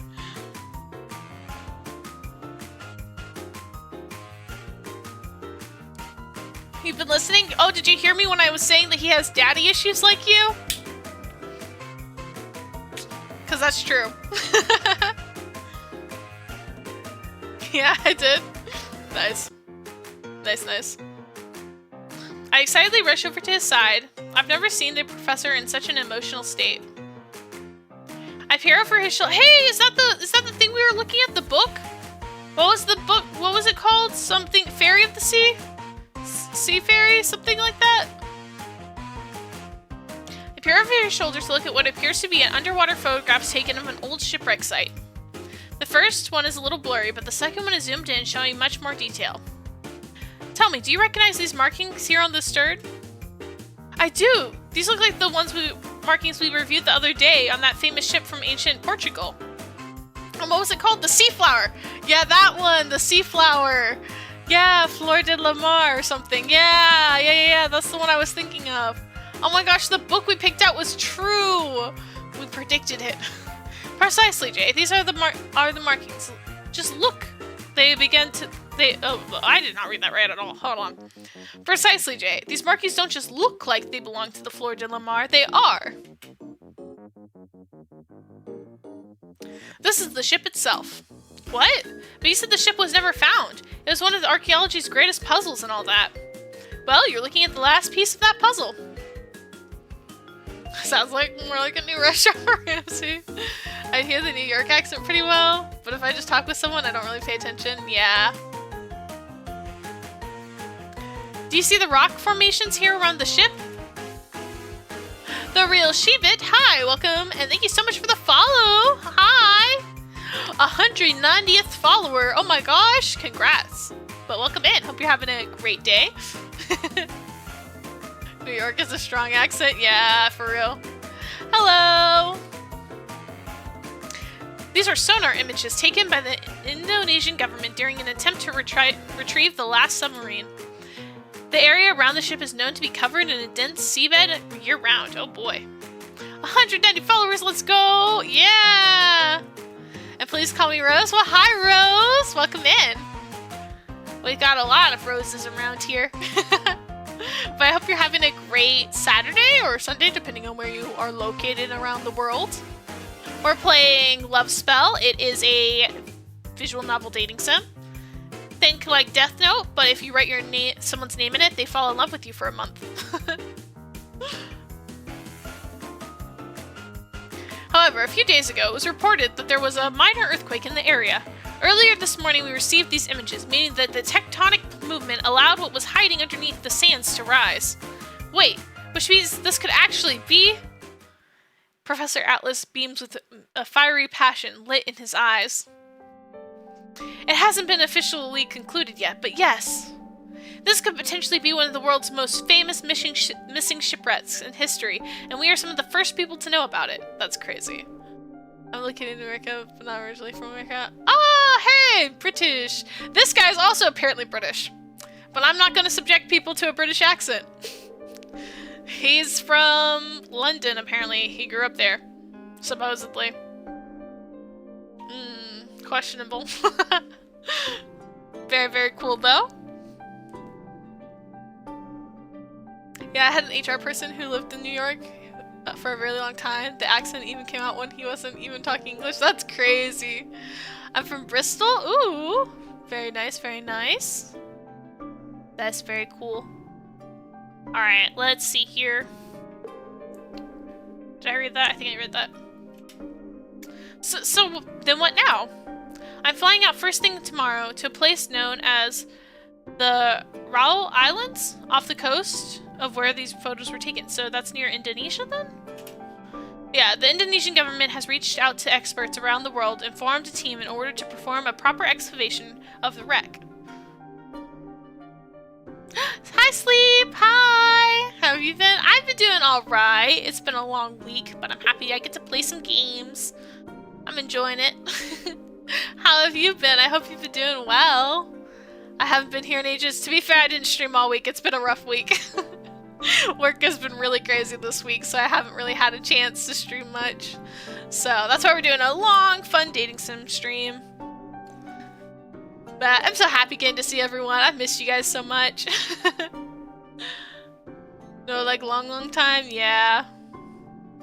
Well, it's always nice to see you. I really love your model. Oh, thank you! Yeah, we got a little PNG tuber right now. We're working on getting a full VTubing model soon. I actually got an update from my artist today. It's looking so good, guys. I cannot wait for you guys to be able to see it. But my artist is working on it, and I got on the wait list for my riggers, so I'm very excited.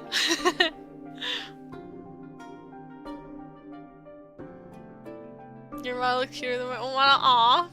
I don't know if that's true, but thank you. When we get a debut, hopefully in 2025, we'll see.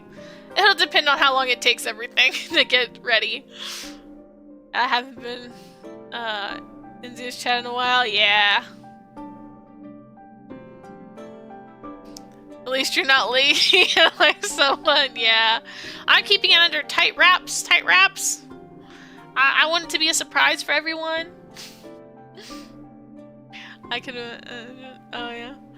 My model is that of Death's Bride. Ooh, that sounds so interesting. I like that. Very, very cool. That sounds very interesting though. I like that. Alright. Oh yeah, so the expedition, okay. We don't know when the tectonic movements could bury the ship again, so everything is happening fast. Just to be clear, I have no clue when I'll be back. Well, that's crazy. So he's just gonna ditch us, or are we going with him? You can see it in my profile picture? Oh, okay, let me look. No alert because I'm tired. Alright, get some sleep. I guess sleep isn't overrated now. I'm just kidding. I hope you get some rest. I get being tired. Oh. Very, very cool, Rose. I like it. My heart drops as I hear those last words, but I bring myself to smile regardless. What sleep? Oh my gosh. I know how much this means to you, Professor. I wish you the absolute best. Don't you worry, okay? I'll hold down the fort here. Professor Atlas stops and turns to scoff at me as he shoots me an amused smile. Jay, I believe you've misunderstood. After all, you're coming with me. I am. Of course, this is a once-in-a-lifetime opportunity. It is certain to become a remarkable learning experience for you, regardless of the outcome. You can take the rest of today off and go pack your things. I'll meet you outside of your apartment early tomorrow morning. Dude didn't even ask if she has a passport. My gosh. I feel like the first question he should have asked is if she has a passport, because, like, she might not. A lot of people in the States don't have passports, but, you know, most of the streams I watch are spooky, like my side. My husband actually played my side, or me side. I think it's my side. But, yeah, he played that the other day. I sometimes, okay, to be fair, I play a lot of dating sims and puzzle games, and here, I'll do my little intro. We got some new people. We'll do a little intro.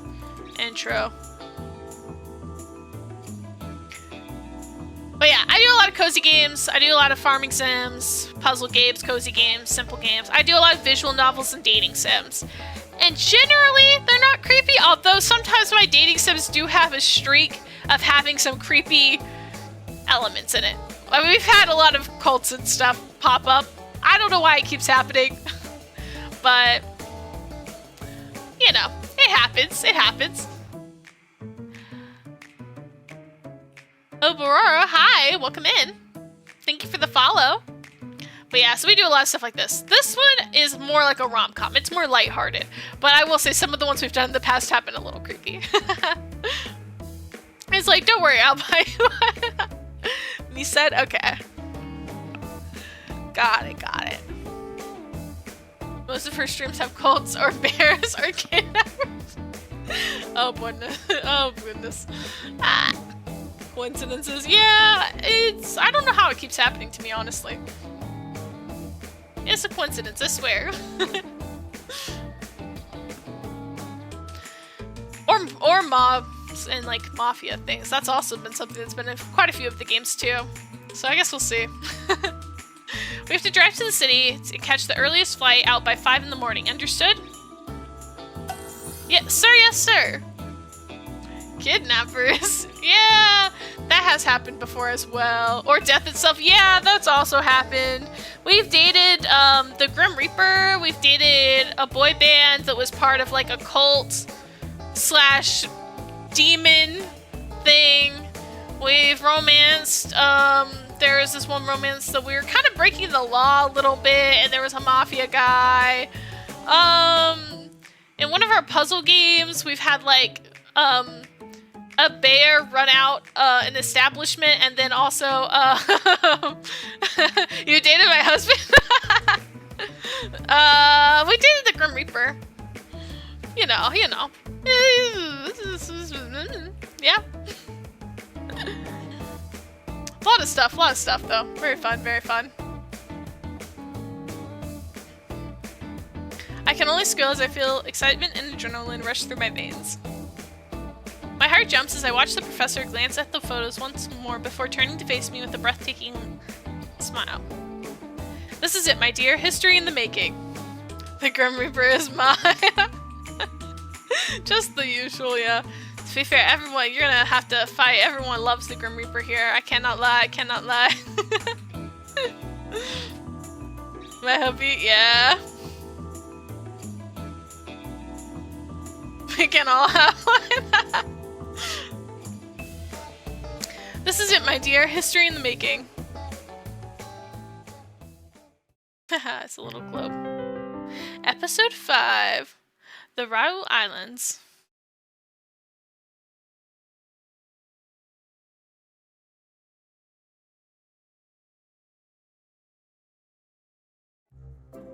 The rest of the day flies by, and before I know it, it's time. I mentally go over my list of everything I could need that's packed into my suitcase as I glance at the clock. 3:50 a.m. Man, that's about the time I was waking up when I had to go to Italy. Because I had to take like a red-eye flight, and oh my gosh, I was up so early to get to the airport early.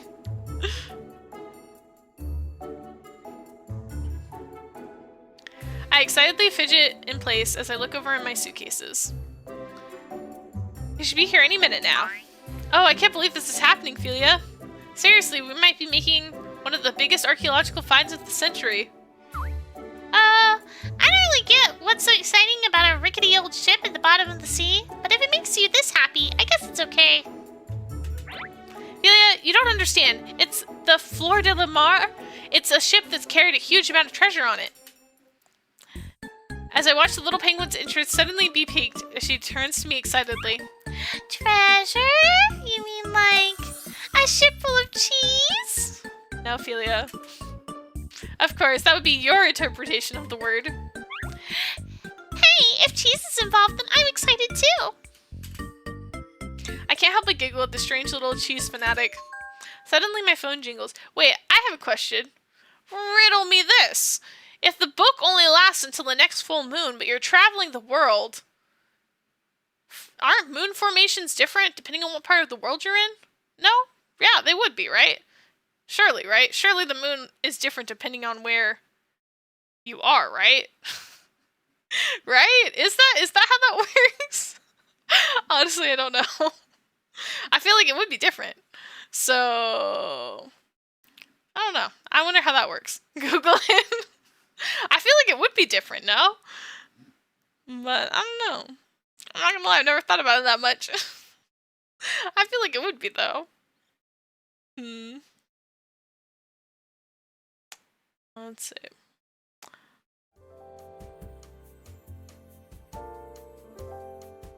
Let's look it up.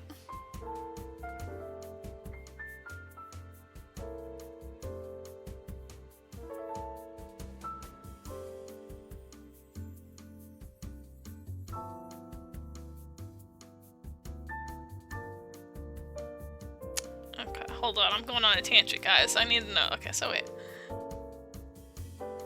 Is the moon phase different?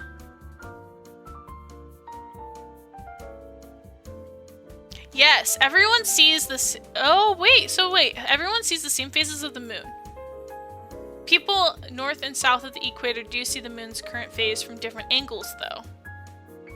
Oh, so it would be the same phase. Oh, so moon phase is the same no matter what. I guess that makes sense because the moon's stationary. Oh, okay, that's interesting. You learn something new every day. Oh. See, I wasn't sure because I know it's like the moon's like phase is depending on the shadow that's cast on the moon based on where it is in location to Earth and the sun. But that's interesting. Wow. That's crazy.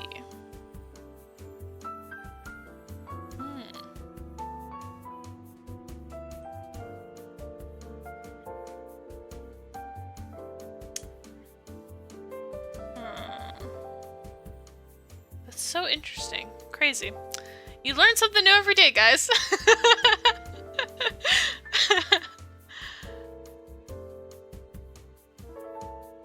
Yep, only the angle changes. Yeah, that's what I was saying. Is like where it could be located in the sky may look a little different, and the angle you're looking at the moon could be different, but it'll be the same, like, phase of the moon. That's really interesting. Like in Australia, it goes from top to bottom. Yeah, that's so weird.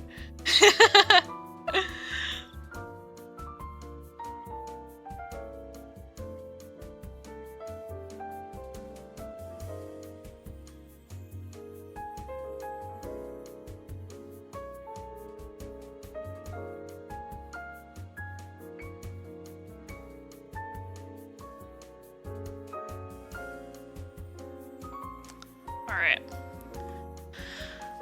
My heart skips a beat when I read the message from the professor. Good morning. I'm waiting outside. Let's get going. It's finally time. I guess she does have her passport. Crazy. I excitedly turned to Ophelia, opening my travel bag and ushering her in. Okay, you. I put plenty of cheesy snacks in there for the trip. No causing trouble and do not come out of the bag for any reason, understood? Master J, I already told you, other humans can't see me, but fine. I'll obey for any delicious cheesy snacks.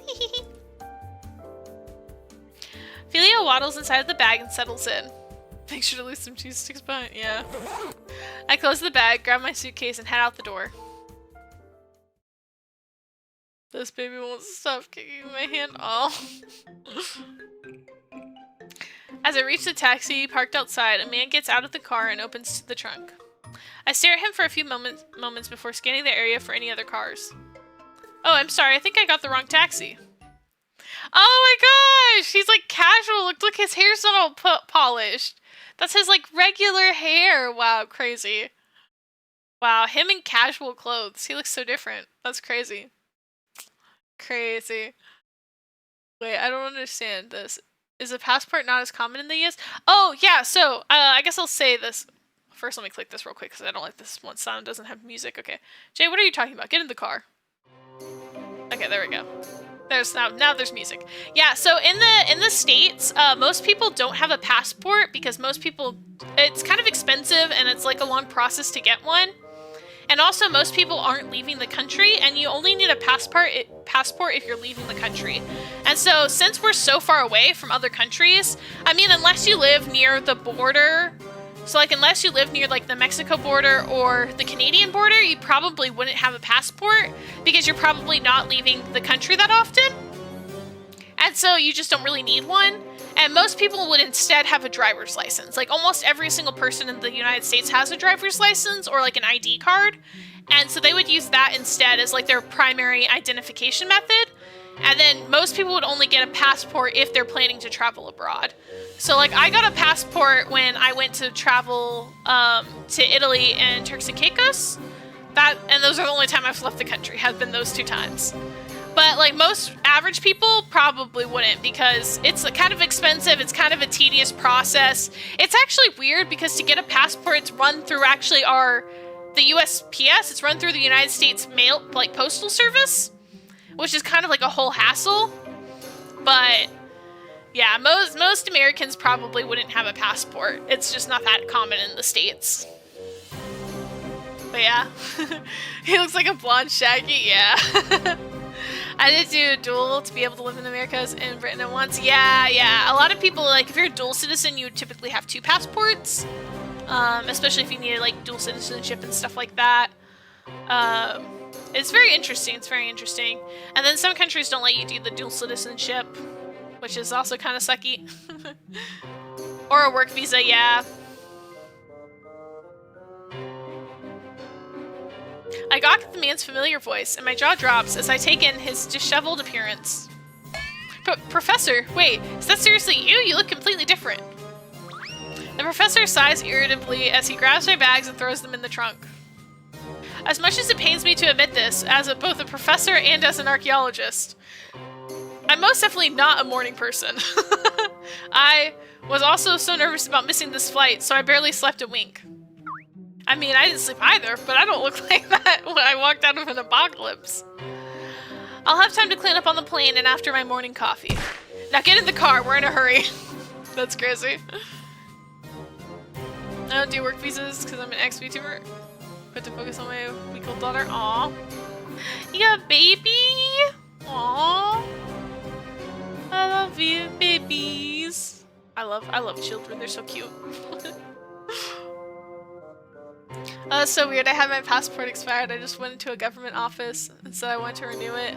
Signed a document. They asked me how long I wanted it for. Paid like $50. Took a photo. Went a week later. I have a passport for 10 years. Yeah, it's not that easy in the States. A lot of our bureaucracy in the States is really sucky. Oh, hi, Ella. Ella's under the desk, guys. But a lot of our stuff here sucks. So like just to get your license removed is like a really annoying. Luckily, they like if certain points you can like renew it online, which is nice. But anytime you have to like actually go into a DMV to renew your like driver's license, that's a pain. Getting a passport, that's a pain. Changing your name, it's a pain. Everything is such a hassle here, and that's why most people just don't even want to deal with it. It's so bad. So that's why he drinks so much coffee? Yep. Oh, I know about that US hustle. Yeah, it is. It's a pain. I zip my lips and follow his orders as I hate to piss off this terrible, uncaffeinated version of him even more.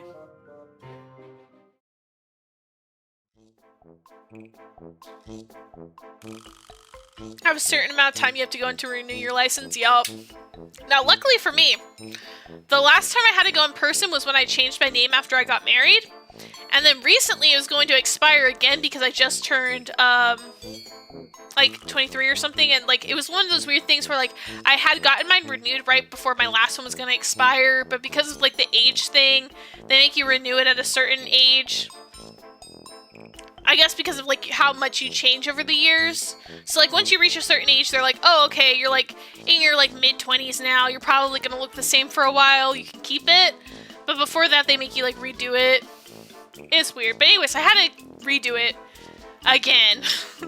Which was dumb because I like just got a new license, I think in like 2022, and then I had to get another one just this year, well last year now, in 2024. But now the one I have now will last me I think like 10 years until like 2034, so that's nice.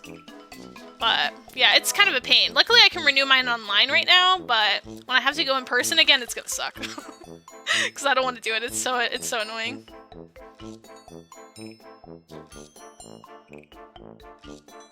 But yeah, I have a dog. That's awesome! So I just have to be in VT until she gets a little. That's fair. Yeah, babies take a lot of work. They're a lot. Children are amazing, but children are also very, very time consuming. So I get that. Feels more like a kidnapping than a spontaneous school trip. Yeah. We just have medical checkup for our license every 10 years or so. Oh, that's crazy. Yeah, very, very different. Didn't sleep for 2 days already. Aw.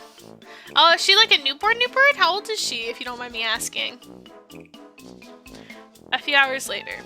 I can only watch as the man next to me growls and peek irritably, tearing his hands through his blonde hair unrelentingly. Unbelievable. No, it's absolutely preposterous. How could there have been no coffee shops open at the airport? Just what kind of uncivilized, barbaric place is this? Well, it's really early. Maybe we can ask the stewardess when she comes back? Oh boy. Running on 4 hours of sleep. She's literally only a week old. Oh, she's like a baby. Well, congratulations. Oh my gosh. Wow. That's amazing. Fortunately, when I had to renew my driver's license, it was during the pandemic and we were able to do it online. Unfortunately, it was going to be a hassle to change any information or get a new photo. I'm still using the same photo. Yeah. I'll never understand why they take so much of hassle for you all. And I know so much. Yeah. Yeah, that's how we all feel.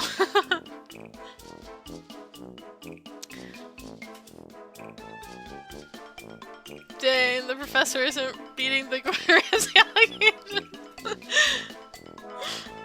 Back to the game, this is insane. They don't have a coffee shop, but I know, right? Who doesn't? Why would they not be open at this time? She's currently watching stream with me. Aww, little baby. Hi, puppy. I watched the professor cross his arms and grumble begrudgingly, staring daggers at the passenger's headrest in front of him. A laugh escapes me at seeing such a childish side to a man who usually wouldn't be caught dead in this sort of situation nor appearance. What is it? Do my woes of uncaffeination entertain you?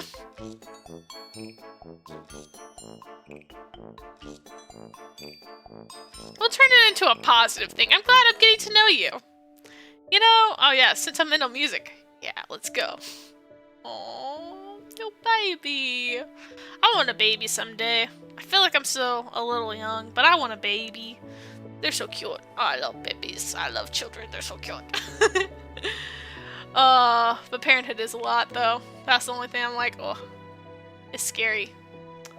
But I don't know. I think kids are great, though.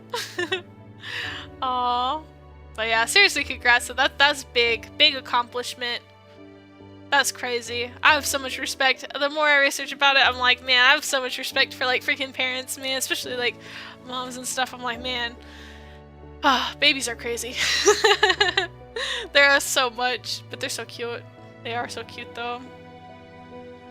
I'm getting distracted again. Oh my goodness. You know, I'm really glad I get to see all these different sides of you, Professor. Professor Atlas's eyes widen for barely a second before he quickly turns away, running his hands through his messy locks.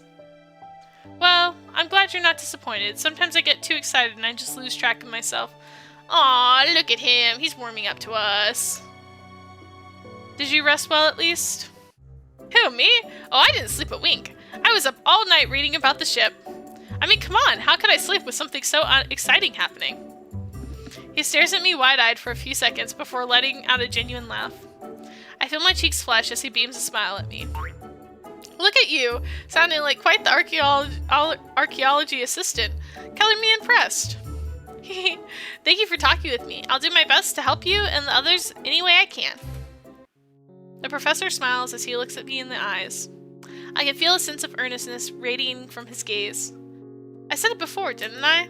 That I wanted to share my dream with you. I meant it. Hopefully it will shed some light to finding your own path. Wait, if he's forgetting everything, will he forget this trip too? Honestly, in theory, yes, Arya. Yes, that would be correct. But in practice, none of these boys have forgotten Jack. I don't believe this book actually works because every time we've written a name on it, they've already been in love with us. So, we'll see. We'll see. But if he was in love with us before the book, then probably not. Or if, like, we have his fake name or something like that. Like with what happened with Jamie. So, I don't know. Hopefully you'll shed some light to finding your own path. And don't think I haven't taken notice of how much work and effort you've been putting into lately either. I'm very impressed and quite proud of you, Jay.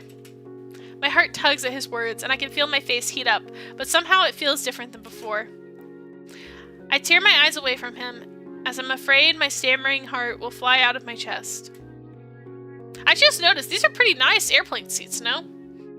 You think we're flying first class? He's got the money to fly first class. If he really wanted to, we could be. Just saying. That would be so sad for him. Like, lifetime achievement just poofed away. Yeah, that would suck.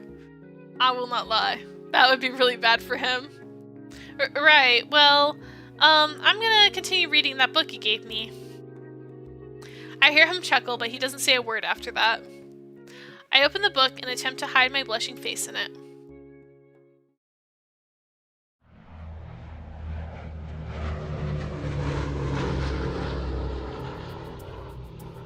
Several hours later. A slight turbulence on the plane jolts me awake. I don't know, first class short notice tickets sounds sus. Yeah, maybe. I don't know, but rich people can make stuff happen, so you never know. I look out the small window and I gasp when I see a bright, shining blue sea outside. Professor, look! As I turn around, I stop mid-sentence.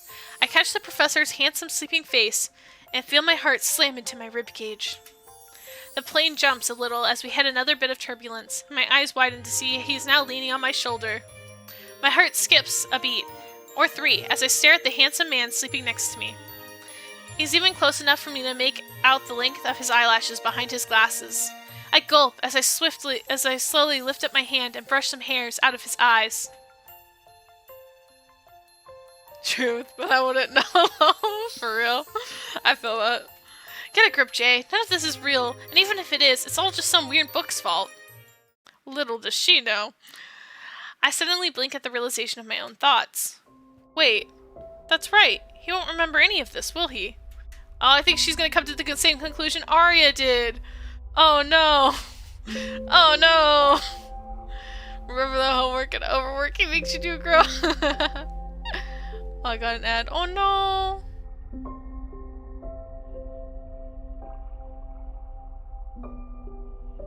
Yeah.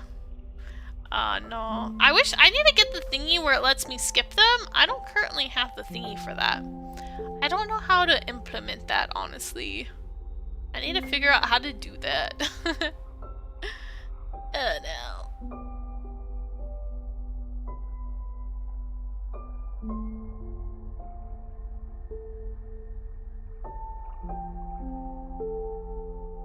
We'll wait a little bit. It should only be like 30 seconds, I think. Like 30 seconds to a minute. I think should be how mine are set. So we'll see.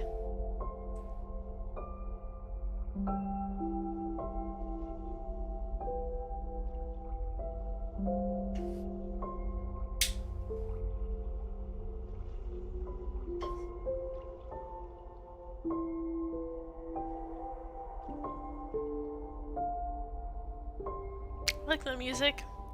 Yay! Welcome back. Hi.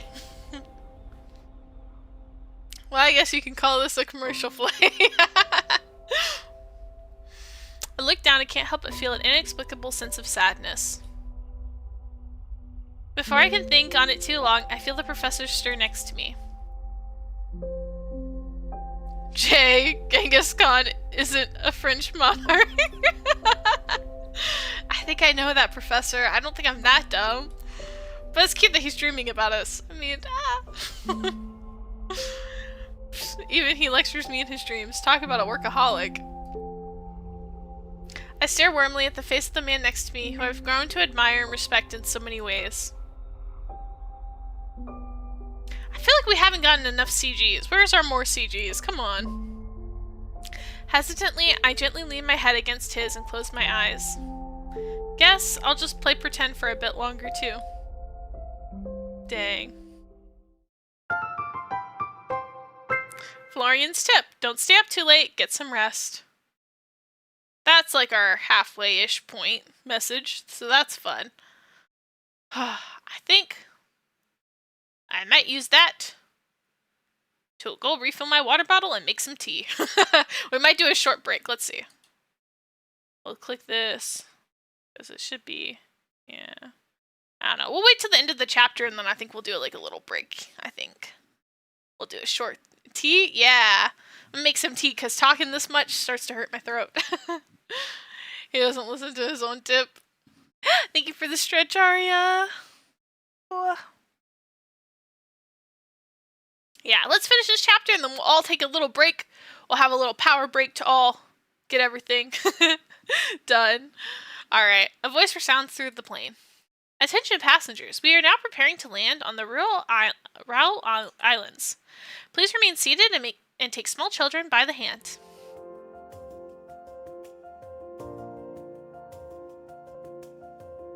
I stir as I slowly open my eyes to catch a warm orange glow seep through the window. I look over the outside of and my breath hitches as I take in the sight of a beautiful sunset setting over a tropical island. My channel points are messing up. Aw. Are you a small child? Oh gosh. Whoa. Oh, you're finally up. Did you manage to get some rest? Oh, Professor, you changed. Why, yes, I most certainly did. I'm afraid I had to, after waking up with my hair and shirt covered in drool.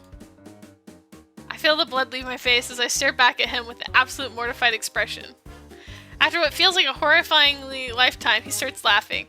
He's just teasing us again. Yeah, I was joking. I freaking knew it! This guy loves to tease us. He hates us. Oh, you can't use them? By the way, say hi to little Eliza. Hi! Hi, Eliza! Hi! Aw, I don't know why they're not working. I'm sorry to hear that. Unfortunately, I'm not tech savvy enough to know what to do to fix them. You started it, sir, for real. That is not funny. You devil man. Devil, you say? Nonsense. Well, I'm practically an angel. I mean, really now, who else could they possibly deal with that snoring in one's poor ear? You're the worst. Zio, she cooed. Oh, she is adorable. I bet. Oh, little baby. Baby. Oh, I love babies. They're so cute. I've got baby fever. This is not good.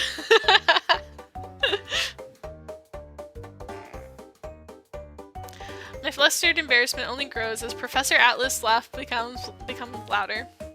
After a couple minutes, on the plane safely lands and passengers begin to file out. I feel something warm grab my hand and I look up, shocked, to find Professor Atlas pulling me towards him. He shoots me a wry look before cocking an eyebrow. What? They said go grab small children by the hand. Oh my gosh! Arya, he made the same joke as you. He called me a small child. What the heck? Thank you for the lick, bro wheel.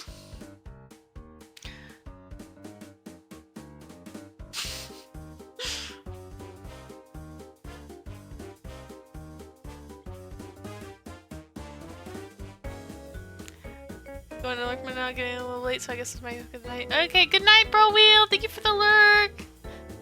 Get some sleep. I knew it. Oh, let go, you jerk. Oh, she's so real for that. I excitedly peer out the cab's window, marveling at the tropical and exotic surroundings that rush by us in a blur. New and foreign architecture, greenery, and even colorfully dressed people all astound me as I stare in awe. I'm assuming you've never been to this part of the world before. No, never. This is my first time seeing all this. It's so exciting. Have you ever been here before, Professor? I have, actually. Believe it or not, this area is quite popular to travel, quite the popular travel destination among higher academic community because it's so unheard of to the general public. I continue to stare in wonder at all the foreign scenery as we pass by.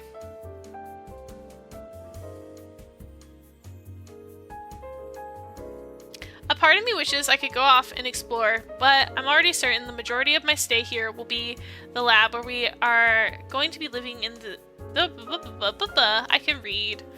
Let's try that again. From the top. Alright. A part of me wishes I could go off and explore, but I'm already certain the majority of my stay here will be at that lab we are going to be living in during the mission. I fail to notice a certain professor's eye on me as my attention is focused on the natural world outside of the moving car. Man, he keeps staring at us. He's so in love with us. He loves us. Ooh, aquarium. As soon as we enter the lab, my jaw drops at the expansive underwater interior. I stare in awe as people in lab coats and elegant suites are all bustling with an excited look on their faces. I marvel as heads begin to turn one by one and the professor and I walk through the doors.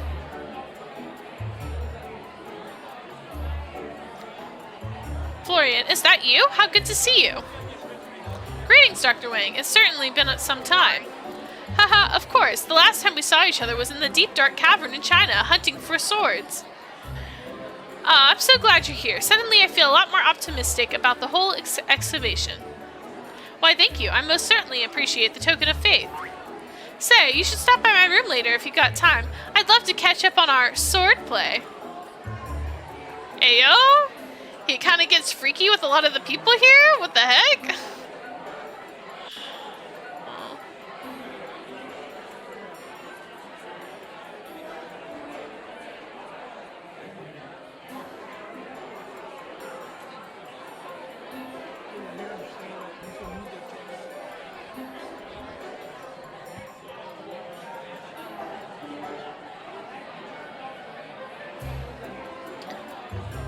Professor Atlas, you're here too. Dang, he got freaky with all these girls. What the heck? You're here too? Ah, Professor Richard, it's always a pleasure, and somehow I'm not surprised in the slightest to see you here. Ha ha ha, sunken ships are my specialty, Professor. It's great to see that we'll have a chance to collaborate again on another excavation. It's been a while since our last divide together in Bimini, and you certainly remember how fun that turned out, I'm sure. Ah yes, that was certainly a memorable experience. Hehe, don't be a stranger now, Professor. Take care. Dude's a playboy in the academic world. Swordplay fencing. He's an academic playboy. What the heck? Oh, Mr. Atlas, it's really you. I'm so happy to see you again. I miss you so much. Haha, oh my. What a warm welcome indeed. Have you been well, Maria? It's been ages since I saw you, not to mention the summer in Cancun. Hee, yep, I've been well, but I missed you so much. By the way, I heard you were selected for the dig in Egypt happening next fall. Just so you know, I'll be there too. We should work together in uncovering all of the secrets of the desert again. Ha ha ha. Oh, I'm sure there's more than enough to uncover under all that sand. Dude's a playboy. She can keep going. Oh my gosh, what the heck? As more and more people continue greeting us, all I can do is muster a forced smile as I trail behind the professor. Anarchist artist, hi, welcome in. Thank you for the follow. Eventually, he turns around with a furrowed brow. Jay, are you alright? You've been awfully quiet since we arrived. You're not feeling unwell, are you? I'm perfectly fine. There's no need for you to concern yourself with me. Are you certain? You look rather displeased. Oh no, not at all. It's just a shame I can't recount the many marvelous adventures in China, Bimini, and Cancun. Squeak a squeak. Squeak squeak it. Hi! I hope you're having a good Friday, or sorry, not Friday, Saturday or Sunday. Yes, Saturday or Sunday. What day is it? Yes, Saturday. I lost track of time there for a second, I'm not gonna lie. But hi, welcome in. I angrily stick my nose in the air as I grab my luggage to keep walking forward. Oh no, ad break. The professor is an idiot sandwich. Yeah.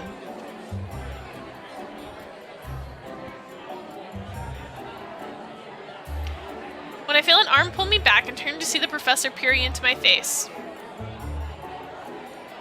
What do you want? Let go. Jay, are you possibly jealous? I hate this guy. Get him out of here. Get him out. I'm so done.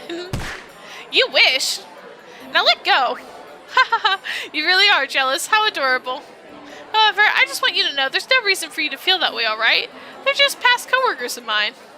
Our relationship is strictly professional. And besides, you're my darling assistant that I invited here, not them.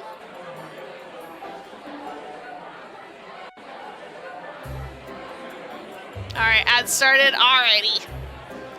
Doing good. Made candy today. Some poop. Made some maple sugar. Oh, that sounds so good. Dang. Alright, I'll wait for ads to stop. And then I'll talk to everybody.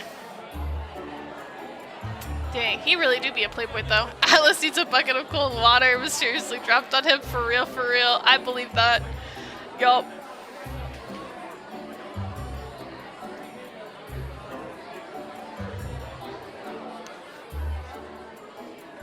This dude, I swear, man. Like, oh man, he's getting on my bad side for real.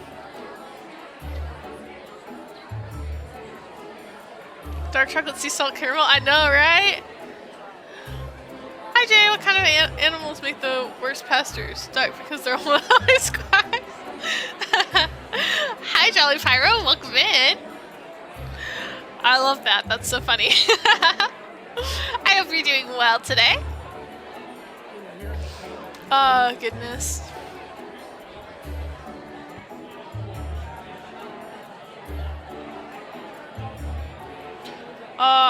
How are ads looking, guys? Are we almost done? We almost done?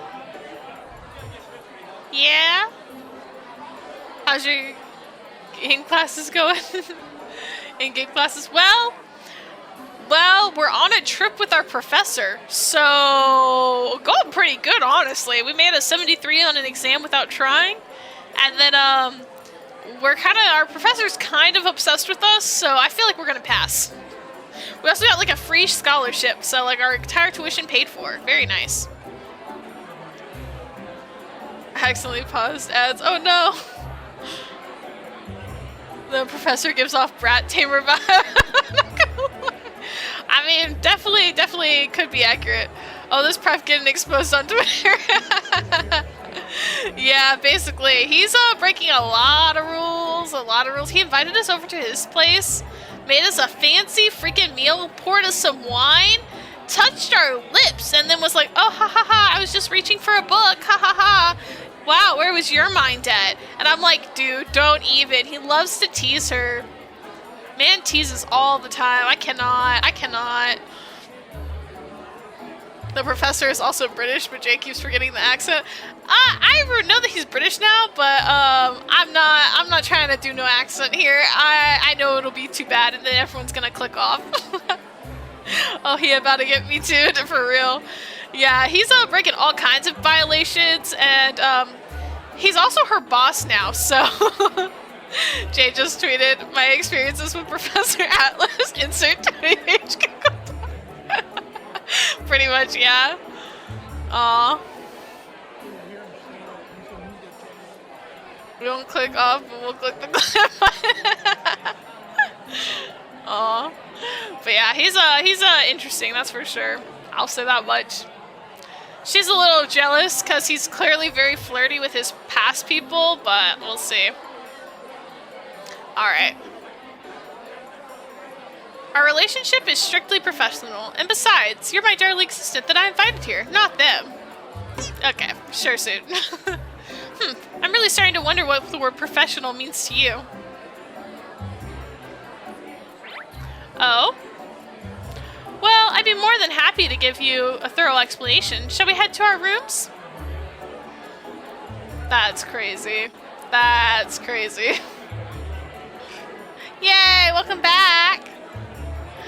There's no one. There's literally, they don't have any color design. Yeah, for real. They're literally just a silhouette. They're not important to the plot. Just as I get ready to shovel him back and nag him for his teasing, a booming voice grabs our attention. A booming voice. Oh my gosh, he's not dead! Hey, look, it's his father figure, guys! Wow.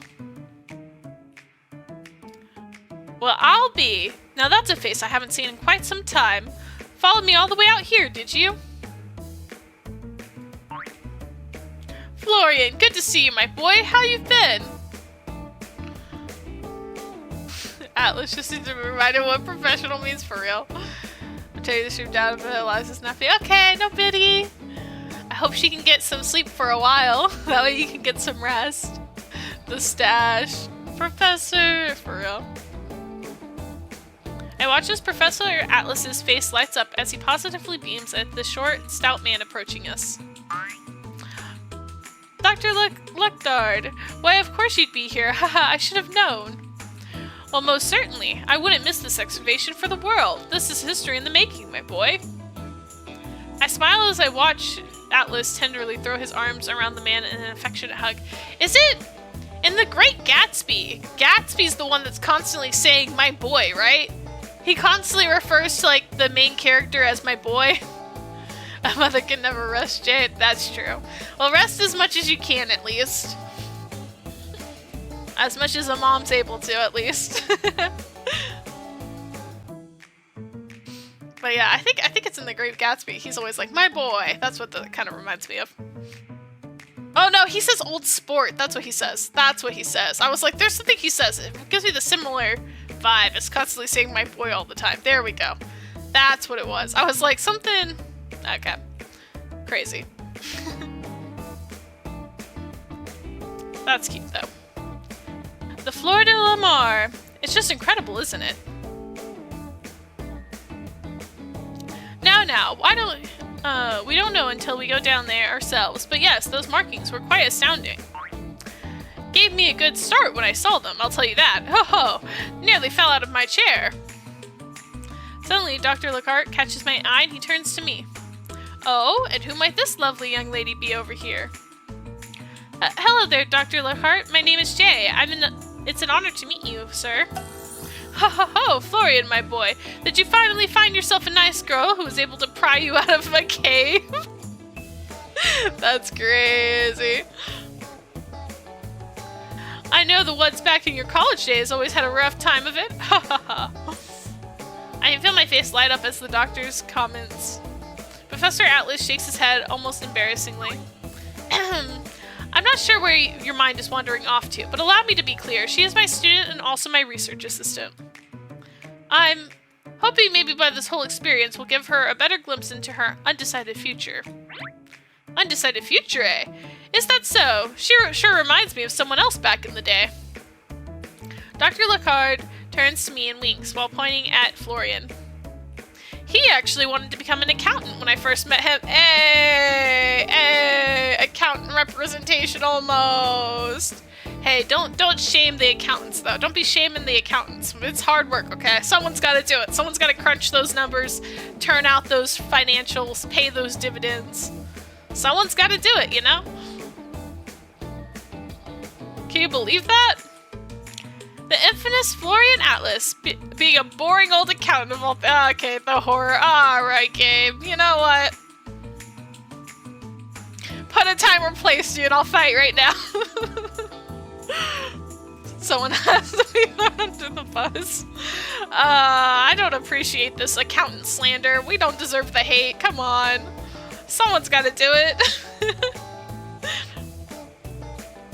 What? No way. I can never imagine that. Haha. Now you wouldn't believe most of my stories from back when he was still in college. Oh, I have so many. Would you like to hear some, Jay? I giggle in surprise as Atlas inserts himself between the two of us and clears his throat. My hubby IRL is actually an accountant. Ah, nice. We love to see fellow accountants. We love it. That's so fun. Yeah, I'm an accountant. I just started working officially recently because I graduated. So I'm a corporate. I'm living that corporate 9-to-5 lifestyle now. But yeah, I'm an accountant, and then my husband, he does like tech stuff. Very fun. Hi, Rose. Welcome home. Hi, welcome back. We have another Rose now. Now there's 2 of you. But I hope you're doing well.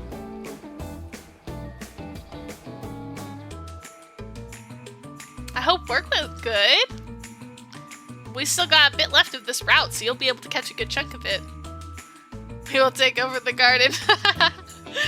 My family is weird. A VTuber wife, an accountant husband, and a baby girl. Aw, that's sweet though. It's okay. My husband's a VTuber. He got me into it, so it's all good. But it's sweet. I'm glad you're able to have some time with your new baby girl though. That's very exciting. Alright. Ahem. I'm afraid we haven't the time, Doctor. We should probably see ourselves to our rooms now. It's quite late after all, and I'm sure she's feeling awfully jet-lagged. Haha, is that so? A pity. Perhaps some other time then, Miss J. However, before you go, Florian, old boy, one last thing. Suddenly, Dr. Lacard discreetly scans the area with suspicion. He motions over to a corner of the room as he leans closer to the professor and I. I trust you've already gotten word of what's happened, yes? I watch as the professor's demeanor shifts and he casts his gaze downwards. What the heck was this tone shift? What the heck? 2 roses, yeah.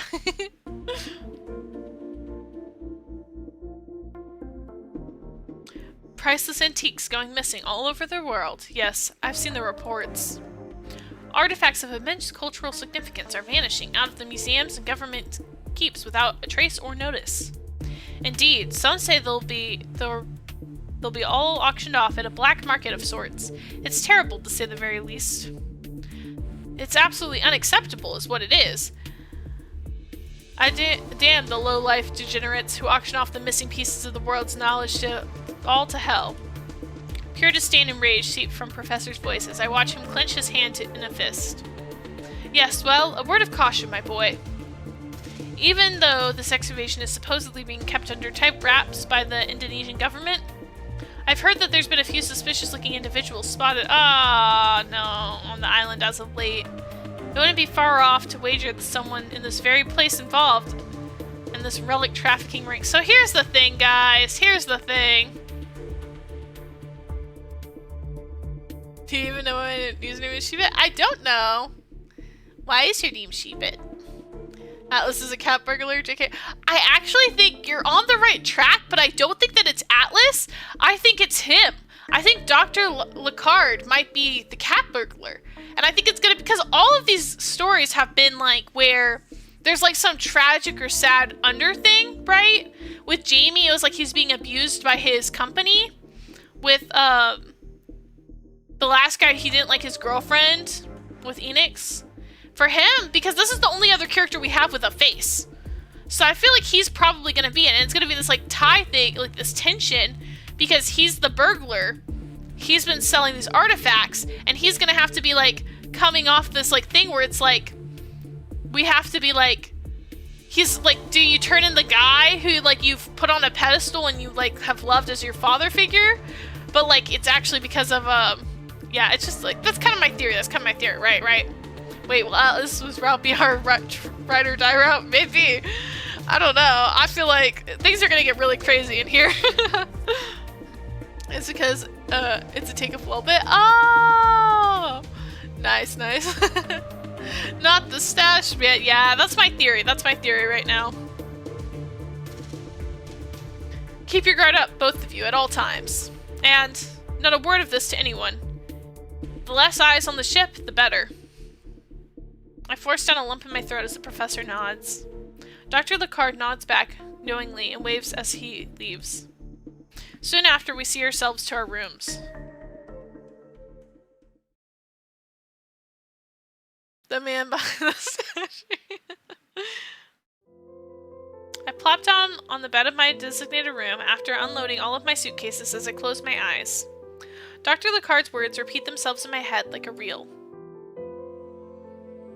Now that he mentions it, I do remember seeing a few reports on the news lately. A museum piece is being stolen. People are terrible. How could they do such a thing to such priceless pieces of history? I'm snapped out of my thoughts as I hear one of my bags begin to rustle and move. I grab it and immediately unzip to reveal a queasy-looking Philia. Oh my gosh, Philia! Totally forgot about you. Oh, she's awake. Oh no! Aww. Well, that didn't last long.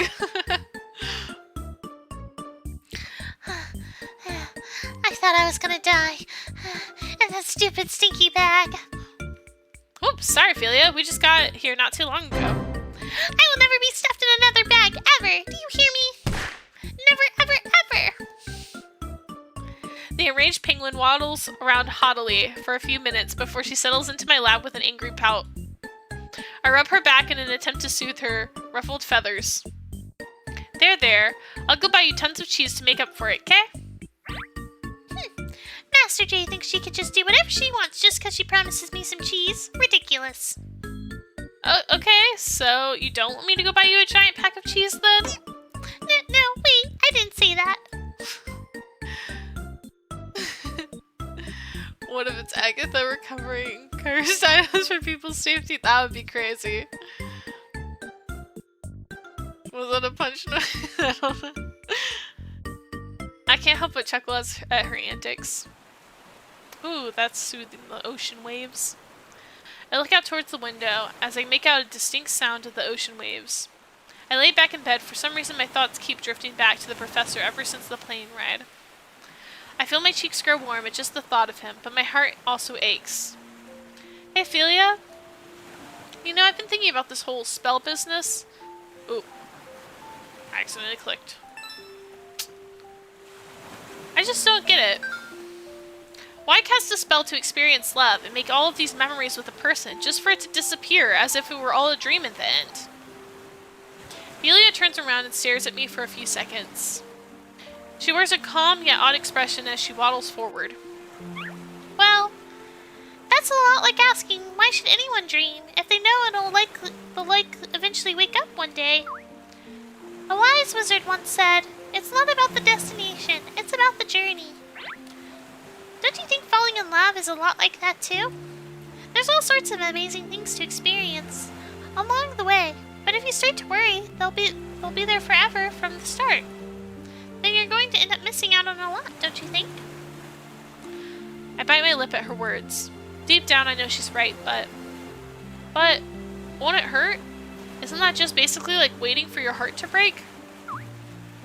I can't say. I've heard of many folks say that a human heart is a heavy burden. But I personally also believe that some things in life are worth living for, regardless of how it might end up. Bye, Jay. We gotta go. Good night, Rose. I hope you and baby Eliza have a nice rest of your evening. Thank you so much for stopping by. It was so lovely meeting you.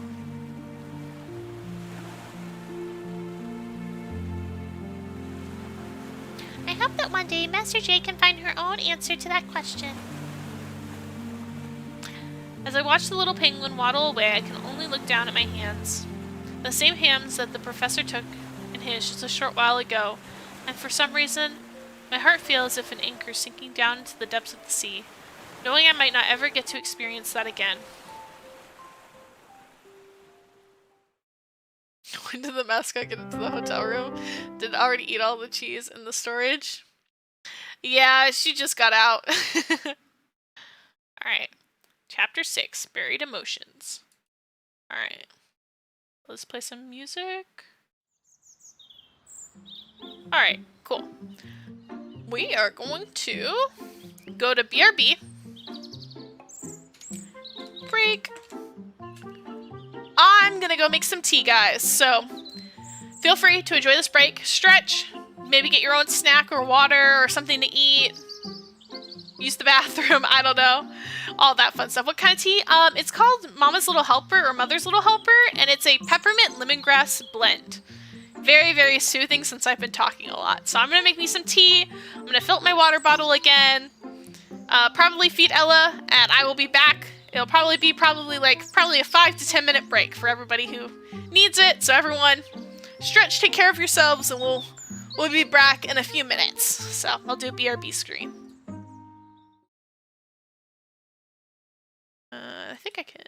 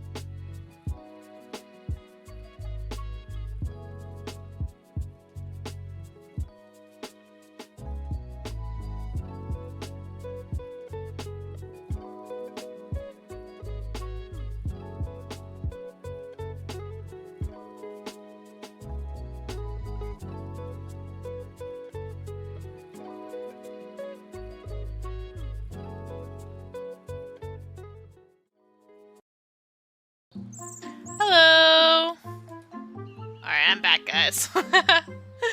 Sorry for the break. I hope you guys are all doing good. I hope you guys all took a break yourself, got yourself some stuff.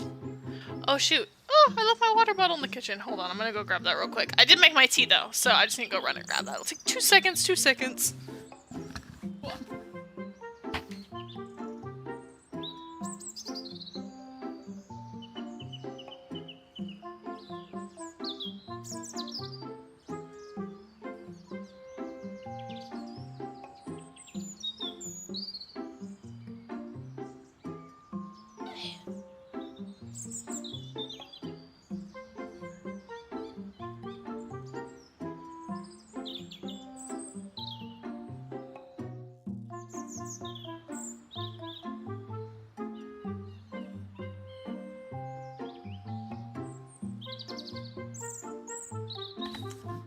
Alright, I'm back for real this time. For real. Sorry, I left my water bottle in the kitchen. Ugh. I got my tea though. This Mother's Little Helper from David's Tea. It is a peppermint lemongrass blend. Very soothing. I discovered this tea while I was in college because I used to be in a social club and I was like a leader role in it. And so I had to do like, there would be like weeks, especially like during recruitment and then during like pledge week, where I had to like scream and talk a lot. And it would mess up my throat because it was like every single day. And so I would want a tea to soothe it. And I found this one in one of my like sampler packs. And I was like, oh yeah, this is good. And it is so soothing for like a sore throat. So like if I'm ever feeling sick or if I'm got a sore throat, I always go for this tea. It's so good.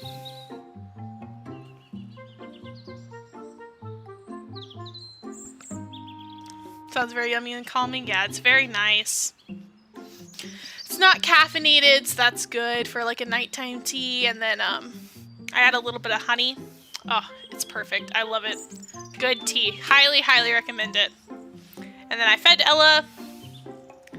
She's not eating, but I think it might just be because it's cold. She hasn't been eating as much. But I genuinely think it's just because she's cold and doesn't want to go on into the living room. I might move her food into my office until it warms up a little bit.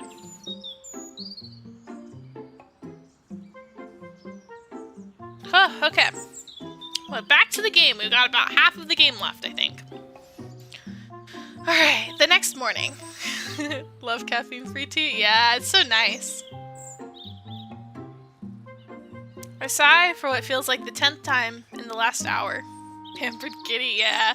She's so spoiled. I'm gonna get her a little heating pad for herself. I saw some on Amazon that were like, it's like self-heating, so it's like pet safe. I guess it like uses their body heat to like naturally warm it up and keep them toasty. I thought about getting her one because she keeps trying to steal my heated blanket when I'm working. And then when I went to go sit back down for you guys, she would start meowing again. She's like, meow, meow, meow. I'm like, oh, she wants attention. She's so cute. So I'm petting her a little bit. She's so cute. That sounds so cool. Yeah, it is really cool. I really want to get it and see if it works and if she likes it. So I'm looking into ordering one. Looking over my shoulder, I spot various other researchers and scientists enjoying breakfast buffet while excitedly chatting the morning away in the faculty's lobby. I look down at my measly cup of coffee and rub my eyes as I wait for the caffeine to hit me. I can't believe I spent the whole night tossing and turning again. I barely slept the night before either. I think maybe it's all finally catching up to me. Yeah, she's exhausted. I wonder if some tea would have helped Nari last night with the ghost pepper jerky. Oh yeah, maybe. I wonder. Although, it's the whole, like, the thing that makes peppers spicy is the, like, capsaicin or whatever it's called. Oh, I've heard, like, dairy helps with that, apparently.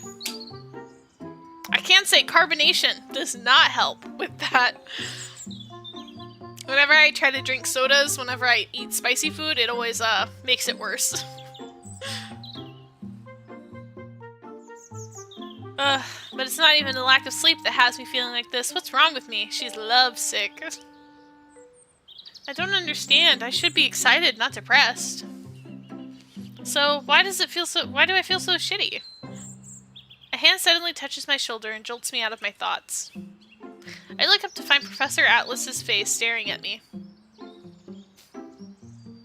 Panda didn't want to make me tea. Aw, that's not nice. That was not very nice of him.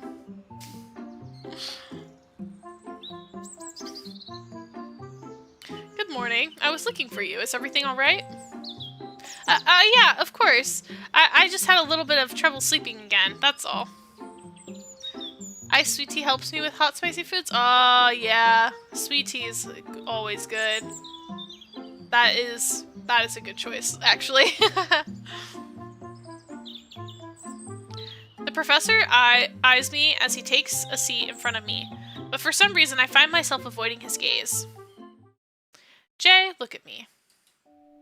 I slowly trail my eyes up to meet his as he brings his chair closer to me, scanning my face. Listen, I know this is all brand new to you, so if you need time to rest, please let me know. I don't want you overexerting yourself for my sake. I sprung upright as I quickly shake my head. No, Professor, not at all. I'm really excited and grateful to be here, and I really do want to help in any way I can, truly. Professor Atlas' skeptical gaze lingers on me for a few more seconds before he smiles. Well, I met up with Dr. Lockhart earlier this morning. Apparently they're putting off a big debrief until the rest of the team arrives. Everyone should be here tonight, so the show begins first thing tomorrow. Great, is there anything I can do to help? The professor begins to slowly look around again. His voice suddenly turns into a whisper as he motions for me to lean over. But there is! You and I are going on a special field mission today. It's top secret. My eyes light up as I feel excitement well up inside of me at the words top secret. I feel a little childish, but considering we're on a tropical island on the eve of a groundbreaking scientific discovery, I choose to accept the kitty-like elation. I nod enthusiastically as I keep my voice low and lean closer. What's the plan? Are we going to the site, preparing to salvaging gear? Should I get any documents ready? Oh no. A mischievous glint shines in the professor's eyes as he smirks. Believe it or not, it's actually so top secret that we even need special uniforms for it. I've gone ahead and left yours in your room. Go change into it and I'll meet you in the front in half an hour. Yeah, he is evil. I feel like this is just him teasing us again. He's gonna make us wear something embarrassing. Or something that he's like into personally. The professor secretly glances around and brings his finger to his lips before walking off. I nod my head in excitement and gulp the rest of my coffee down before hurrying off. I blink at the sight before me several times. Is this the special uniform? A beautifully colored island dress and a matching beach hat lying... Yeah, he's literally just dressing her up. He's literally just dressing her up. It's probably Water Wonders or PPE equipment. Yeah, he's just taking her out to sightsee. He's such a teaser. My goodness. A small note is left beside it. This is for our special mission. Put it on and meet me out front at 10 a.m. This is another version of him, like, tricking her to go on a date with him and then pretend like he's not having her go on a date with him. I swear. I can only stare at the beautiful dress in pure confusion before Philia pops out from under the bed. I saw Mr. Atlas come by and drop it off while you were gone. The note said it was for a special mission, but what kind of mission requires a pretty dress, Master J? Or could it be that you're actually going on another date? That's what I'm saying. It is a date. Philia, I'm not going on a date. Oh wait, I get it. Maybe we're supposed to be gathering information from locals for tomorrow, or trying to blend in like tourists or something. Uh-huh, sure. Yeah, no, definitely a date. I'm with Philia. Deciding not to give it too much thought, I change into the dress and start to head out. This girl, she's so dense. As I walk towards the front of our supposed meeting place, I spot Professor Atlas with his back turned, staring out at the open waves. The sounds of my heels against the ground give away as he slowly begins to turn around. Oh my gosh, the exposed chest, a Hawaiian shirt. Oh, you know, I'm a sucker for a guy in a Hawaiian shirt. I know, surprising. He's taking in one of the mini restaurants, Professor Ramsey. Yeah, you are a cupid, not a penguin. For real.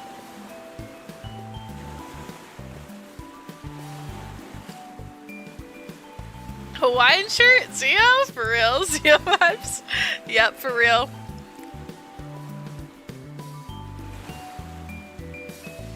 I need to take a picture of this, for science purposes, for research, for something in the future maybe? We'll see. There you are, I was starting to work. Dang, look at us all dolled up. Oh my gosh, we're looking so cute. I shyly watched as Professor Atlas eyes me up and down. I mean, he picked out the outfit. He must have thought we'd look nice in it. Research? Yeah. For research purposes. Purely for research. Nothing else. The sea breeze sways in the wind, and I make my way over to his side, almost a sparkling blue sea behind us. Sorry I'm late, Oh. I feel my cheeks heat up as I tear my eyes away from him. What is it? Does it look weird or something? No, it's just... I knew you were going to look beautiful in that dress, but if I'd known you looked this stunning, well... Perhaps I should have picked a nicer shirt. Stop it! Stop it! Oh my gosh! Them earrings, I know! It's such a cute outfit, honestly. The earrings, the dress, the hat, very cute. Very beachy. I love it. I love it. So cute.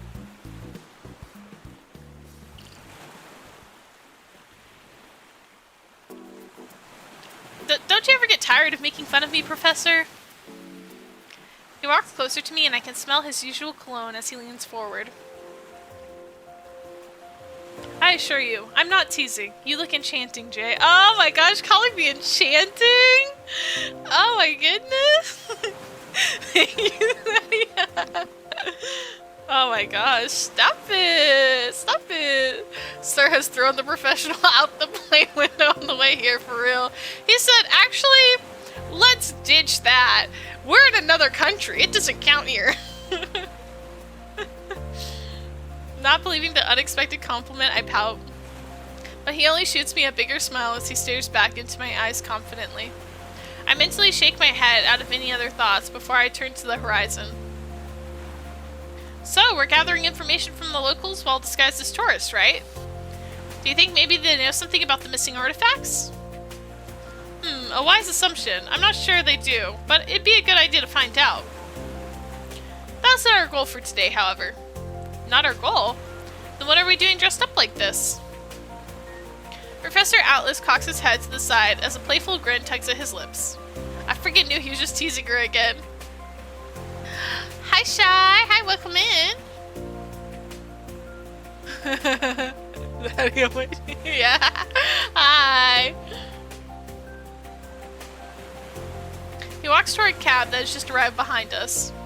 You know, for someone who was utterly snoozing in at my class barely a few weeks ago, you sure have become quite the workaholic, haven't you? But what? What do you mean?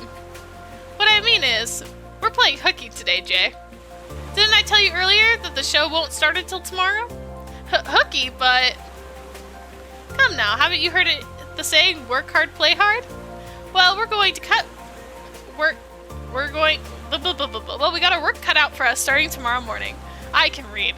So let's play for a bit today, shall we? Besides, something tells me you'd rather spend your time sightseeing than being cooped up in an old lab all day, right? So that's what this is all about. I freaking knew it, guys. He just wants to go on a date with us again. Almost as if to wash away my former hesitation, the professor extends a hand out towards me. Thank you for the lurk, Arya. I shyly grab it as he pulls me along close to his side. That's more like it. Now, let's have some fun. Let's go.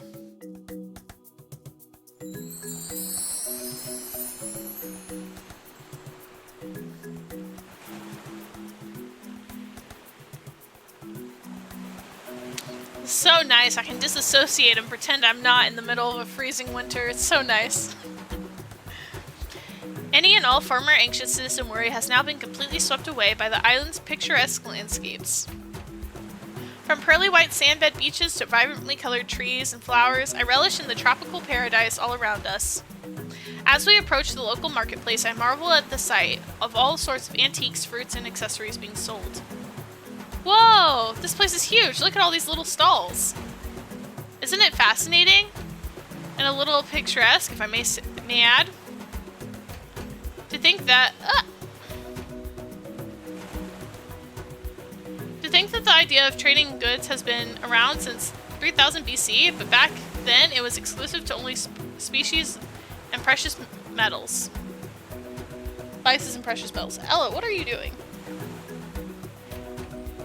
Ow, what are you doing? Ella's like attacking my foot. I think she wants... What?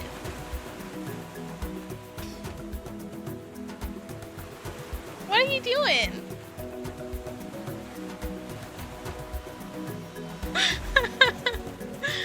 What are you doing? I think she wants to play. She's like attacking my foot.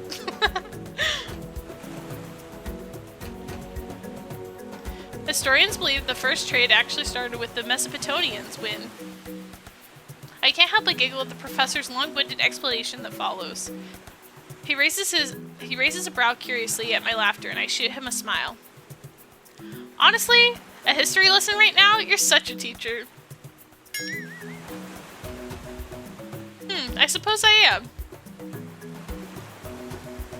I shoot him a smile as I'm about to turn around and continue strolling down the street when suddenly a strong hand grabs me and pulls me backwards. I turn to watch several men riding horses gallop quickly past where I was standing just a few seconds ago. I look up to see I'm basically cuddled into the professor's chest as his hands steady me. It's fine to get lost in your surroundings, but do pay attention to where you're going, Jay. Yes, you're right. Sorry. Just as I begin to make an attempt to step away, I feel him place his hand against the small of my back, preventing me from escape. Oh my goodness, Professor! Oh my gosh, what are you doing? I'm afraid your earring is coming undone. Hold still for a second. Yeah, sure, my earring. I feel heat rise to my cheeks as his hand gently readjusts one of my earrings. We're so close to each other, I can almost make out the sound of his heart beating. Oh my gosh, stop it! I know, right? From the corner of my eyes, I start to spy others staring at us from the street. All done. There, it looks... I slowly raise my eyes up as he looks down at me, with an expression I haven't seen before. Beautiful. Oh, stop it! Oh my gosh! His voice is almost a whisper, but I definitely heard it. Time seems to slow down, and all the noises around us seem to go quiet for a few seconds. Without even realizing, I find myself staring deeply into his eyes. I can start to make out the different hues of green.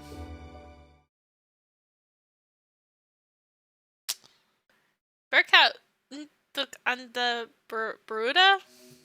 That's Indonesian, I'm guessing? I travel!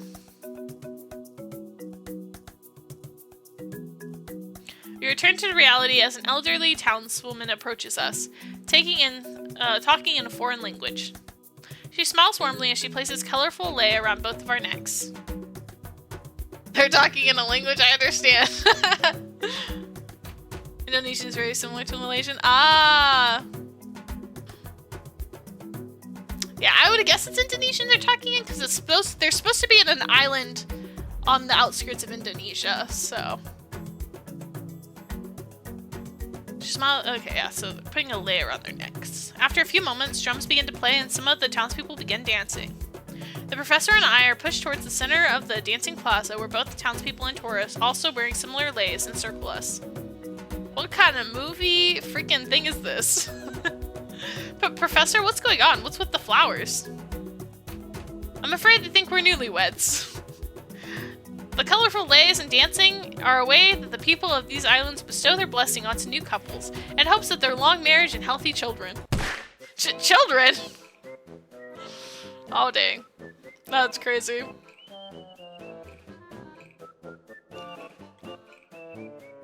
I watch as the other pairs around us beaming at each other and dancing their hearts out, clearly being real couples. The elderly woman approaches us again and throws a myriad of colorful petals over our heads, and the other townspeople clap in emotion for us to dance. Soul babies? I know, right? Real babies? How many kids? I suddenly feel Professor Atlas's... I feel like because she was an only child and he had, like, a sister, they would probably have 2 kids at least. I suddenly feel Professor Atlas's arms wrap around me as he pulls me closer into a dancing position. He smirks at my expression before leading into a whisper. Well, Jay, how about it? Would you like to start a family? That's crazy. What? You really do make it too easy, my dear. Crazy. I watch tomato-faced as Professor Atlas nearly doubles over in laughter. I angrily bite my lip as I attempt to release myself from his grasp. You're terrible. Let's just tell them the truth. As I attempt to escape, he pulls me back again, this time even closer, and dips me down. His eyes light up with an amused expression, and I can only feel my face grow hotter as the people cheer around us. Oh, come on now. Let's not disappoint them, shall we? Oh, they're so cute, though. Look at them. They're so adorable. This is a pretty CG too. I like it. Eventually I play into the charade and we began having fun. As we dance around to the music, the townspeople cheer and dance around us as well. More colorful petals are thrown in the air and the music and dancing continues well on for a while. The professor's eyes never leave me for more than a moment as my smile only grows wider, mirroring the feeling of happiness inside my heart. They're so cute! We'll just appreciate this for a second because they're so cute. What the heck? Aww. I love the outfits too. Alright, we got the happy scene. When are we getting the drama? Pretty soon, I feel. Well, actually, this game so far loves a third act breakup. Like, they love it. They eat that stuff up. So usually what happens, this is the order. Happy. They do the deed. The next morning, drama starts. A conflict arises. Third act breakup, and then reconciliation. So the drama should be coming, but after they've done it, the drama is guaranteed to follow that. I need that for research. Yeah. They're so cute. Aww, so adorable.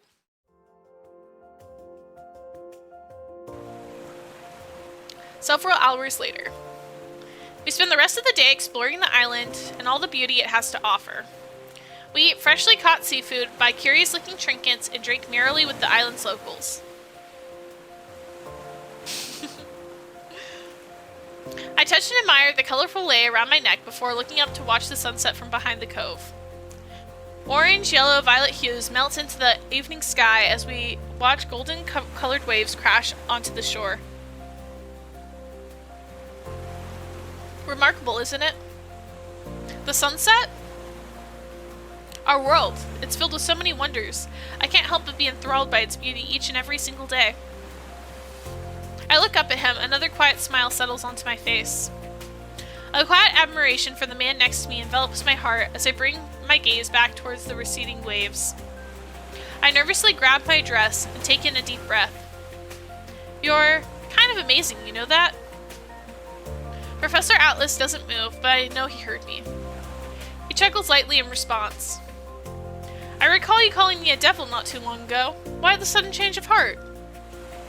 Not many people have the ability to see the world in such a positive light, yet you always manage to find beauty in it. I think it's incredible. I hope I can learn to love this world and all its mysteries as much as you do one day. As I gaze at Professor Atlas warmly, I watch him clear his throat and turn around slightly. Faint reddish hues appear on his cheeks. A few moments pass as in comforting silence. Eventually he smiles and looks back up to the golden glow of the sea. I just think there's a lot to live for. There's so incredibly much to discover out there. How can one not be excited to start a new adventure each day? Haha, yeah, I suppose when you put it that way, it all sounds a lot more exciting. Suddenly I hear his voice grow deeper. I wonder what it is about you. As I turn to look at him, I feel myself instinctively stiffen up. His eyes are fixed on me so intensely, it almost feels as if he's looking right through me. What do you mean? We've been surrounded by nothing but spectacular views and breathtaking scenery all day, but for some reason, I just can't seem to take my eyes off of you. Stop it! Stop! Refusing to fall into another one of his traps, I turn my head to look away towards the horizon. I watch the last bit of the sun submerge between the distant waves, and my voice grows quiet. I won't fall for your teasing again. Who on earth said I was teasing? At his serious tone, I can feel a shiver run down my spine. Hopping in for a short bit. How's it been going? Hi, Grambit! It's been going pretty good. This man is insane. He likes to tease her a lot. They're in another country right now, which is pretty crazy. And she's getting into archaeology. She's really into it now, so that's pretty cool for her. Also, his mentor might be stealing artifacts, so that's not so great. She's dating Gordon Ramsay. Yeah. At a serious tone, I can feel a shiver run down my spine. My heart pounds in my chest, and I feel his gaze fixed on me, but I keep looking forward. If I look at him right now, I don't think I'll be able to keep my wits about me. Jay, why won't you look at me? But because I can't. Why not? Just as I'm about to open my mouth, I feel a drop of water land on my nose. Oh no, caught in a storm. Guess we'll have to take shelter together. Oh my gosh. Without warning, an unpreceded shower falls onto us as lightning is heard in the distance. Where did this come from? I'm not sure, but it seems to be gaining intensity quite quickly. Come on, let's get out of here.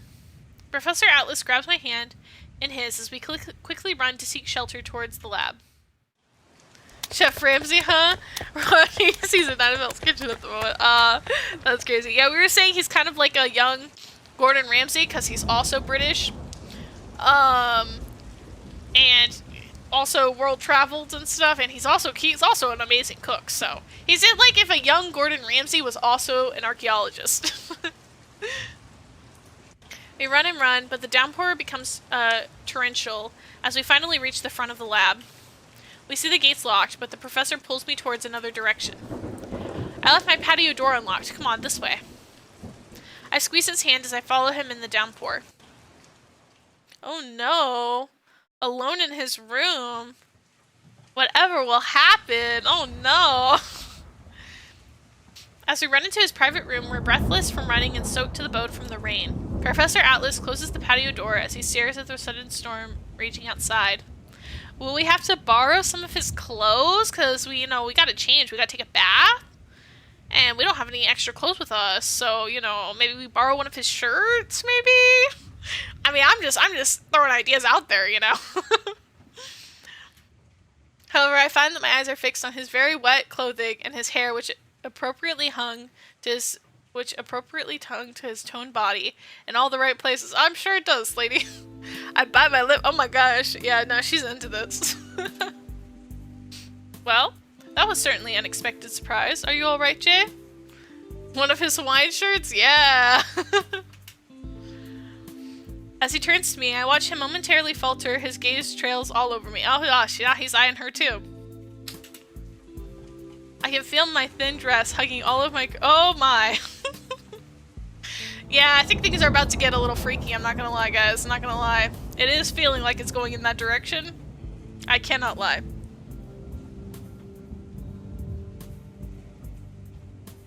He begins to walk towards me as if we're both drawn to each other by an invisible force.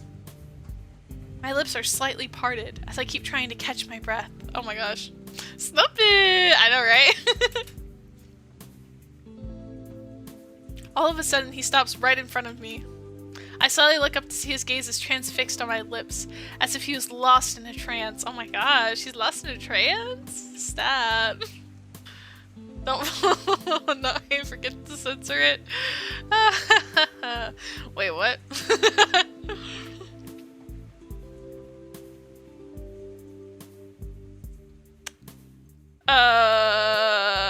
So he's taken off his shirt. Which, I mean, hey, they're soaked. But also, sir, what are you doing? He also, like, they haven't said anything to each other. They still have a strictly, like, boss-employee, professor-student relationship, and, like, no confessions. No confessions. But I think maybe you should start using your words, Professor.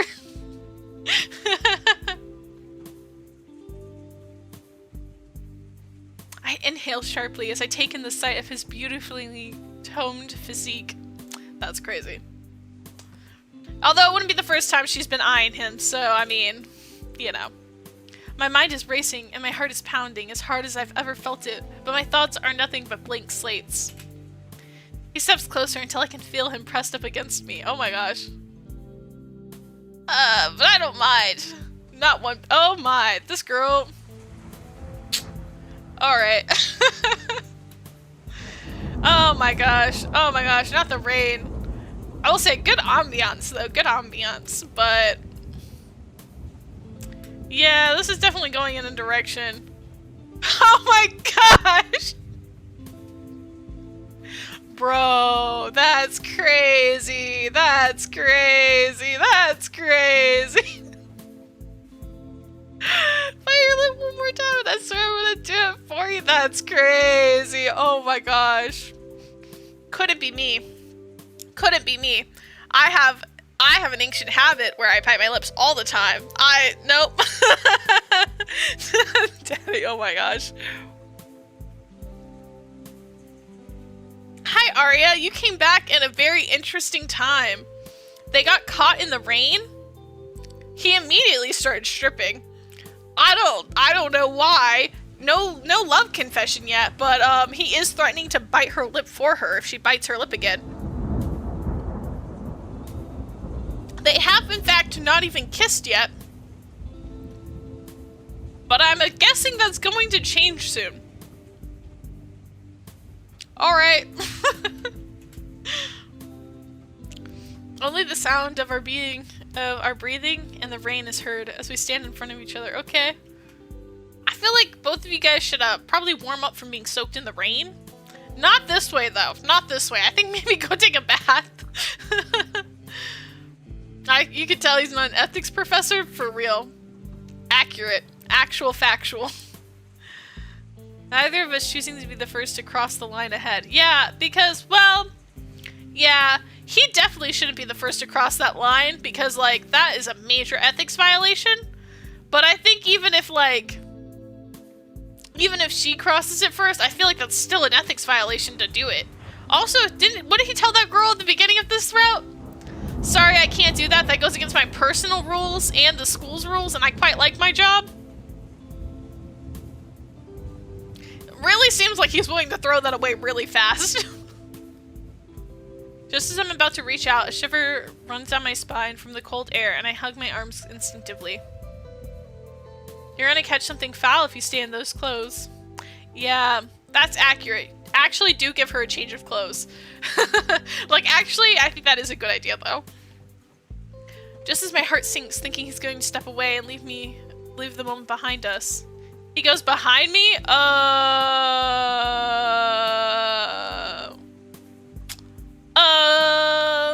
I can feel the sensation of his lips grazing ever so lightly against my ear.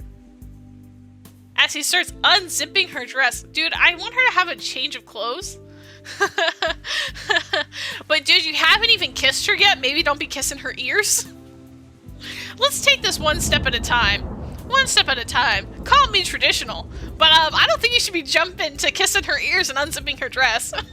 I don't think that's where we should start this. I'm not gonna lie. I don't think that's where it should start. Maybe, you know, maybe talk about the situation a little bit first. May I? I mean, I guess he does ask for permission. I guess that makes it better. This isn't even the censored part, guys. This isn't even the part yet where they're like, oh, do you want to skip ahead? Okay. What is happening? Oh my gosh. Oh my gosh. And she agrees. She says she's gonna nod her head. Alright. Oh my gosh. Okay, he's unzipping her dress. That's,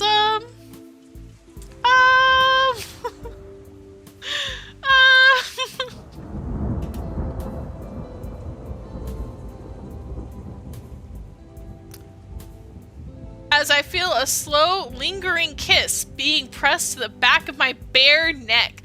Dude, you have not even kissed her proper yet. Whatever happened to hi? How are you? Why are you jumping? This went from like 0 to 100 so fast. They're not even kinda dating. He's also definitely not supposed to be sleeping with her. He is her employer and her professor. This is so messy.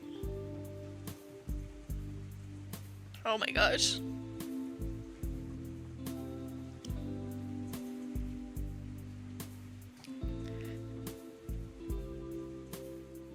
He mumbles into her ear as his hands grab her waist. You're an extraordinary sight, Jay. Well, thank you.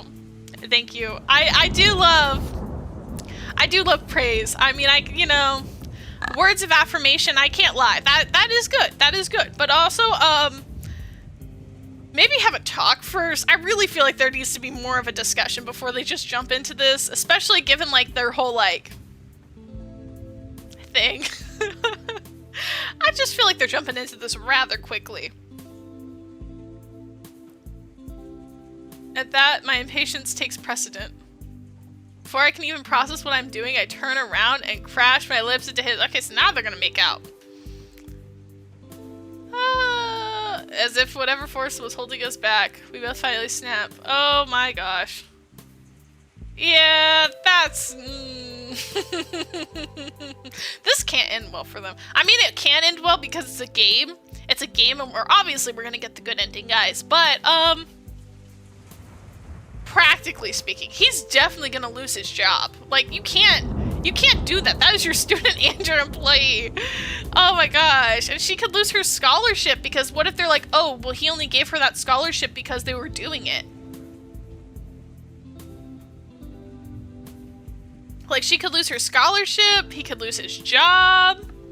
A lot's at stake here, guys. I feel like maybe you should think this through a little bit.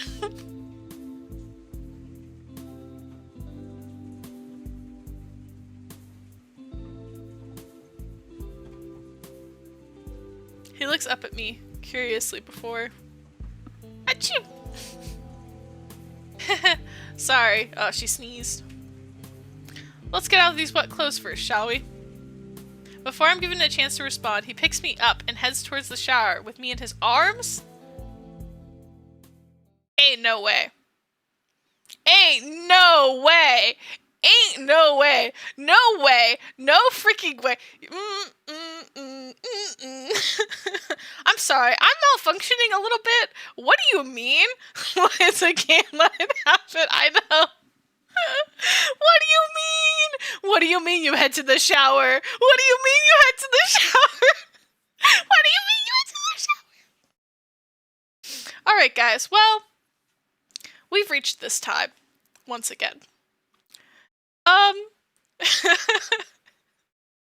If you're uncomfortable with these types of things, that is totally, totally okay.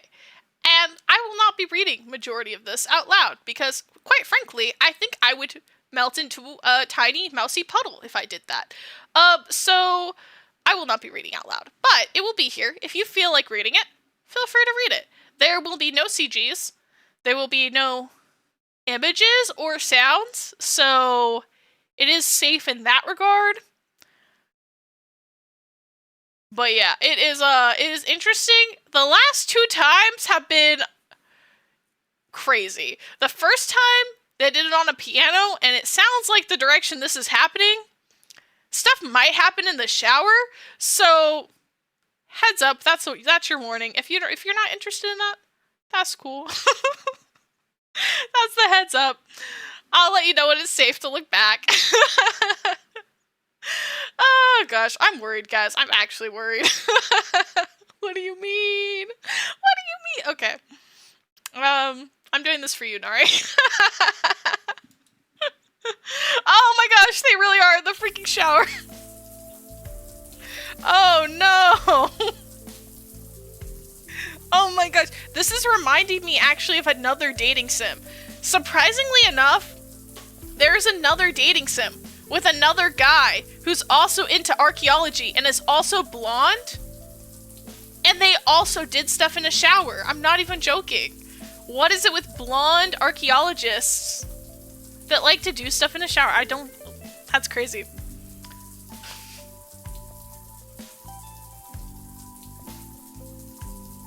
That's crazy though.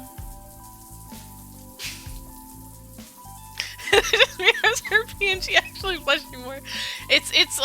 I'm blushing so hard that it's forcing the PNG to blush more, you know? We're just breaking its mechanics like that. Man, guys, when I get my full model and we have the ability to make it blush, it's gonna be crazy. They're dirty from fieldwork. So true. You know what? They're gonna catch a cold if they don't take a shower, guys. This is actually, it's not smexual. It's just practical because otherwise they're gonna get a cold. So obviously they have to take a shower. It's a necessity. They can't wait. Obviously. From all that field work and the rain. What if they catch a cold?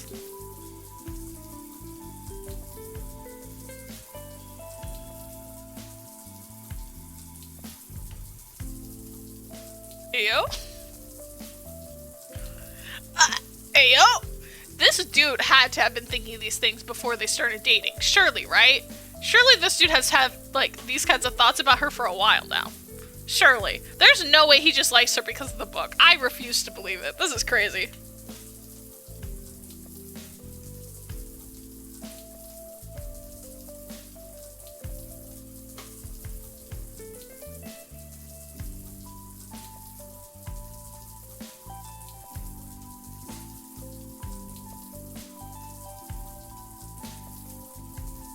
That's crazy. This girl, if she's got one thing, she definitely has that fangirl imagination.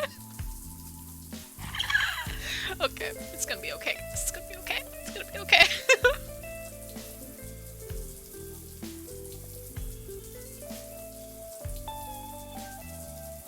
Oh my god.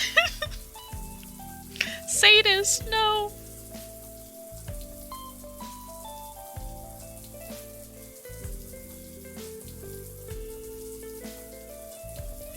Oh my gosh. Actually, wait.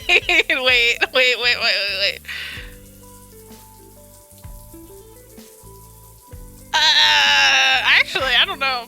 Depending on what happens, I might have to quickly scoot off the screen.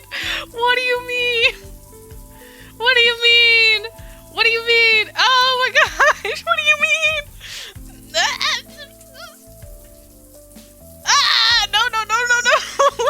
I freaking can't. Oh my gosh.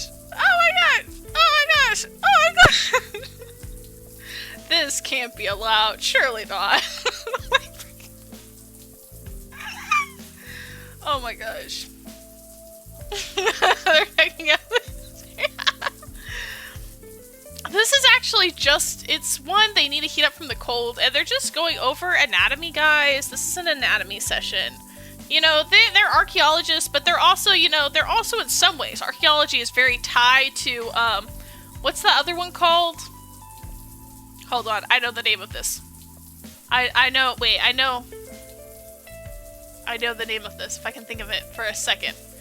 Man, the word's escaping me. What's that other one? The study, it's not sociology, and it's not archaeology. It's the other one. The other study of humans. Hold on, wait. I can do this. I can figure this out.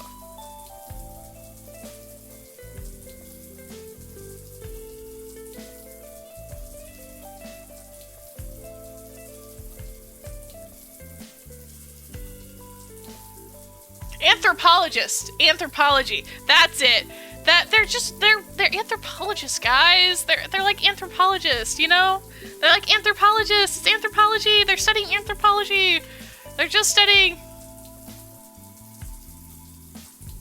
Oh my gosh! Using the professor is crazy. Right there, using professor, that's crazy.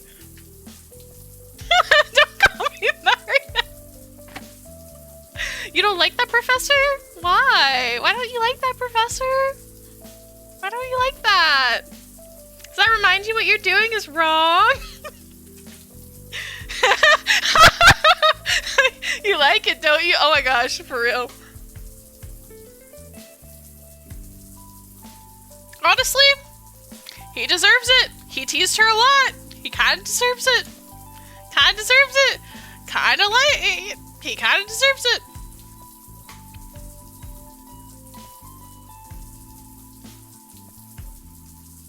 That's crazy. That's crazy, guys. Crazy. Oh my gosh.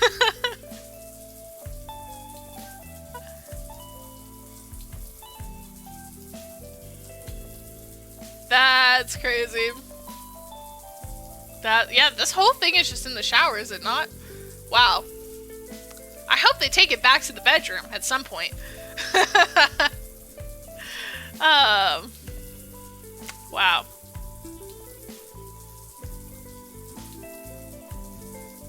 Oh my gosh! Dang, guys, he's gonna teach her manners. Now this is a manager, like, this is a manners lesson. This is an etiquette lesson, actually. So now he's tutoring her in manners, guys. That's all this is. There's nothing sus going on here. He's just teaching her manners. Yeah, it's just teaching her manners, guys. Don't worry, don't worry. It's safe.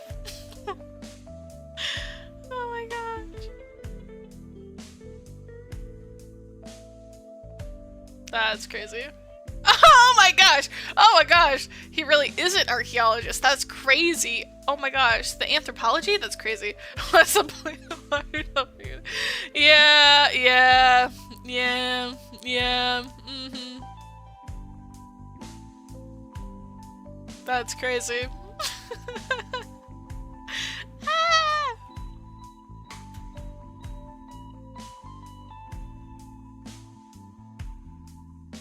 That's crazy. You know, what can I say? They like to excavate, guys. They're archaeologists. They like to excavate, okay? They like to explore stuff. This is part of their field of research. This is just research. It's just research, guys. Don't worry. Don't worry. Oh my god. Oh my gosh. Oh my god. Please no. Oh my gosh. Wow, and that's so beautiful. And she discovered treasure. That's kind of poetic in a way, you know? Oh, see, Prinny, you wanted the drama? Look, the calm before the storm. That means probably towards the end of this episode is when all the drama's gonna... Which also, by the way, I think this might be the earliest they've done it in one of these routes. Because all the other guys waited until, like, the last few episodes. That was, like, episode 6. I feel like that was fairly early. I feel like most of them happened in 7 or 8. That's crazy, though. But we're about to get drama, guys. Let's go.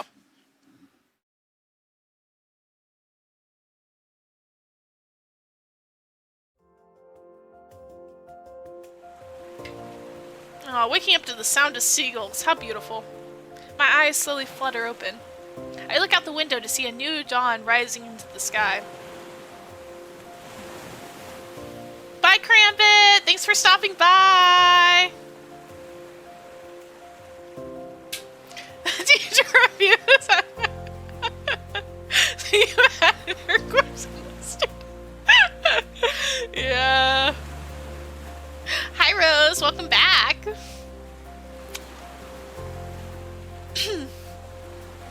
That's crazy. Oh, wait. Doesn't their, like, thing start today? They need to be out of bed early. They can't even be, like, cuddly. They need to, like, get out of there. They've got a meeting to go to. I remember, guys. I remember. They might not. I do.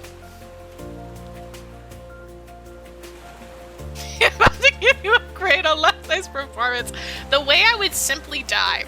I would simply be deceased. I would no longer exist. I would simply... It's beyond me. I'd be done.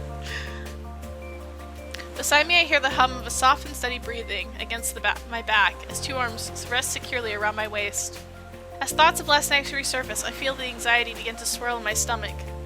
Last night, as wonderful as it was, we crossed the line far beyond student and teacher. Yeah, you don't say. You don't say. One that we can never return from. Yeah, you don't say. Also, added layer on this whole thing, is that, like, he's doing wrong because, from his perspective, you're doing a student which can literally get you fired, and is also a massive, massive ethical breach. That's wrong on so many levels on his side. On her side, yeah, it's not ethical, but that's not really from her perspective, like, that's not a huge concern. But her big concern should be the fact that she believes he's only in love with her because of a magical journal. So can you really consent if you're only in love because of a magical journal? That you'll forget her in 30 days as far as she knows? They both have a moral dilemma here, and they both caved. Not great. Not looking great for them. Aw, he's snoring. Just like Zio for real. Zio snores like a bear. Who would have thought that the great, eloquent, and esteemed Professor Florian Atlas snores? I crashed really bad. I'm tired. Must have passed out. Aww. Well, I'm glad you got a little bit of sleep. That's good. I know it's so hard to catch some sleep as a new mom, but I'm glad you were able to at least get a little sleep. It's a game. Hey, don't tell me it's a game. Okay, I know it's a game. I know it's a game. I'm talking about in their world, their ethical dilemmas they must face together. It's okay. It'll all work out. They'll get their happy ending. See, he does snore, played revenge. Yeah. I don't even remember falling asleep. Yeah, I bet. You must be so exhausted.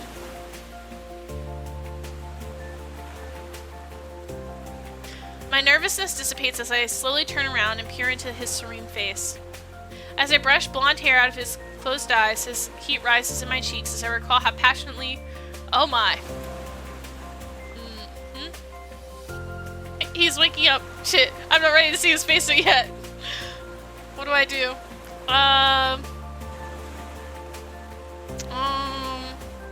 Surely he wouldn't fall for us pretending to be asleep, right? Like, surely not. What, spicy seed? They boinked.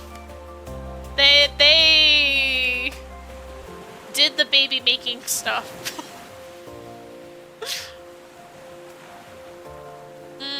What are we feeling, guys? What are we feeling? What are we feeling? I mean, I feel like he'll be playful with both of these. There's no way he's gonna fall for this. And, based off what he said last night, I feel like, you know. Yeah. Blankets, sleep. Oh, we got both of them. We got both of them. We need a tiebreaker. Whoever says the next one, that's what we'll do. Jay and I appreciate ethics in all floors, 2D and IRL. Yeah. I mean, Jamie just set that standard for me, you know? Jamie was amazing. He was so sweet. They performed a pop quiz is crazy. Oh my gosh. Alright, we can do pretend to be asleep. That's fine. Here, we'll save just because. Why not? Why not? Sleep is perfect. He stirs and I instinctively close my eyes and feign sleep. Good morning, love. I silently lay there hoping to pass off as being fast asleep when I feel him rub light circles on my cheek. I hear him reach over to the bedside table, grab his glasses before I feel a soft kiss being pressed on my forehead. Going to pretend we're still asleep, are we? Should I find a way to wake you then? At this I feel a sudden tickling sensation around my waist, and my eyes shoot wide open. No, wait, please! Oh, stop it! I know, right? To think you were hiding how adorably ticklish you are from me all this time. You're heartless, Jay. Downright cruel. He's actually kind of growing on me, guys. I hate to admit it. I hate to admit it. I hate to admit it. He's growing on me. I never thought the day would come, but he's growing on me. I can't lie. Oh, gosh. Before I have the chance to protest further, he's tickling me again, and I'm laughing under him. I try to smack his hands away as I beg for him to stop between giggles. I freaking hate being tickled, guys. I freaking hate that. As I do, a warm smile dances onto his face, and he leans down to leave a slow, lingering kiss on my lips. You're the cruel one, you jerk. Now, don't give me that look. After all, you definitely didn't seem like you were having such a bad time last night. Oh my gosh. Please stop. Please stop. I'm fighting to stay awake. It's okay. If you need to sleep, that's okay. I hope you can get some more rest with baby. I hope you guys can both get some rest. That way you're feeling a little better. In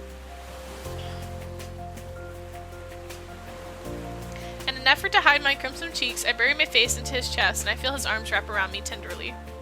This is hard. Yeah, I bet. Suddenly I hear him holding back a laugh. I peer up at him suspiciously as red cheeks and a wide grin now grace his face. What is it? What's that look for? Nothing. It's just... You seemed out...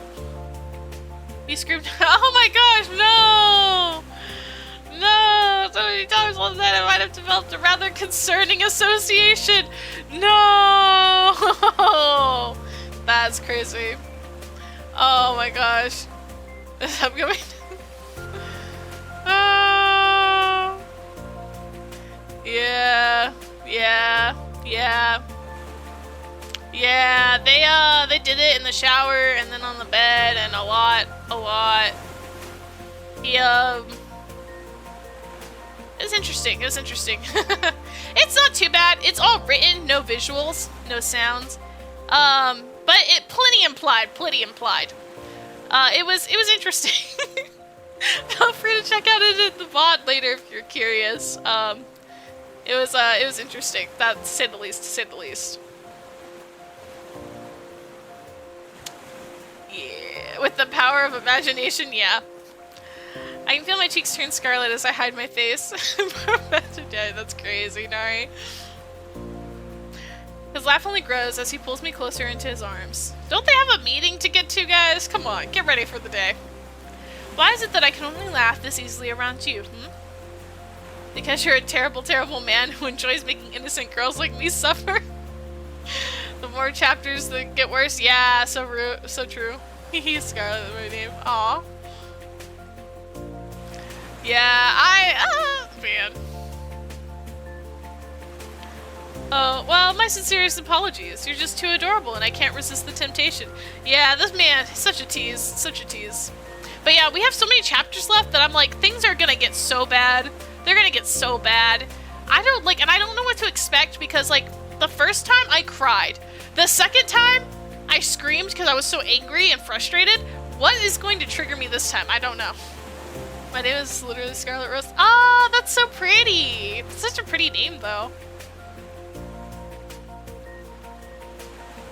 As the cries of seagulls grow louder and the room grows brighter, I bring a finger to trace his lips. He grabs my hand and affectionately kisses my palm.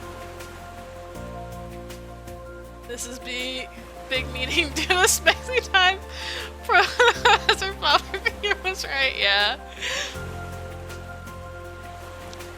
Translates to Red Rose. Yeah, that's so pretty. Today's the day, right? We should get ready for that big meeting. Well, at least she remembered. Yes, I suppose you're right, but... My heart lights up as he pulls me even closer, nuzzling into my neck. It just suddenly feels like I found a much greater treasure, and I don't really want to let it go yet. I giggle as I wrap my arms around him again. For the first time in my life, I feel like I've known true bliss. After a couple of minutes, the professor gets up and picks me up bridal style. He winks at me coyly. He winks at me while a coy smile tugs at his lips. Up for another shower? Oh my god. Not like the one last night did either of us any good. Is crazy. That's crazy. I'm gonna crash again soon. Okay, that's fine. I'm so glad that you got to be here. If you need to sleep, I totally understand that though. You should get as much sleep as you're able to. How's he so happy in the morning without caffeine yet? Because, you know, love will do that to you, apparently. Love can make you a morning person. Maybe. Before I can even answer, he starts heading towards the bathroom with me in his arms. That's insane. Well, back to business, guys. A few hours later. Ladies and gentlemen, please take a seat. We will now begin the debriefing for the Seaflower excavation mission. Dr. Lagarde pulls out a presentation and begins explaining the origins of the Seaflower, the Fleur de la Mar, and dissenting the sonar images that we were sent. I can't help but feel a sense of excitement as I look around the room to watch everyone listening intently to the doctor's discourse.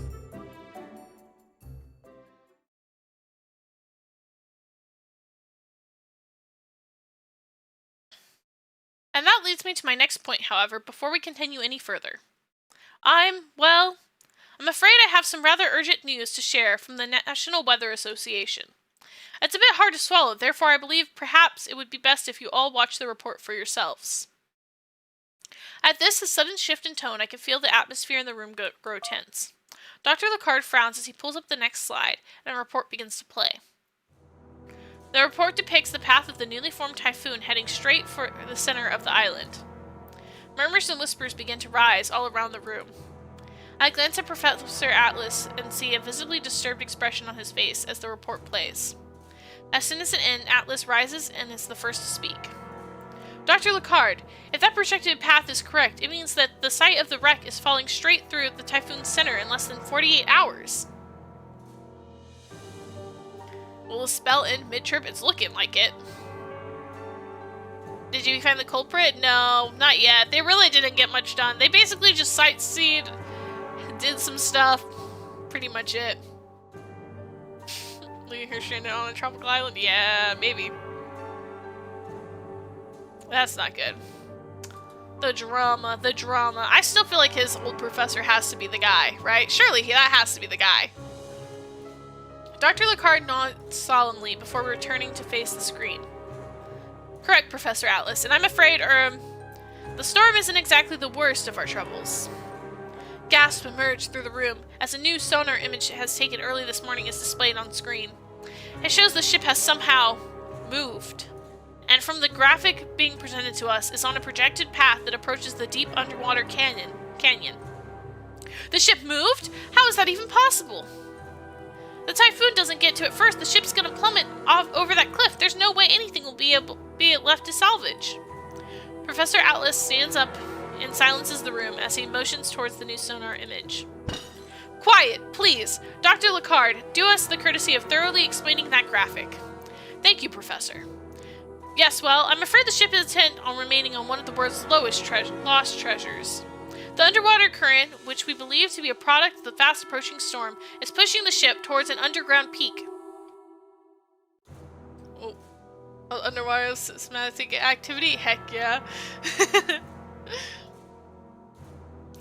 Yeah, is it bad that I feel like he's just gaslighting us and none of this is really happening, and he's just using this as an excuse to get everyone to leave so that he can steal stuff? I know that's kind of out there. That's definitely, like, too outrageous, but I'm like, maybe that's the real plot. Frankly, we've never seen anything like this before. It's almost as if the very forces of nature are against us going anywhere near that ship. Yeah, I guess. Dr. Lagarde's tone grows low as he shakes his head. It greatly pains me to say this, you all, but We will not be granted time to properly excavate this wondrous finds. And once that ship plunges over the edge of the canyon, the typhoon hits the site of the wreck. It's over for the sea flower. I can only stare and worry as the scientists and researchers around the room tear their hands through their hair. Man, the writers really love that expression, tear hands through their hair. They use it so often. Many others remain hauntingly quiet. However, I believe we still have time to salvage something. At his tone, heads snap up again to take in a new slide. An old photo of an ancient golden cross encrusted with emerald diamonds and rubies and a multitude of other precious stones. So tell me this, riddle me this. It's an entire ship that's sunk, that we have so much stuff we need to figure out about, and you want to save the most valuable thing on the ship instead of the historical stuff? Why is that, Professor? Because you want to steal it? And make a big profit? That's what I think. That's what I think. It's the Titanic. We're looking for the heart of the ocean, basically. She's played too many days, so... I mean, everyone has such good hair, they have to touch it, right?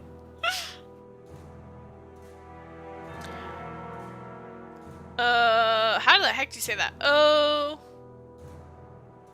Corcal? Corcal do Año? Año? I don't know if I said that right. Alright. Too many squiggly lines. I don't know. Correct. Oh gosh, they're gonna keep saying that. The Angel's Heart. Okay, I can say that. Was one of the greatest Portuguese treasures ever recorded in ancient history. Okay, back with Eliza. Hi, Eliza! Maybe get some fishing nets and try to actually drag as much out as possible. That's what I'm saying. Try to get all of it out, not just this one expensive treasure. Stupid. And many historians believe it was on the Flor de la Mar when the ship fell into its watery grave on the 17th century. As he charges the next slide, various people rise from their chairs, myself included, at the information that appears to be on the screen. Professor Atlas narrows his eyes as a deep frown appears on his face. Ladies and gentlemen, the relic alone is estimated to be worth around $1.3 billion. And why are you wanting to save the most expensive relic? I don't know. I'm no historian, but if it were me, I'd be going for things like journals, antiques, things from the time period. Not the most expensive relic, because why do we care? That's not the big ticket item, really. Yeah, poor me too. Yeah, she was crying. Oh, poor baby. For both of you guys. Oh.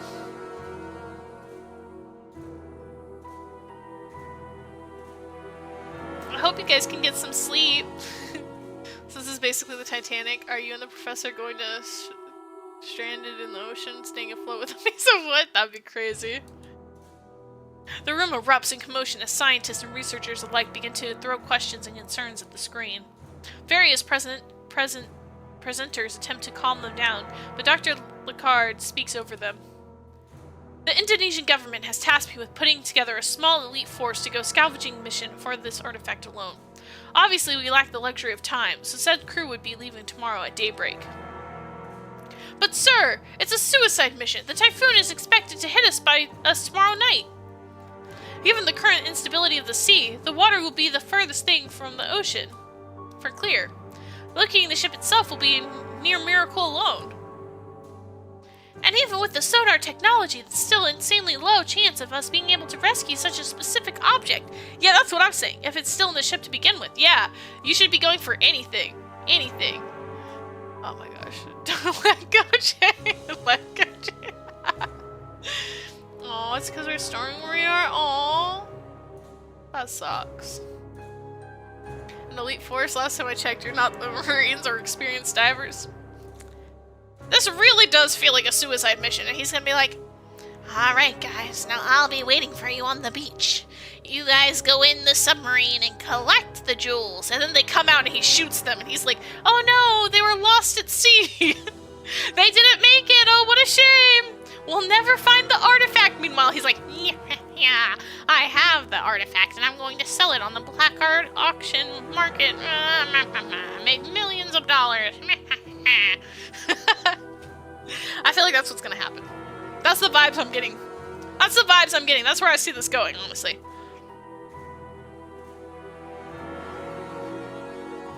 Yes, more than anything, we all understand the dangers involved in this dive.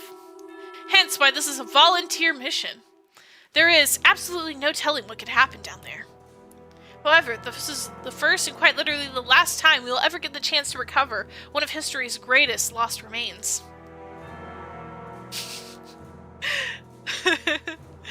They are professors and TAs, so real. Jay, you sure you haven't played Charted or something? I never have. I just like, this is the vibes I get, man. Bye for now. Bye, Rose. Good luck. I hope you and baby get sleep.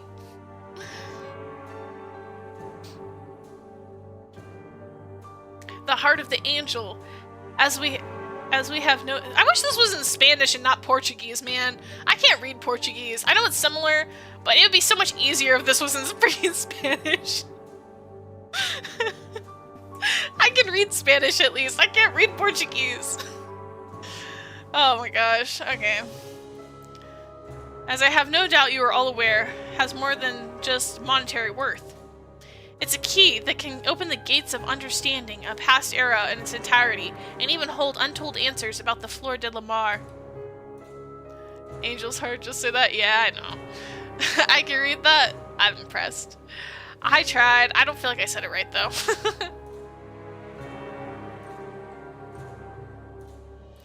I swallow hard as Dr. Lecard narrows his eyes dangerously at the audience. Everyone has calmed down considerably as they process his words. So, now that I've communicated the dangers with this virtues, I ask, are there any volunteers who I totally won't kill off later? I can read French, Egyptian, and Portuguese. Wow, that's impressive. I wish I was multilingual. Like, genuinely, I wish I was. I wish my parents actually, like, made me learn languages as a kid. Genuinely. I would be so much better off. But they hate me, so I'm just kidding. They don't hate me, probably. But I do wish I was multilingual. The room goes silent for a few minutes. A handful of researchers begin shaking their heads. The tension in this room could be cut with a knife. Sure, what the heck, why not? I volunteer as tribute. I volunteer! I volunteer! I volunteer as tribute!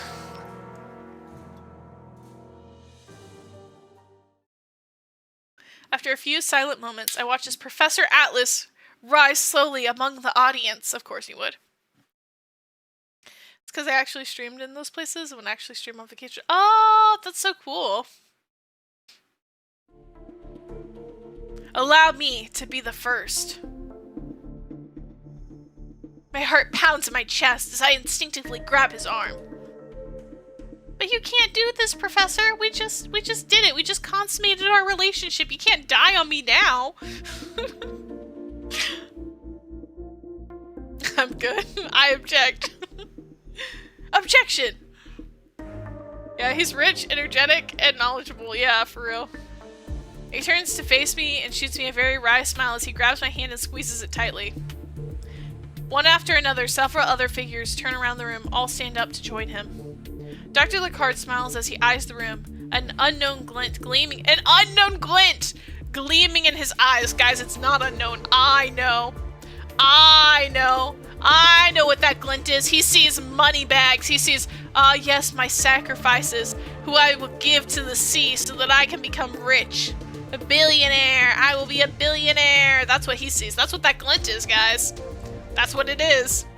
That's what it is. I hate this guy. He made you once and already wants to dip out of the relationship for real. Of course he volunteered. This is gonna be like, oh gosh, I already forget what that one thing was called. He's gonna be like the guy that was on that one submarine. I can't remember what they called it though. It literally happened last year. You'd think I would remember, but I've already forgotten. You know, he's gonna be like those people, all those rich people that got on that submarine. That ended so well for them, so I'm sure it'll be fine for him. Oh man. Excellent. Yeah, that's...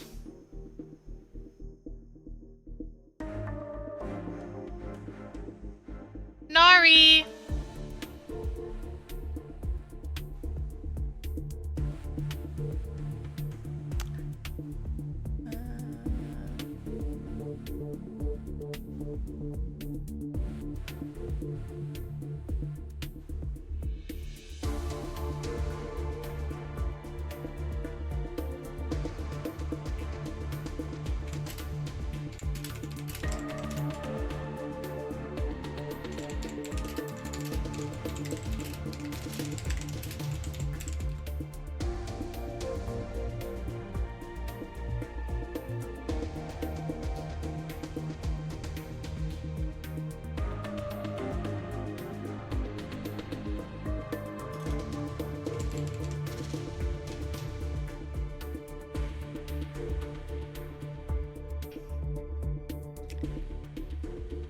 Alright. Oh no, not that one that imploded. Yeah, that's the one I'm thinking about, the one that imploded. That's not good, yeah.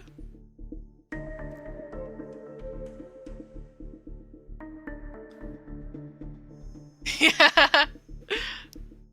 Excellent. Yeah, see this guy, he's a menace. I already know he's trying to oof them all. He's trying to off them all, guys. A few moments pass, and I also attempt to rise out of my seat to showcase my own willingness to participate. But Professor Atlas forcefully pushes me down into my seat without giving me a chance to speak nor stand. He said, "Sit, woman, I'm not letting you go on a suicide mission. I can go on a suicide mission." Thank you, Nari! Thank you! I love you! I appreciate it, thank you!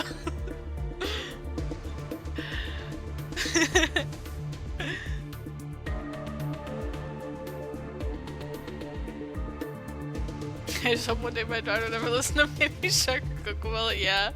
Sorry, I was on my phone. I had to jump to my computer. No, you're good, Nari. Thank you. I appreciate it. Rude, we could go on a mission too. Yeah, let's die. At least if we're gonna die, let's die together. Why won't he let us die too? What if we also want to go on a suicide mission? He doesn't know us like that. That's crazy though. He shoots me a look and shakes his head while mouthing no. I guess at least we'll inherit his riches. At least we've got that, I guess? I don't know. No we won't though, because we're not married. Shoot, dang. We're not in his will, dang it! You gotta be the rose to his Jack, apparently. Dr. Lecard looks around the room before motioning towards a well-dressed official in acknowledgement. The presentation ends and he turns around to face the audience. Those of you who have valiantly chosen to participate in this important mission, please follow me to another meeting area. There will be discussions on the intimate details of what this will entail. If we are going to salvage anything off the ship, preparations need to start this second. As for the rest of you, I'd advise you to start preparing for inclement weather. Guys, this is insane. He's leaving everything to his secret family we don't know he had. Everything's probably going to his mom and his sister, though, honestly. Like, if we're being for real, he seems to have a good relationship with his mom and sister. That's probably who the money's going towards. But dang. As Dr. Lecard leaves the room, people begin filing out and murmuring. I stand up with a confused expression, but Professor Atlas grabs my arm and pulls me close enough to whisper. You are not going on this dive. Do you hear me? But why? Dr. Lecard said they need all the help they can get, and... No, this is not something to be debated, Jay. You're going to stay here in this lab and pass through the typhoon. And the minute the storm ends, I want you to get on a plane and go back home. Am I understood? He has daddy issues? Yup. Yup. Oh, gosh, guys. I don't like this. Why can't we die together? What happened to Romeo and Juliet? Let's die together. Whatever happened to that? Why is it always nowadays, no, you survive. Let me go on the suicide mission. Like, sorry dude, I kind of don't want my significant other dying for no reason, and then I have to live with the grief of that. That's not selfless, it's just selfish. I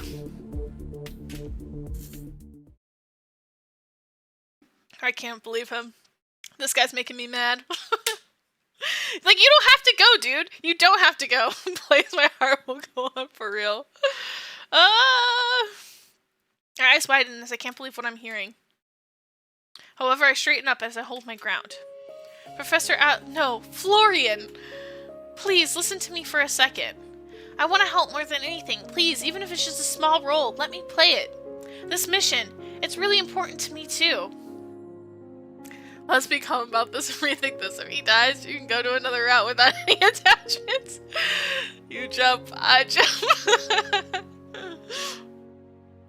So please, let me help you all. I'm begging you. I promise I won't get in the way. I give you my absolute word. Please trust me. Professor Atlas lets out an exasperated sigh as he removes his glasses and rubs his temples, shaking his head. It's not about trust, Jay. It's about experience. Something you lack for a situation like this, and I should have thought this through more. Bringing you here was a mistake. I blink at his words as a pain throbs in my heart. Images of last night flash in my mind. Mistake? Professor Atlas shakes his head as he lets out a sigh. That's not what I meant, and you know it. It was a poor choice of words.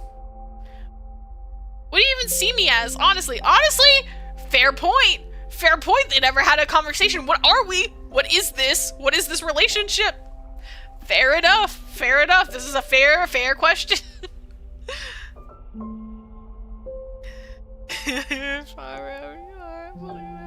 Yeah, so real.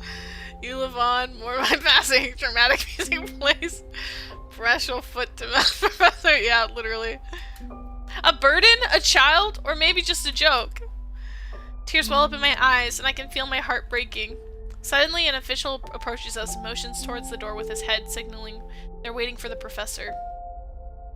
Jay, I don't have the time for this right now.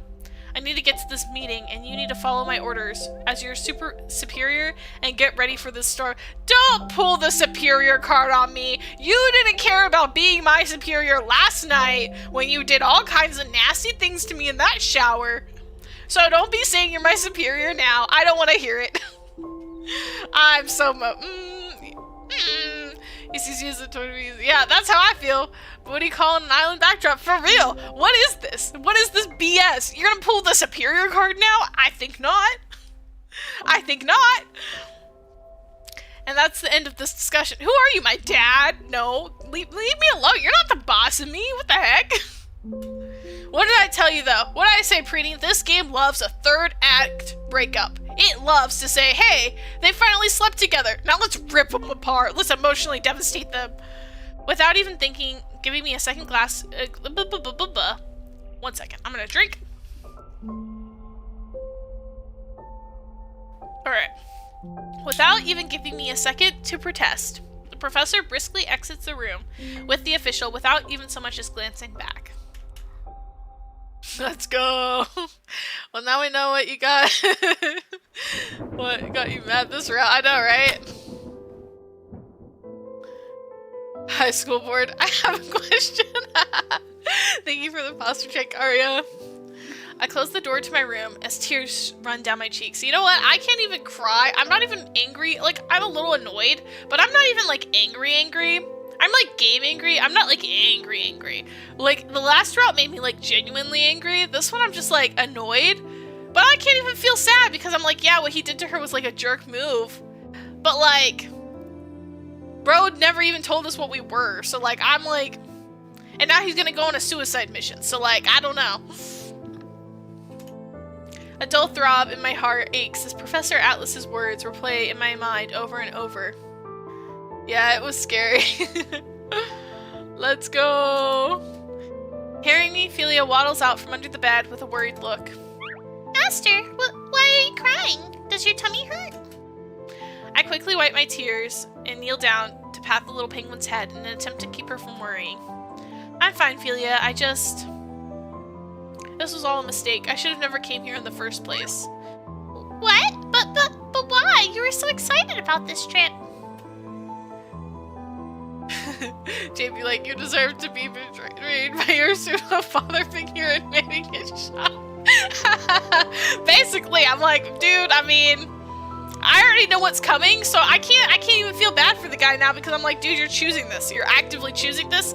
Like, we could have at least, I mean, we're still probably gonna protect him. We're gonna be there like the gun's gonna be to his head, and Agatha's gonna be like, Ooh, witchy magic! Look, you could go and save him! And we'll, like, jump through another portal, and we'll be like, stop it! No one gets shot today! I have magical penguin that's gonna kick this gun out of your hand! Agatha gonna be sunbathing for real. He's ignoring all the red flags, literally. He doesn't see how evil his professor sounds. Like, his professor literally looks like a cartoon villain right now. Like, so predictable. I watched you stay up all night studying really, really hard for all this. You said you were going to, what was it again? History in the making. Or something like that. I can't help but force a smile at the little penguin. I watch as Philia grabs my Archaeology 101 book from my bag, now filled with highlighter markings, outlines, and notes, almost as if to strengthen her point. I was, Philia. I felt so passionate about this trip, unlike anything I've ever felt in my life. I've hardly slept in the past few days just from trying to prepare for this, and he didn't even give me a chance to prove it. Didn't even get us a second thought. I wasn't asking to go on the dive, I just really wanted to help in any way that I could. But even that was asking for too much. I don't know where I stand with him. I don't know what's real and what isn't. I don't even know why I'm here. Poor girl, she's going through it. She's going through the trenches. The real flag is frozen. Nice. Remind me again, where did the magical penguin come from? Yeah, a pin. It was a magical pin given to us by a witch. Yeah, that's what it was. Magic penguin attack! Fetch the cheese! Another tear falls from my eyes as I sit down on my bed, staring at the cover of the archaeology textbook. Yeah, ad break, okay. Let's just wait for the ads to be over. Should only be like a minute.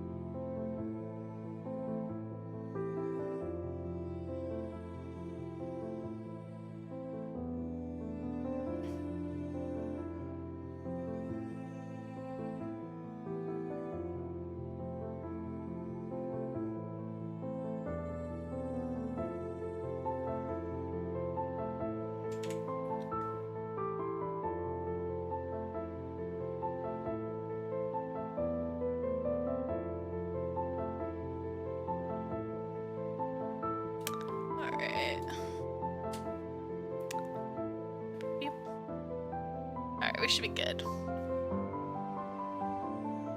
Oh yay, only 5 seconds? Nice. Oh, 3 more until drama shows up. That's crazy. That was crazy fast, Dad. Okay. Another tear falls from my eyes as I slowly sit down in bed staring at the cover of the archaeology textbook. Elia sadly waddles next to me and offers me a potato chip as consolation. I know I may not be the best penguin to say this, but I think Master J shouldn't give up on her dreams. My eyes widen as I stare incredulously at the small penguin. My dreams? Of course! Isn't your dream to rescue old ships or something? Look, I don't really get it, but I do know one thing. Master J, you always look the happiest when you're talking about Mr. Atlas, or whatever you talk about old ancient ships and buildings and stuff. I look down at the cover in front of me and stare at the cover.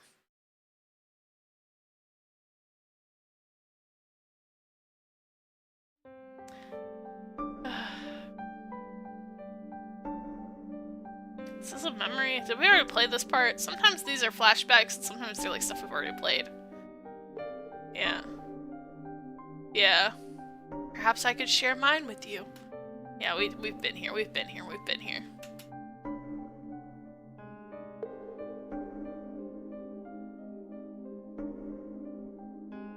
I stand up as my heart starts pounding with the realization I've come to. Philia stares at me bewildered as I pace around the room. Flashbacks of weird times, for real. But even so, I break into a smile as I spin around to face her. Philia, I have a dream. Yeah. I thought this is what we just talked about. No, you don't understand. I didn't have any dreams before. Up until recently, I've never found something in my life that I could actually call that. Something that I could say I wanted more badly than anything. A reason to wake up and fight for every day. But I grabbed the archaeology book, along with all of my notes, and I clutched them to my chest, feeling a sense of overwhelming gratitude. All of this, it fills me with so much wonder and curiosity and excitement. I still don't know what the future might hold for me, but I do know how I feel about all this. It makes me so happy. He makes me so happy. Julia smiles excitedly as she stares up at me. Hee hee. So, does Master admit that she has 2 dreams then?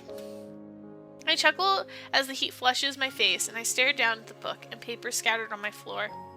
Yes, and both of my dreams are leaving on that dive boat tomorrow. There's no way I can just stay behind. Yeah, go on that suicide mission, girl. Do it.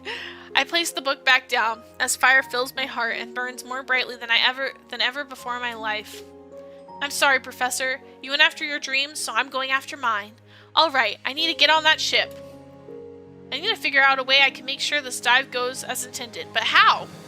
I don't even know where to start. There's no way he's going to let me into that secret meeting. The sound of potato chips crunching snaps me out of my thoughts as I stare at Philia's immersing herself in a bag. Because she's invisible! She's like our built-in spy! Oh my gosh, this is going to be so good. She's going to be an international super spy.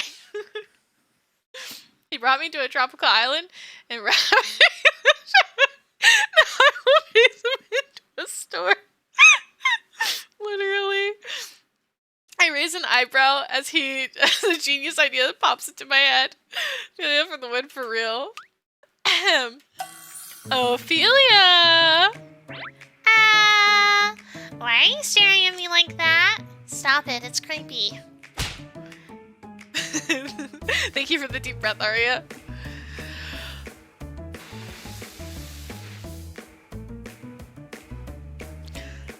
Now from magical penguin to the penguin from Madagascar, for real. Ophelia, you said that other humans can't physically see you, right? Well, no, except my current master, which would be you. I lift the little penguin up in the air and bring my face close to hers. Ophelia, I need your help for a top secret mission. The reward is 100 packs of cheese. 100 packs of cheese! You heard me. You need to sneak into a room without being seen and write down everything the people in there are saying on this paper. Can you do that? Bro, for 100 packs of cheese, I can do anything! I grin triumphantly as I high-five her flipper. Now let's do this, baby. The sea flower, here we come. Anything? Lost in the blue. Lost in the blue, it's poetic. Because blue could mean sad, but it's also literal because he's going to be stabbed in the back by his old professor and stranded at sea. Save yourself on money. Can get 100 packs of Kraft cheese slices for real. She'd probably enjoy the Kraft cheese slices anyways. Hi, Rose. The next morning, I hide behind some cargo as I spy on the dive team making their final preparations. Heavy-looking equipment and machinery being loaded onto a big boat, as dark clouds begin to overtake the early morning sky. Thanks to Philia's snooping efforts yesterday, I know how everything's going down. Okay, I need to hide in one of these wooden crates they're loading onto the ship. Hiding in a wooden crate. How could this possibly go wrong? As I open the giant crate, I can't help but make a face at the strong foul smell that comes out of it. Philia shakes her head at me. No! No, no, no! I refuse to be stuck inside a stinky old boat! Ah! I grab the penguin and quickly close the lid of the crate when I spot 2 figures approaching. My heart beats loudly in my chest when I hear Professor Atlas's voice, along with that of another crew member. Guess he had a big pack of string cheese? Yeah. What's wrong, Atlas? I figured you'd be the most excited for this out of everyone here. Don't get me wrong, I truly am. It's just, somehow, I have a bad feeling that all this I just can't seem to shake off. Oh, so he does have an inkling. He does kind of sense that his professor's kind of sketchy. He's just brushing it off. That kind of makes it worse, not gonna lie. Oh, chin up, mate. You've been through your fair share of dangers in this field, probably even more than the rest of us. If there's anyone who can really pull off this miracle dive, well, it's you. I think everyone in this team believes that, hence why we're all even here. Oh, do you, sir? My thanks, I appreciate the token of faith. Blow this one up too, will you? My heart slams in my chest as something hits the top of my box I'm hiding in. I cover Philia's beak as she attempts to squawk angrily. I look up and my heart throbs as I make out the professor's face through the slight crack in the wood. He stares longingly out into the horizon as he murmurs to himself. She's safe. Florian, she's safe. She might despise you now, but at least she's safe. Oh, I didn't know you had a Mrs. Atlas. Is that the assistant you brought to the lab? Everyone thought it was strange when you arrived with her. After all, you're not one to mix personal affairs with work. Did you two have a fight or something? Could always ask someone else to fill in. To start out, she's a lot more than just my assistant, and she's extremely talented, in more ways than one. Had this been a regular expedition, I'm sure she could have held her own as good as any of us, but not under these conditions. I just couldn't risk putting her in danger like that. I wouldn't know what to do with myself if something were to happen to her. I'm sure I don't have to lecture you on how dangerous this line of work can be at times. Not at all. I know the feeling all too well. I have a wife and a 3-year-old back home that make me rethink every time I get called out on one of these now. Dude, then why are you here? Dude, you got a wife and 3-year-old at home. Back out. Don't die. Your wife and 3-year-old need you. What the heck? Jay paranoid now. I've been paranoid, but for good reason. So he's actually Indiana Jones professor? Literally, he is. Like, actually. It's okay, professor, she can risk herself just fine, for real. Okay, he just... Nah, work comes first. Nah, I don't think so. If your work can kill you, I don't know if I believe that. No need for you to risk her yourself. Now the crew member is going to be the father of the main character of the anime for real. Professor... My pulse quickens as I can only stare helplessly at his solemn expression. He rises to my cheek for the first time. I can no longer deny what I feel inside. God, I'm in love with him. I'm so stupidly in love with him. I'm just an idiot, a giant idiot. I know this isn't real. None of it is. I know this, and yet... Thoughts of our passionate night together and the sweet, tender morning we shared come floating to my mind, because it's the only sweet moment we've had together. But I quickly shake my head. No curse, nameless character, eh? Are we sure the journal doesn't work backwards? Yeah, for real. I feel like this journal doesn't work the way it says it does. No, it's not the time for that right now. I have to focus on getting on that ship. Professor, I'm sorry, but I'll definitely show you what I'm capable of, and I'll make sure we get that relic, no matter what. I look down to see Philia grinning suggestively as she makes kissy faces with her beak. Mwah, mwah, mwah. Oh, Professor! You guys know that Zio hates it when I do the voice for Philia? He's like, I hate it when you do that high-pitched voice. It's so annoying. He's my biggest hater, guys. Like she didn't love him till after writing the name. I know. Crazy. My eye twitches as I put a finger to my lips. Shh! I hope you know they can't hear me. But I can, so shut up! Huh? Professor? Did you say something? Wow. Don't worry, Professor. We will royally mess up this trip. Philia and I gasp as we notice the top of the box has shifted slightly. I can see Professor Atlas's face from the opening as he looks the other way. No, if I'm busted here, it's all over. It's all over. I quickly and carefully slide the box cover back on properly without him noticing. Philia, I love you. I know, right? Philia and I remain motionless as we wait for the verdict. Hmm? No, I didn't say anything. Did you? Oh, there's our cue. Seems like it's finally time. I'll head out first and meet you out on the dock. Phew. Seconds later, a strong force moves the box upward as we hear heavy machinery and directions being called up below. I look out and gulp as I watch the box being lifted over the water and placed on the ship. All while I cover Felia's squawking beak.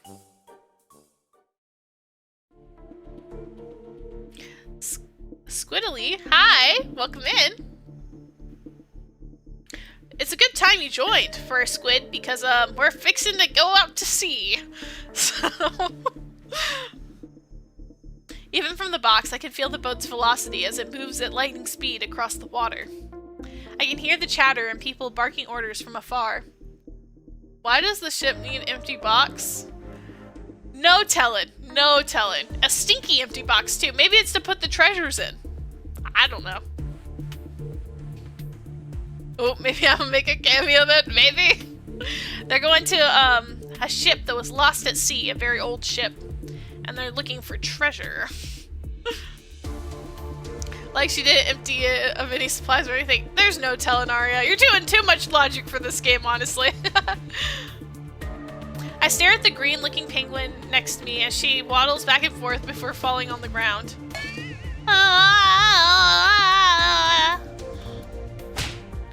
How do you get seasick? You're a penguin, for crying out loud. I immediately shut up as we hear some crew members run along the sides of us. It's me. I'm the treasure. You are the treasure. You're the treasure to us. Moments later, I feel the boat begin to slow down dramatically. After a few minutes, it seems to stop completely. I prop myself up. You think we're gonna hear the professor, like, evil monologuing to himself? You think he's gonna send all of them out as divers and he'll be like, I'll stay on ship, guys. Don't worry. And then, like, while they're all gone, he's like, ha ha ha, my plan is all coming together. And then when they arrive with the jewels, I'll leave them for dead. Huh, you hear? Or something like that, you know? Oh, it's like your ethics logic from before, wasn't it? Yeah, to be fair, it's a whole thing. I rose. I prop myself up and peek out from under the box's lid. I spot a giant diving cage behind giant diving cage being ascended over the water as Professor Atlas and another researcher now begin don diving suits. Dang, he's so hot, even in a diving suit, man. Oh gosh, his butt looks so good in that suit. Dang it! Oh man. Her head is in it, the game, guys. Don't worry. She's not distracted. She's not distracted. Wait, no. Focus, you idiot. Focus. Suddenly, I hear a voice behind me, and I reflexively duck back into the crate. The cake! Yes, we're understaffed. Nevertheless, all is going according to plan. Hey! I was right. She is gonna hear him monologuing. Guys, I feel like I'm psychic. I'm predicting every twist and turn in this game. I feel like so, like, big brain right now. Like, I feel like I'm just, like, I'm predicting everything. I peer through the crack in the wood and see Dr. Lecard's back as he speaks into a phone. Yes, I'll let you know the second we find something. That relic will ensure that we're sitting pretty for the rest of our lives. A shame a certain professor won't be there to see it. I knew it! I knew it! I freaking knew it! And now she's gonna be like, no! Atlas! No, not Atlas! Florian! Florian, no, believe me! I heard him on the phone! He said he's going to off you, just so he can take the treasure and sell it! He's the cat burglar all along! And then he's gonna be like, no, Florian, don't believe me, my boy. Don't you know? Don't let a pretty face trick you. She's just trying to deceive you. Why would I do that to you, my boy? Clearly, she's in the wrong. She snuck here. Maybe she's been using you because she's the cat burglar all along. And it's gonna be like one of those situations where it's like he has to choose who to trust, his father figure or her. I'm seeing it, guys. I see the vision. When you read enough books, anime, manga to predict the future, yeah. She's making her own game. Basically, I just know what's gonna happen, you know? What if it's like actually not the professional figure, but a doppelganger? That might be a little too extreme. This game, I don't feel like, this game likes to go extreme, but I don't think they go that extreme. Especially because in Jamie's route, we already kind of had like the doppelganger situation. So I don't think they would reuse that twice in the same game. But I don't know, we'll see. I raise my eyebrows as I watch him hang up the phone and head down towards the dock. Sitting pretty. Is that what he said? I could barely hear him. Before I can think much, I hear the roar of thunder. Impersonator! I peek out of the box and see the skies growing darker. I look over at Professor Atlas as he stares out into the sea. My heart tightens in my chest. If only I could go with him. No, wait. Now's not the time for self-pity. I came here on a mission. I gotta do what I can. True, I forgot about the Jamie copycat. Yeah. I turn around and grab a bag filled with tiny glowing bottles. Ophelia and I stayed up all night making magically infused potions to help with the dive. Hey, yo, she's like, I'm actually practicing witchcraft. I'm a practicing witch now. He will make it out of here alive, and I'll guarantee it. These won't do much, but they should at least help them get to the ship faster without having to worry about the murkiness of the water. Alright, time to pour these bad boys out. Ready, Ophelia? Magic? Now? Apparently. Suddenly, a commotion on deck catches my attention. I peek over the lid once again and see that the diver next to Atlas has begun throwing up over the edge of the boat. Various crew members attempt to help him, but his complexion is terrible and he can barely stand. I think this was part of the plan. I think that the other guy gave him food poisoning or something. The other professor, the father figure, food poisoned him so that Atlas would have to do the dive alone. I think this is the plan. I really do. I think it's the plan. It has to be. Because if there's another person that's a witness, if it's only one person, he can oof Atlas all by himself. Bingo bongo, it's all according to plan. I watch as people argue back and forth about what to do. Dr. Larter is screaming orders, but no one is following them as a whole wave of panic sweeps the deck. You never dive alone, I know. But that's the plan. Eventually, a haunting silence seems to cover the whole boat until... I'll go alone! I knew it! I knew it! Well, why not? She has a talking penguin, for real. My heart stops in my chest when I hear those words. That's why oxygen tanks have 2 mouthpieces, yup. Various crew members pipe up in protest, but Atlas shoots them his signature wry smile. Squiddly, hi! Thank you for the follow. I'm glad you're enjoying your stay. Oh my gosh, okay. I knew he's gonna go alone, guys. Psst. Hey, Master J. What's with the weird-looking thing over there? Can I eat it? I look back at Ophelia to see what she's unearthed a diving suit near the bottom of the box. I take it in a slow, shaky breath as I stare at the suit. Oh, it had extra diving suits. Episode 8.5, my sea flower. Oh my gosh, guys, we're his sea flower. But this means it's gonna be from his perspective. Let's go. Hopefully it tells us how long he's been in love with her. I stare out into the sea in contemplation. My original diving partner is out of commission, and now I'm stuck between a rock and a hard place. I look out towards the equipment, and desolate look on my crew's faces. I'll go alone. Several of the crew members turn to look at me in shock as they speak up in protest. No, Atlas, it's a death wish going down there alone. You have no clue what could happen. Please reconsider, Professor. We can't even make our foot down into the water and... Wait, everyone, look! Look over there! Everyone directs their attention towards the edge of the boat as an incredible phenomenon takes place before us. The water, it's clearing up. Water that was murky beyond compare mere seconds ago is now miraculously changing and allowing us to peer clearly into the depths below. Dr. Lecard lets out a bellowed laugh as he ushers the crewmen. Ha ha! See? Nothing to fear, gentlemen. The heavens are on our side. I'm gonna give him that villain accent. The, like, cheesy villain voice, because I know he's gonna be a cheesy villain. Now, let's see this salvage operation underway. No, it's still too dangerous for someone to go down there alone. Someone has to go with him.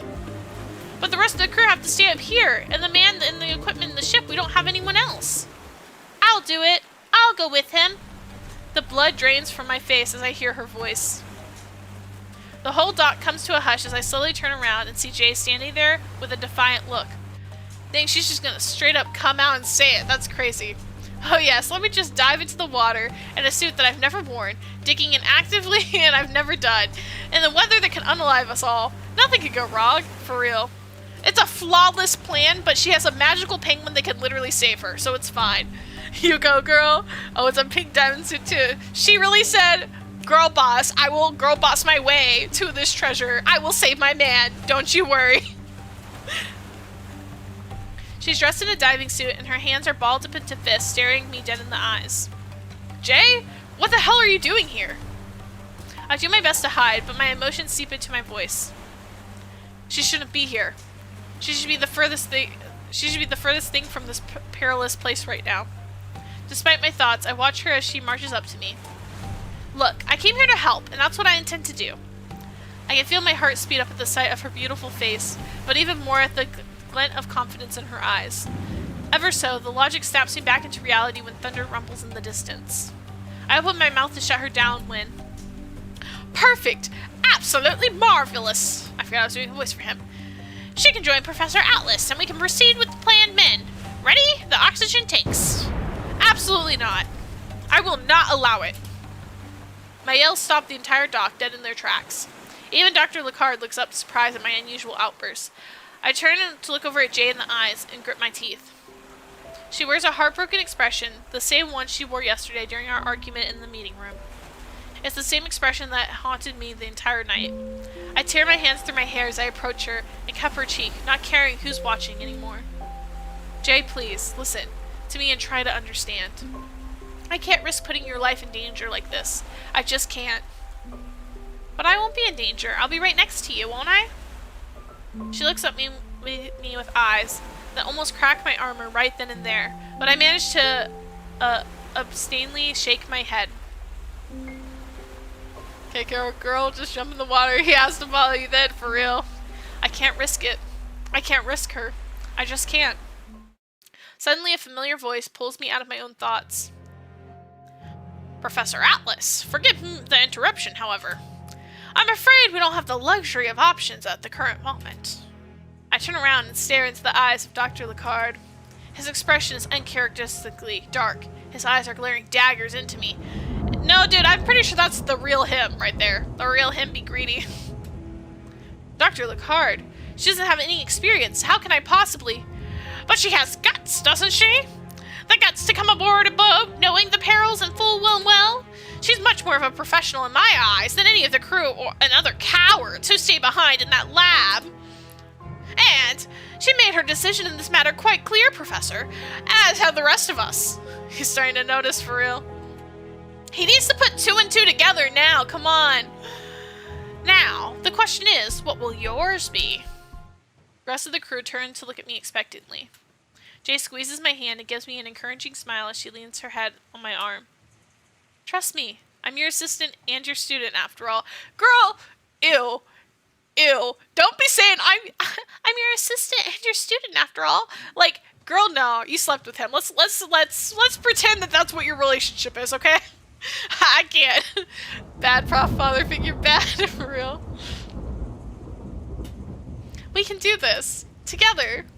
I swallow hard, and after a few silent moments, I let out a deep sigh. Fine. She can accompany me. But the second I give the order, I want you to pull her back up, no questions asked.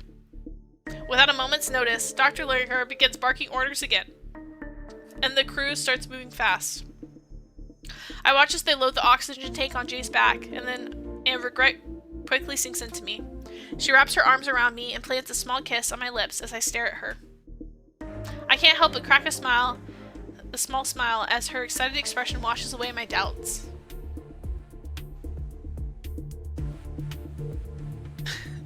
Please stop reminding us of those things that just feel like, I know, right?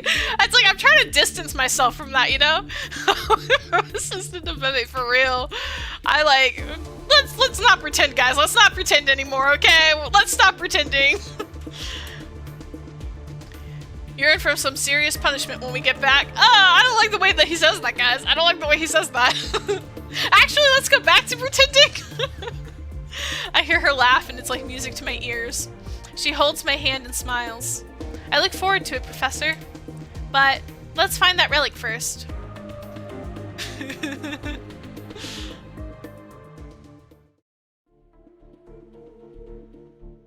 We entered the diving cage and I give the signal to begin lowering us. I watch Jay next to me peer excitedly into the clear water. I talk into a small microphone attached to my oxygen mask. 1, 2, can you hear me? Loud and clear, Professor. Me too. I look over at Jay and can't help but chuckle as she shoots me 2 thumbs up. We breathe in as we slowly descend into the depths of the abyss. Does this girl have a diver's license? Surely not. There's no way this girl has a diver's license and a passport, and she's just some random college kid who doesn't know what she wants to do with her life until like a few days ago. Ain't no way. After several minutes of sinking under and under, I glance below us. Oh my god, there it is. My eyes widen as I can feel the adrenaline pumping through my body as I take in the sight below me. Oh my gosh, guys, it's the thing.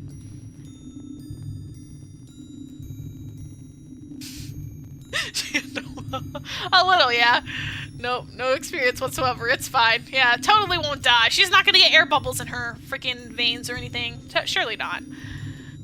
Plunged into the sand of the old ship, it looks like it came out of a passage of a fairy tale book. I like the music here, though. Flower of the Sea, yeah! The bow is severely damaged, but the ship itself is astronomically pristine condition for its age and being sunken under the ocean's waves for half a millennia. I eye the markings on the ship and I can feel unbridled excitement coursing through my veins. We found her, the sea flower. I can hear the cheers from the crew through my earpiece as Jay laughs. My heart fills with a delight as I squeeze her hand. Remarkable, simply remarkable.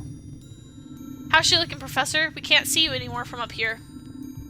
Like I could waltz right into her captain's quarters, keep lowering us down. I look over at Jay, and even through her mask and gear, I can tell she's beyond ecstatic. She's so beautiful. Wow.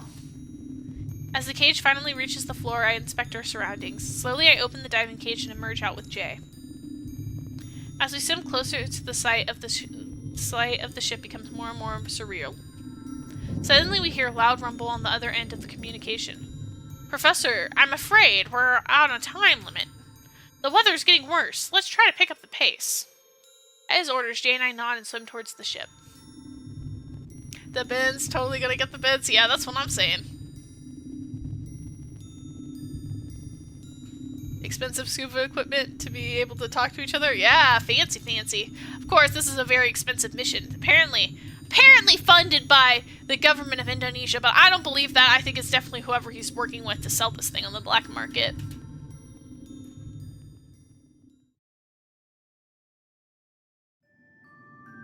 About an hour later.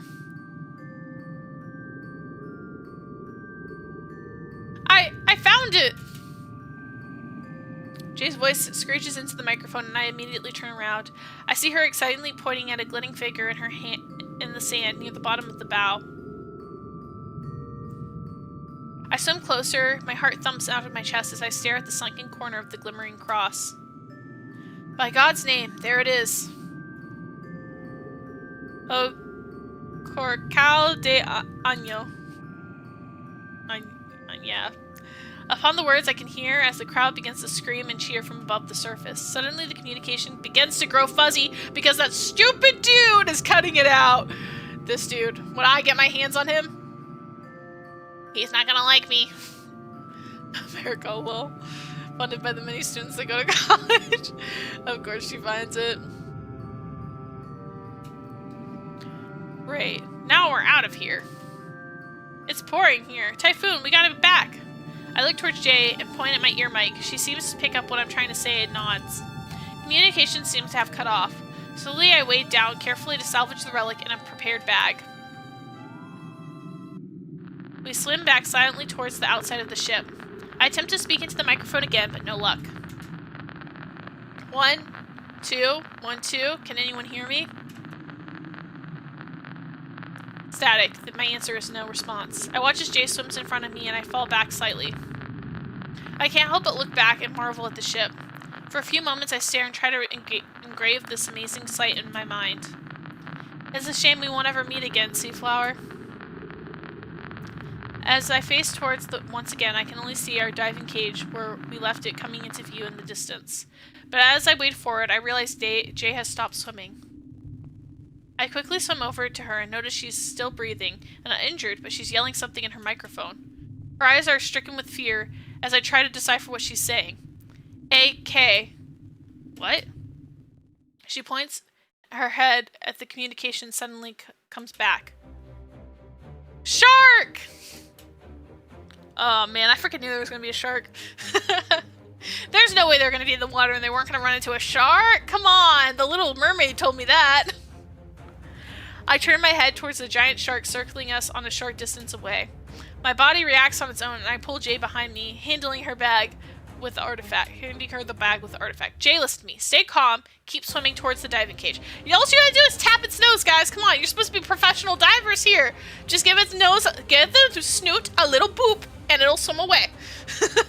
The shark just wants to play, for real. I've watched those videos. You can navigate it. It's okay. Storm sharks. Sharknado?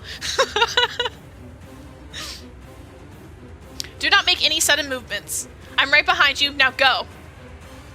Oh my gosh, the music's good since. I see the terror in her eyes as she nods quickly. Hey, can you finally hear us? What's going on down there? It seems the Fleur de Lamar had an unexpected guest on board. It's a shark, and it's huge, okay? Suddenly, I hear Dr. Lecard take over the microphone. Do you have the cross? Yes, I have it. We're nearing the cage, but... Remain calm and keep swimming, both of you. Atlas, don't you take your eyes off the shark. What is it? Great white. I freaking knew it was going to be a great white. No way they weren't going to make it a great white. Do these game developers even know another type of shark? Let's be real. Let's be real. Seems to be male. He is indeed quite large and looks to be very, very hungry. I love that they threw that in. They're like, yes, and he does look like he will eat people.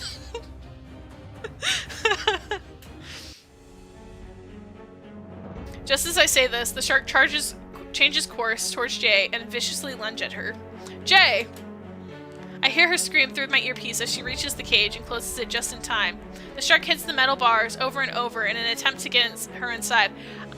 Just boop her snoot away. Come on, just boop it. Just boop it. We need some hammerhead shark representation, yeah. On instinct, I pull a knife out. No! No! Okay, he cut his arm. Okay, that's a little better. I don't think that that's the proper way you're supposed to repel a shark. But, maybe don't do that. I watch as the blood seeps into the water in desperate hope it'll grab the predator's attention. Professor, no! What the hell is happening down there? My trick works as the shark sniffs out the blood and immediately changes course with me. I hold the knife out defensively, yet continue to briskly swim towards the cage. I feel like this is not what the diving instructions tell you to do when you face a shark. I mean, I've never been diving, but if I had to guess, this is probably not how they tell you to handle sharks. Just a thought. As Jay opens the cage, the shark lunges in, but I make it just in time, and the face meets the metal bars of the enclosure. Pull us up now! Man, that was intense. Little did they know, the real monster was on the ship the whole time. It's going to make them wish that they stayed with the shark. Seconds after my orders, the cage lifts fast. Right as we begin to approach the surface, the water grows murky again, and we can't see a thing. Everything seems to grow eerily quiet as the cage continues to make its descent. A few moments, I can only feel my heart pounding in my chest. I don't think the cage should be lifted that fast, guys. They're gonna get the bends. They're not gonna be doing well. Dum dum dum. For real. Of course, you would want to know it's male. It's easy to see. Also, great whites are rarely seen in that area. Yeah, I know. I figured. But again, the game developers, did they do their proper research? Did they look up what sharks are found near the Indonesia? No, they're like great white. Poor great white. Great whites need a better PR person. Really, enough sharks aren't a part of the rules of diving? Really? I feel like that's something you should definitely teach what to do, just in case. Now, there's a say that sharks aren't really that receptive to human blood and prefer fish blood. Yeah. I know one of the reasons that sharks attack like surfers is because from below the surfing things looks like a seal, and that's like one of their food sources. It's very interesting though. Tiger sharks are scarier in tropical waters? Yeah, tiger sharks are scary. I feel Jay tense in my arms as we finally near the surface. Suddenly, through the murk, the shark hits the cage again! Ain't no way. There's no way the shark was gonna follow them the entire time. This is ridiculous. And Jay screams. I watch as the bag with the relic slips through the bottom of the cage and begins to sink downwards. Just as I'm about to dive down to snatch it, Jay reaches out through the bars of the cage and grabs it. The shark sees this as an opportunity and lunges at her arms. She retracts her arm back just in time and the shark bites at the murk. I can hear cheering as we finally lift it out of the water and into the air. Below us, there's no way that they were given enough time to adjust before getting out of that cage. Ain't no way. Or bull sharks, I know! Bull sharks are scary, man! The fact that they can go in fresh and salt water, oh my gosh, when I saw so many, used to love river monsters as a kid. I used to like watch river monsters all the time, and when they talked about bull sharks, I was like, oh my gosh. Scary. Below us, we can see the fins of the shark for a few moments before it dives down below and doesn't resurface. You guys did it! Jay and I laugh as we hold up the bag with the relic up and remove our masks. I can see the tears coming out of her eyes as we carefully lower it onto a platform. Without even giving us a second thought, I pull her into my arms and give her a bruising kiss? Same. The show was epic, oddly enough. It was so good! I love that show. What about a whale shark? I feel her kiss me back with the same fever as she runs her hands through my hair.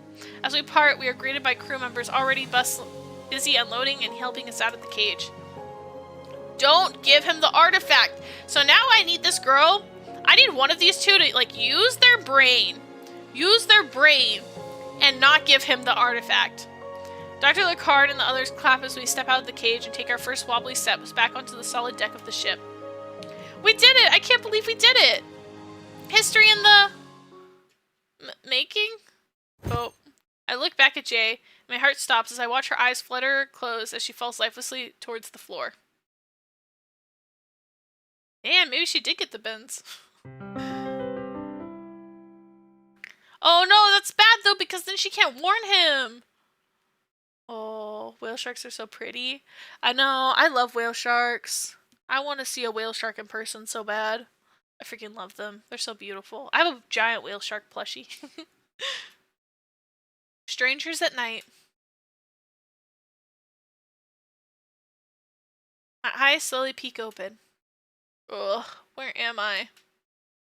I groan as I sit up, feeling my body ache all over. Suddenly, memories of the dive flood back to me, and I look around in panic. What brain they just think with their, you know? I glance outside to see a terrible storm raging on as the winds howl eerily. The opening of the door catches my attention as I turn around and see Professor Atlas standing there with a bandage around his arm. You're finally awake. Professor, the dive! What happened?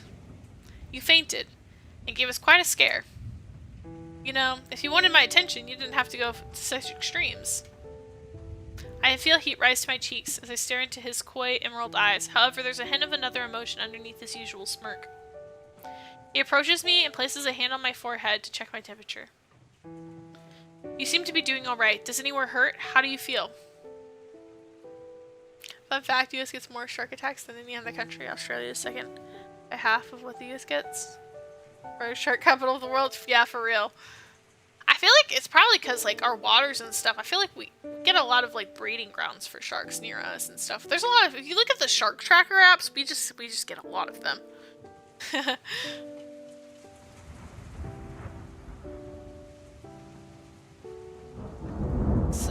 Sore. Probably from all that vigorous swimming you did. I'm sure fighting off a shark wasn't in that book I gave you, was it? God, no, it was terrifying. But also kind of exhilarating, if I'm being completely honest. The professor stares at me wide-eyed for a few moments before he lets out a sigh. Well, I'll be spoken like a tried and true explorer. My lips tug into a worried frown as I touch his bandage. How's your arm? It's barely a scratch. To is but a flesh wound. As a few moments pass in silence, we listen to the wind and rain howling from the outside. I can feel his gaze on me, and yet I can't bring myself to meet his eyes. I hear him clear his throat before he speaks up. Now that you're back to your feet, let me be clear about something. I don't care what the circumstances are. I don't ever want you to do something that rashly absurd again. I swallow hard. I was waiting for the backlash. I grip onto the bedsheets, expecting to be scolded more, but a gentle hand comes to my chin and forces me to look up at him. Jay, I want you to look at me. Please try to understand. I'm not trying to come off as a condescending or hurtful. I just can't bear the thought of losing you. I sincerely don't know what I would have done if you got hurt out there. How would I have been able to face your family, your friends, and your loved ones? How would you have expected me to look in the mirror each day if that situation had just played out slightly different? I feel an immense wave of guilt crash into me at the vulnerable tone in his voice. I'm sorry, I just wanted to help and prove that I could. Before I can continue, the professor silences me by pulling me into a tight embrace. I can feel him slightly trundle under my arms as I wrap my hands around his back and bury my face in his chest. Eventually he grabs my shoulders and pulls me away slightly. Listen to me. You don't have to prove anything. Not to me or to anyone. But I won't allow you to just put yourself in unnecessary danger like that ever again. Also, California has a lot of great white, shiver? Shiver? Oh, it's a group of sharks. Oh, okay. Nice, nice.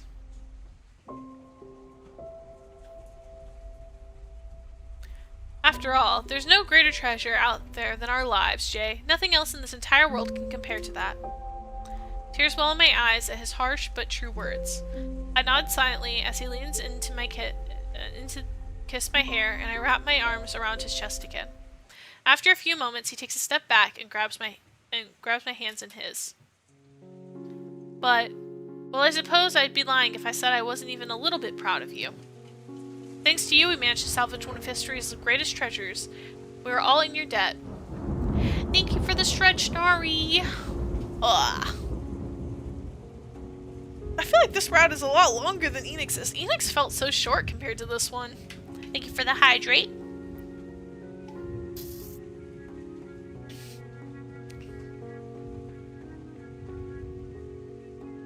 That does make me wonder, though. I don't think Zio's gotten home yet. I haven't heard him.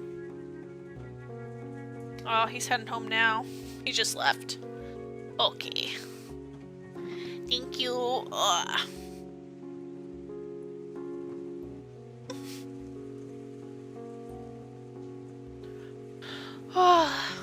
We're pulling through, guys. We're only on chapter 9, though? Dang, we still got a while. Alright.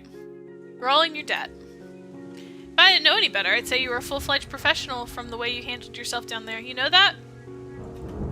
At the sound of this, my heart lights up. An excited smile plays on my lips as I look up at him. Oh no. There's that look in your eye again. Just what do you have up your sleeve this time, Professor, I want to become an archaeologist.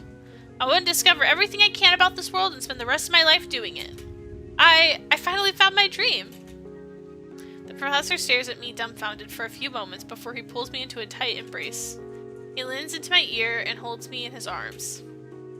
An archaeologist, huh? Well, I can't say I'm completely caught by surprise. You most definitely have the tenacity for it. And the courage. Congratulations, Jay. You're going to be amazing. I know it. Aw, he's kind of cute, actually. Enix was a fun route. Jamie was an adorable route. Atlas is an interesting route. Yeah, for real. He is her world, and she wants to discover it for real.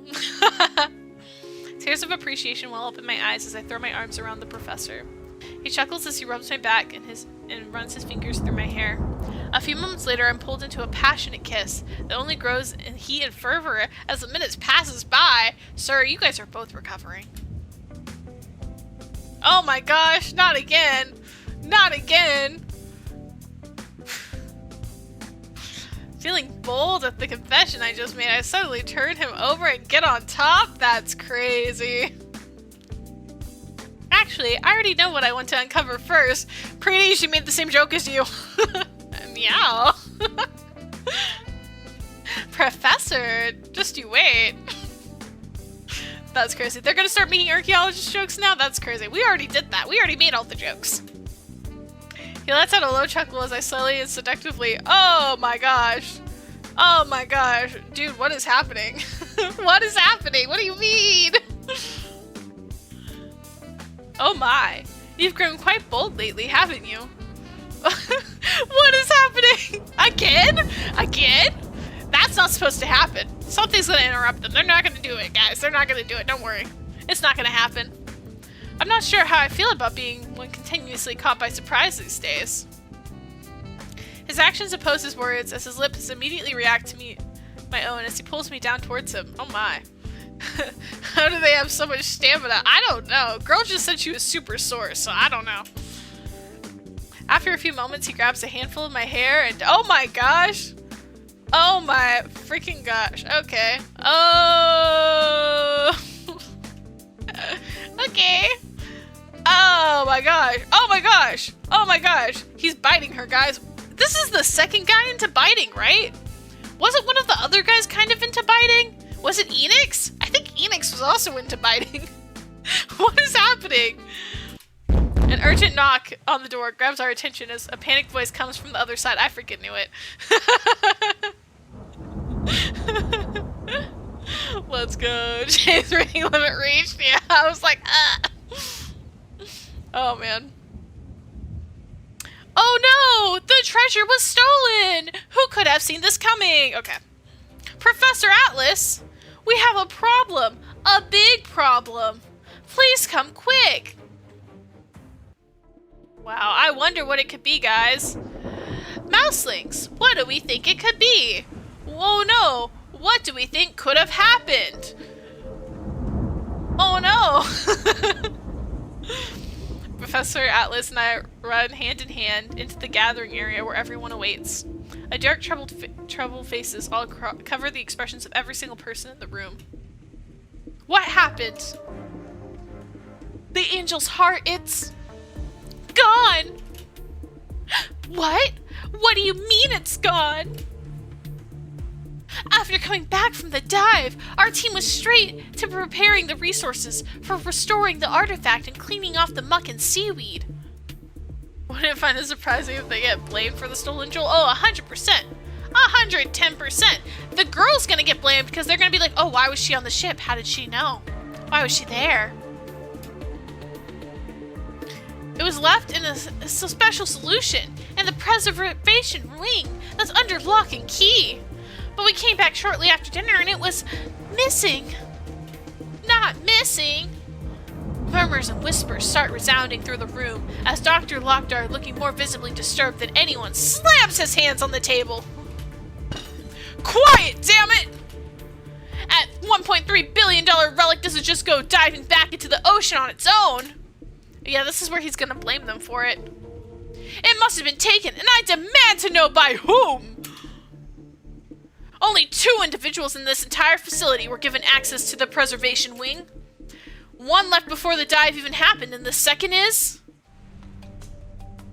Dr. Lockdar narrows his eyes at Professor Atlas as people begin to follow his gaze. Wow!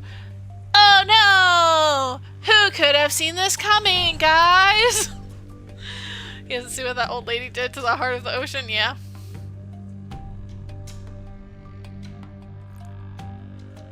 Professor Atlas.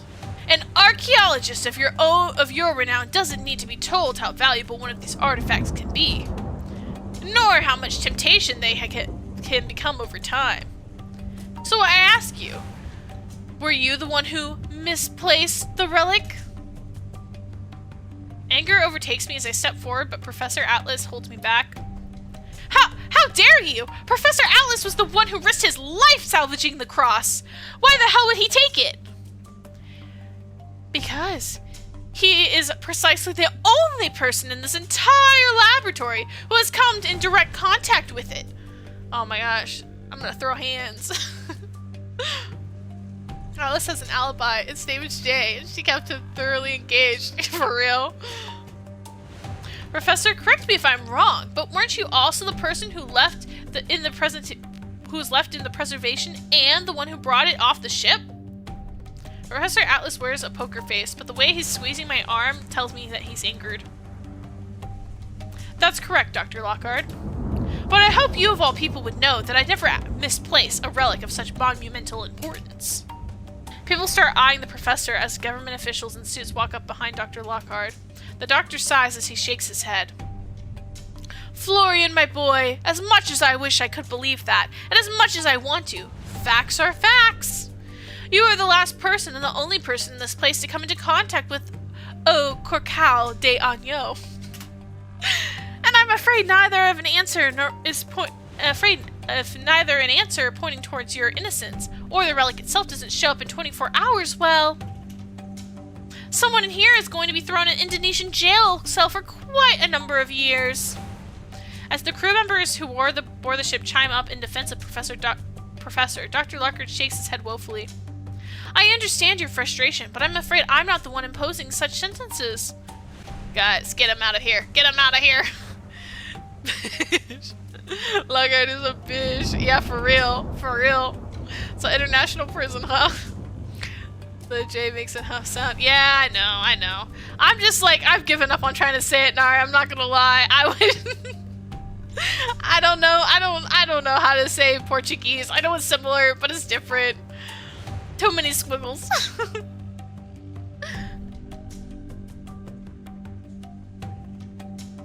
I've just given up. Alright.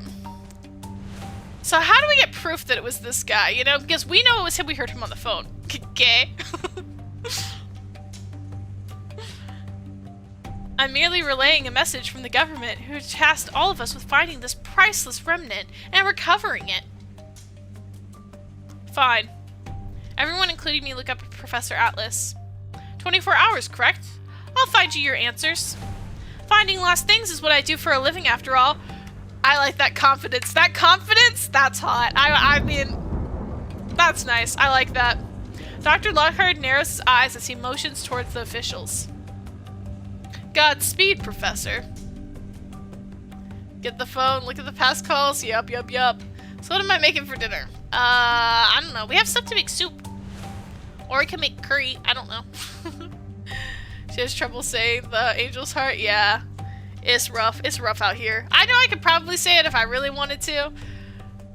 I don't know Portuguese. There was too many squiggles on the C part.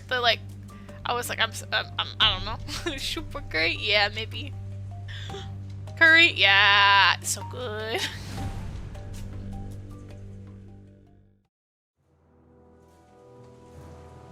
I quickly pace around my room, rage, frustration taking hold of me, as the previous conversation replays in my mind over and over.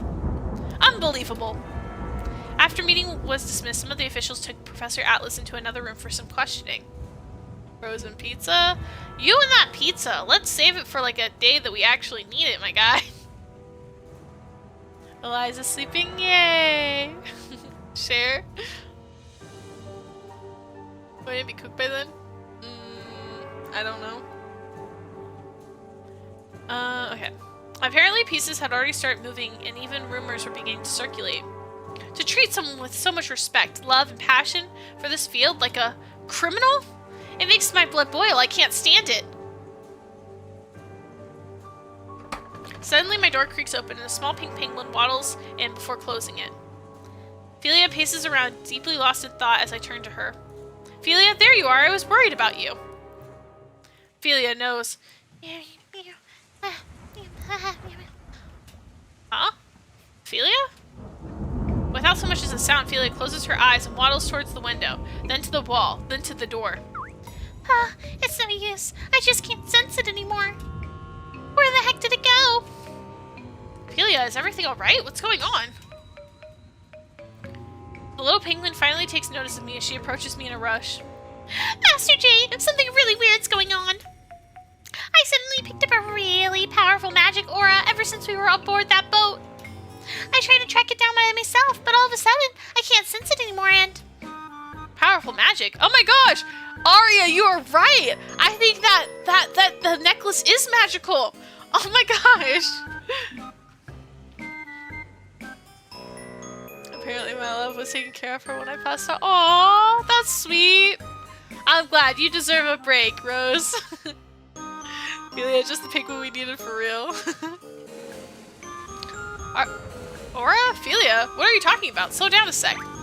Look, when you and Mr. Atlas came up from the ocean, I sensed a really, really powerful aura coming from whatever you brought up with you. I don't know what it is. I know it's crazy strong. Philia, wait, are you saying that in this case the angel's heart? Well, I thought I could, but earlier it just stopped. I can't pick up its track anymore. I don't know what happened. The only thing with Aura was Professor is crazy. I look towards the window as a roaring lightning crashes down outside. Flashbacks to the news reporters of missing artifacts cross my mind, and I feel my pulse quicken. The typhoon hit right now. When we came back, we still had the artifact, meaning the cross has to be somewhere in this facility. No one has been able to cut in or out because of the storm. Guys, it's time to do some Ace Attorney type detective work. I need her to get her Ace Attorney brain locked in. Now he's putting her in the crib, but I can chat and eat since I'm not holding her anymore. Yay! Yeah, get some food. You deserve it. You're doing such a good job. But I won't be able to say the same thing when the storm dies down. I grab my bag and stuff some items in as I turn to face Philia with a resolute expression. Philia, listen to me. Professor Atlas is in trouble. We need to find that relic before the storm ends, otherwise it could be lost forever. Can you take me to the spot where you last remember sensing it? Yes, of course. Follow me. Philia, what blocks magical wavelengths? For real, that's what we need. Agatha! Agatha's gotta be here, guys. We gotta run into Agatha. We haven't had an Agatha appearance yet. But we already know who did it. I know. We don't need to figure it in. We need her to lock in. Not me, Jay needs to lock in. That Jay, the MC, she needs to lock in her Ace Attorney skills. I want to play Ace Attorney. I might honestly get it to play on stream. I really like Ace Attorney. This is kind of making me want to play it. Alright, let me know when ads start and end, guys. I don't have a good way of checking that.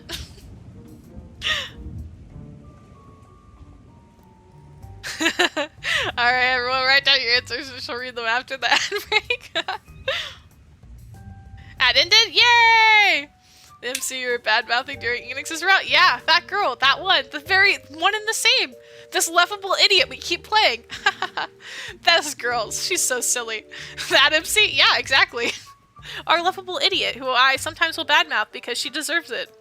What? Who said that? I look around the empty room as I watch Philia waddle in different directions. Well, Philia, can you sense anything?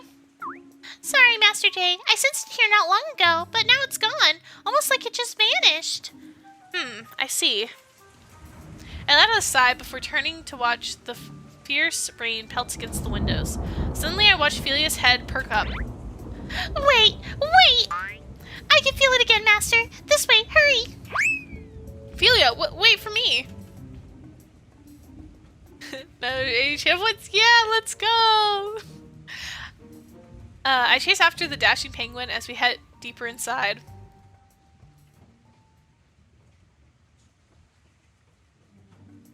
And the fierce winds howl outside. I can feel my pulse quicken as we enter the dark meeting room. Oh, Master, I sense something. Something's coming from over here. Thank you for the hydrate, Arya. Oh, Zio just got home, I think. I just heard the door unlock.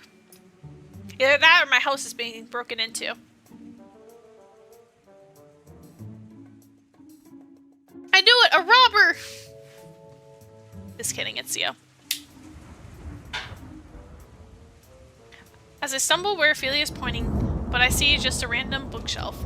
I attempt to grab a bunch of books to see if anything's triggered, but nothing happens. Hey, wait a second. These books are out of order. I scan the rest of the bookshelf and notice all of the other books in the shelf are organized alphabetically. Dang, she is using her Ace Attorney skills, guys! Preeny, thank you for the posture check. Oh, plot of welcome to your random.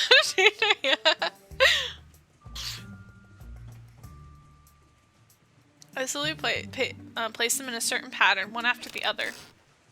Guys, this is awesome. This is turning into like a spy thing so fast. I'm loving it. Your house is haunted. Nah, it's just my husband. He got back from work just now. Celia and I gasp as the books sink into the hidden compartment, and a slight gap between the shelf and the wall appears, revealing a staircase heading underground. The small penguin and I glance up at each other nervously. Ella just learned a new trick. I'll open the door. Ella actually can open the door. If it's not a like round handle, she can open it.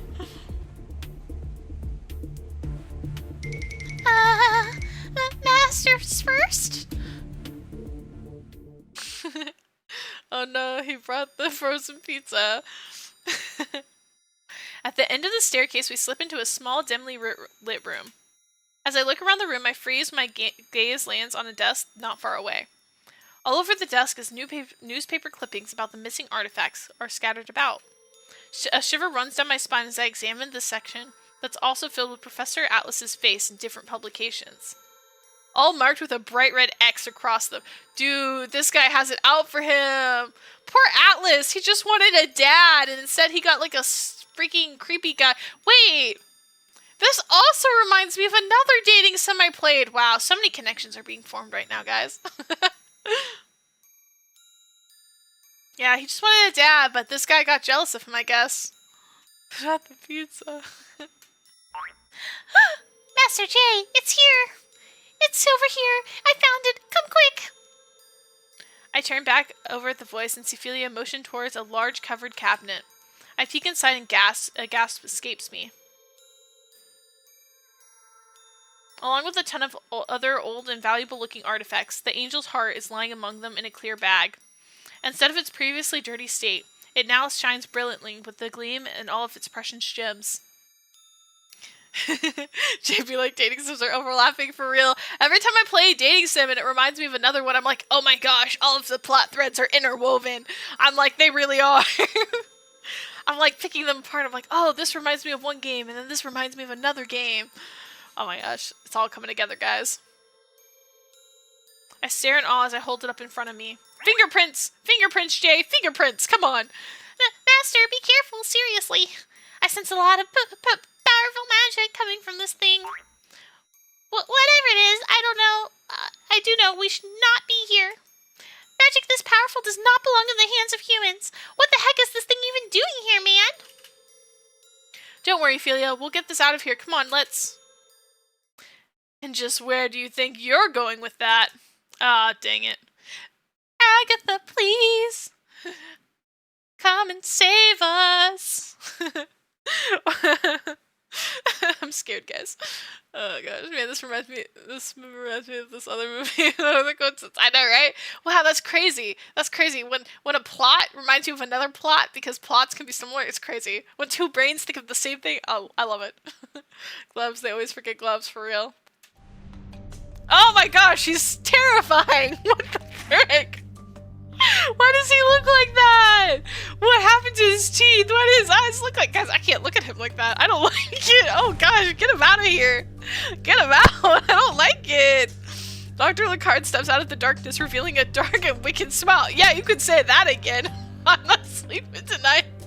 Mia, bathroom, okay.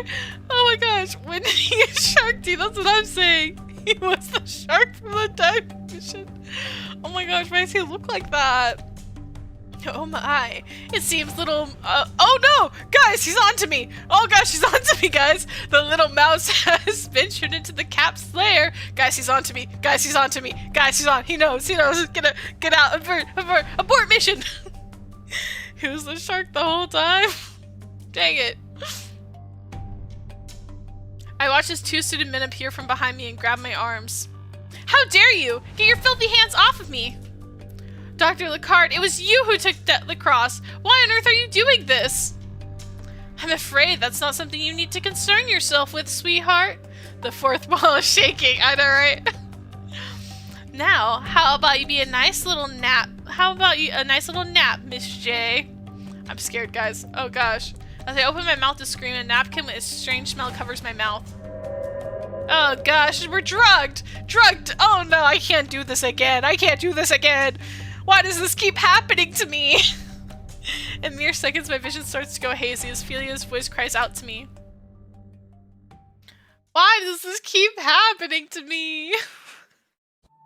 Oh man, and we're in a freaking cell. Oh my gosh. I let out a groan as I slowly begin to open my eyes again.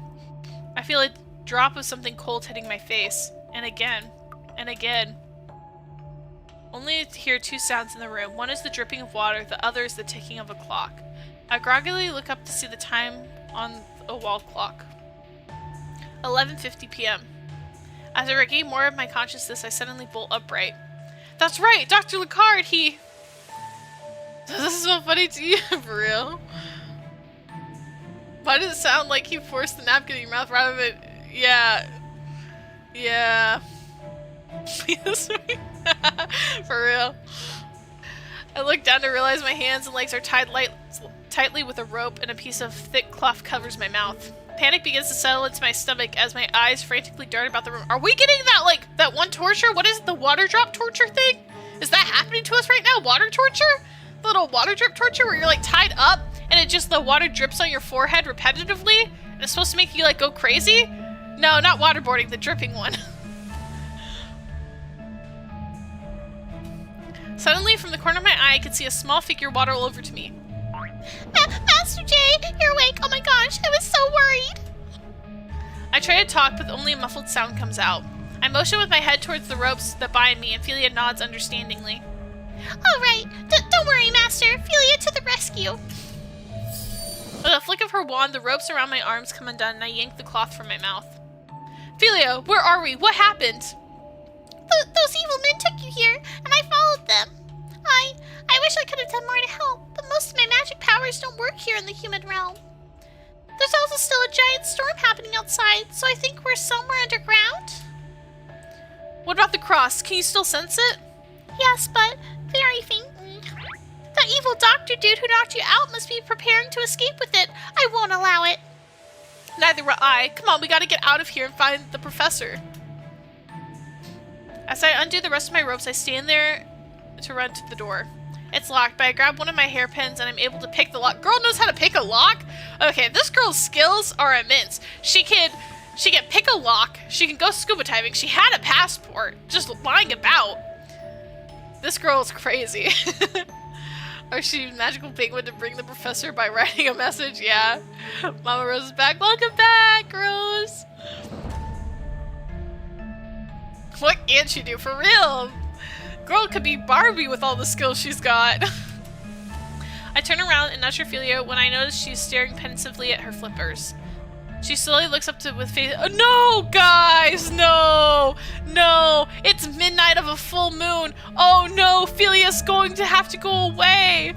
Oh no, she's a super spy for real, guys. Oh no, we're gonna have a Mr. Stark, I don't feel so good moment here with Philia just about now. I don't like it.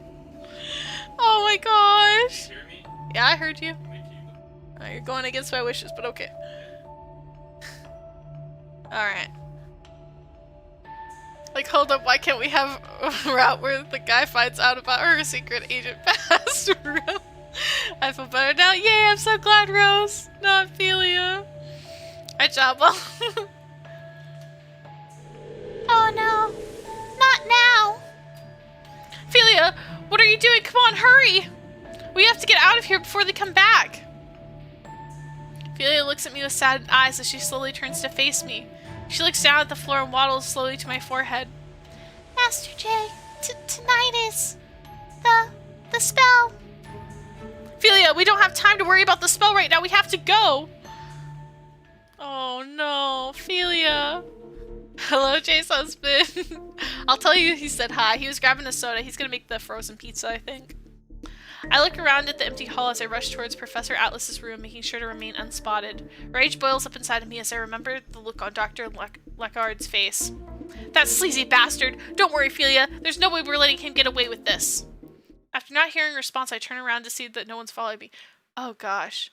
Oh gosh. Guys, I'm actually starting to get a little worried because, like, I know I said, like, oh, he probably will still remember her, but, oh, we would be so screwed if he doesn't remember her and Phelia's gone because the spell wore off. Oh, we're so screwed, guys. After not hearing a response, I turn to see that no one is following me. Only tiny little speckles of pink glitter flutter in the air. Phelia? I call for her a few moments, but receive no answer. I shake my head as I continue running towards Atlas's room. I'll go find her later. First, I have to tell Professor Atlas. As the door opens, revealing the face of the man I love, I immediately run to the room and close the door. Professor, it was Dr. Lecard. He's the one who took the relic. He's trying to set you up. I furrow my brow as the professor stands in front of me looking extremely confused. Oh gosh, no, it is happening! No, guys, it is happening. The stupid thing does work. No. Oh, we're so screwed, guys. We're so screwed. Does Trilla's kiss awaken him? Oh my gosh. Like being replaced with another Random Line shirt. Oh gosh, of course. Oh my gosh. Professor Atlas? My apologies, but do I know you? Dude, this is not the time for amnesia. I've had enough amnesia today. I don't need more amnesia. Oh, we're so screwed, guys. An angel's heart. Oh, we're so screwed, guys. We're so screwed. Oh my gosh. My heart drops as I stare at the professor's puzzled expression. My apologies, but do I know you? I search his eyes for any sign of a joke, but I find none. He narrows his eyes at me before tilting his head. Wait a minute. Aren't you in my world history class? Miss J, I believe. What are you doing here? How did you even get here? I can only stare up at him in disbelief. Oh gosh, guys. Oh gosh, what K-drama is this? Oh my gosh. I'm your TA, sir. Yeah, definitely nothing sus going on, but I am your teacher's assistant and we gotta get you out of here. I can only stare up at him in disbelief. Suddenly, a small beep from a nearby alarm clock with the date and time draws my attention. 12:05 a.m. And then the realization hits me. The spell! It ended tonight. I can't believe I forgot something so important. I can feel my heart instantly shatter into pieces and tears well up in my eyes as I stare at Professor Atlas. Refusing to let my emotions get the best of me in this critical situation, I shake my head as I try to return my attention to the current problem at hand. Never mind that, Professor. Please, you gotta listen to me. The angel's heart, I know who took... The professor steps forward as he narrows his eyes at me. His tone lowered and laced with suspicion as he begins to back me in a corner. How do you know about that relic? Just who are you exactly? Professor Atlas, no, Florian, please. I can explain everything after, but for now you just need to trust me, please. Dr. Lecard, This lab is not open to the public, and neither is the knowledge of that artifact. I certainly don't know how you got here, but I'm afraid I'm going to have to call security on you. My eyes widen, and without thinking, I push him away and run out of the room. He calls after me, but I run as fast as I can. Oh, we're so screwed, guys. Oh, we're so screwed. As I close and lock the door to my room, as my mind races, I breathe in heavily as I quickly pace around the room, trying to come up with a plan. We need Agatha! Agatha, where are you? Suddenly, I spot an empty bag of chips peeking out from underneath my bed, and I grab it. Oh, Phelia, I'm so sorry. I should have listened to you. Tears fall from my face as I clutch the bag closer. The sensation of being completely alone finally sinks in. Another rumble of thunder rings out from outside. I dry my eyes quickly as I shake my head. No, I refuse to give up here. I don't care what ends up happening to me, but I can't let that bastard get away with this. Yeah, girl.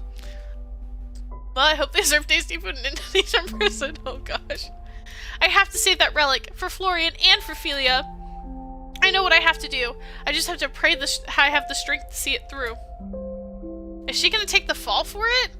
No, surely not. No, I don't know, actually. No, because she doesn't want to just, like, get him out of jail. She wants to make sure the relic is safe.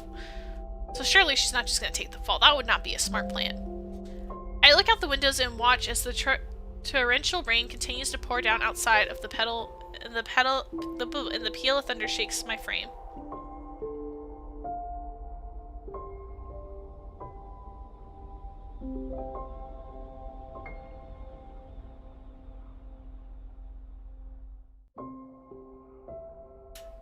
I bite my lip as I swallow down a lump in my throat. Girl, don't bite your lip. We know he doesn't like that. He may not remember, but he doesn't like that. He doesn't remember? No. So the thing with the magic is that the magic only lasts until the next full moon. Use the relic's magic? I think that's what's gonna have to happen. Because Agatha doesn't have the power to bring back his memories, but if that's a powerful relic, it might have the power to actually bring back his memories. Like, what if they touch while touching the relic, and because it's the angel's heart, it like heals his heart, and he remembers his locked memories. You know? That could happen. I believe it. But yeah, right now he doesn't remember because the spell only lasts until the next full moon. And then their memories in love is gone. The angel's heart, yeah. I run as fast as my legs can take me through the dense, dark forest. I can barely see anything past the dim glow of the flashlight I'm holding up in front of me. Fierce rain soaks me to the bone as the wind opposes me. In my arms, I clutch the angel's heart tightly to my chest as I recall the events that led up to my current situation.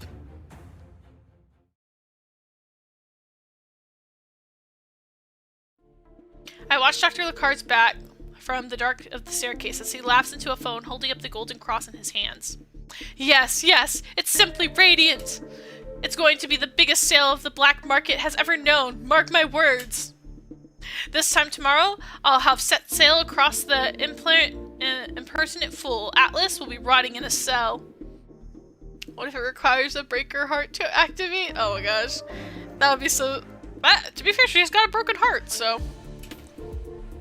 Finally, our recent months of work has led to this very moment. I narrow my eyes as I watch the doctor below a sinister laugh as he returns the cross back into a bag and stows it inside the large cabinet. Yes, sir, I assure you everything is going perfectly according to plan. My men are preparing the boat as we speak. For a second the storm ends, I'm off without a trace. Now, if you'll excuse me, sir, I have a little mouse problem that needs to be addressed.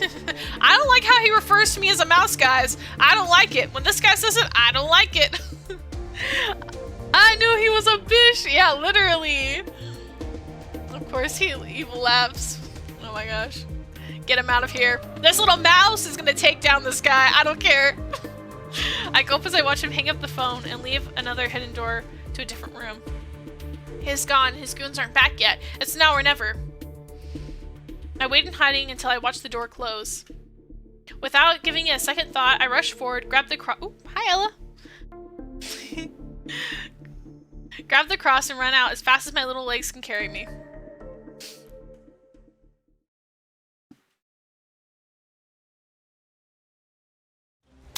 I run, not knowing where I'm going, but I'm attempting to get the farthest place I can. My heart stammers in my chest as I hear a voice yell out from the distance. She couldn't have gone far! Find her!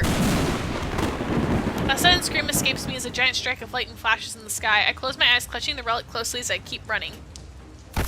Suddenly my leg gets caught in something and I tumble forward and down a steep hill. I groan in pain as my head spins. A warm, wet sensation begins to trail down my knees, and I look down to see blood seeping from several cuts all over my leg and arms.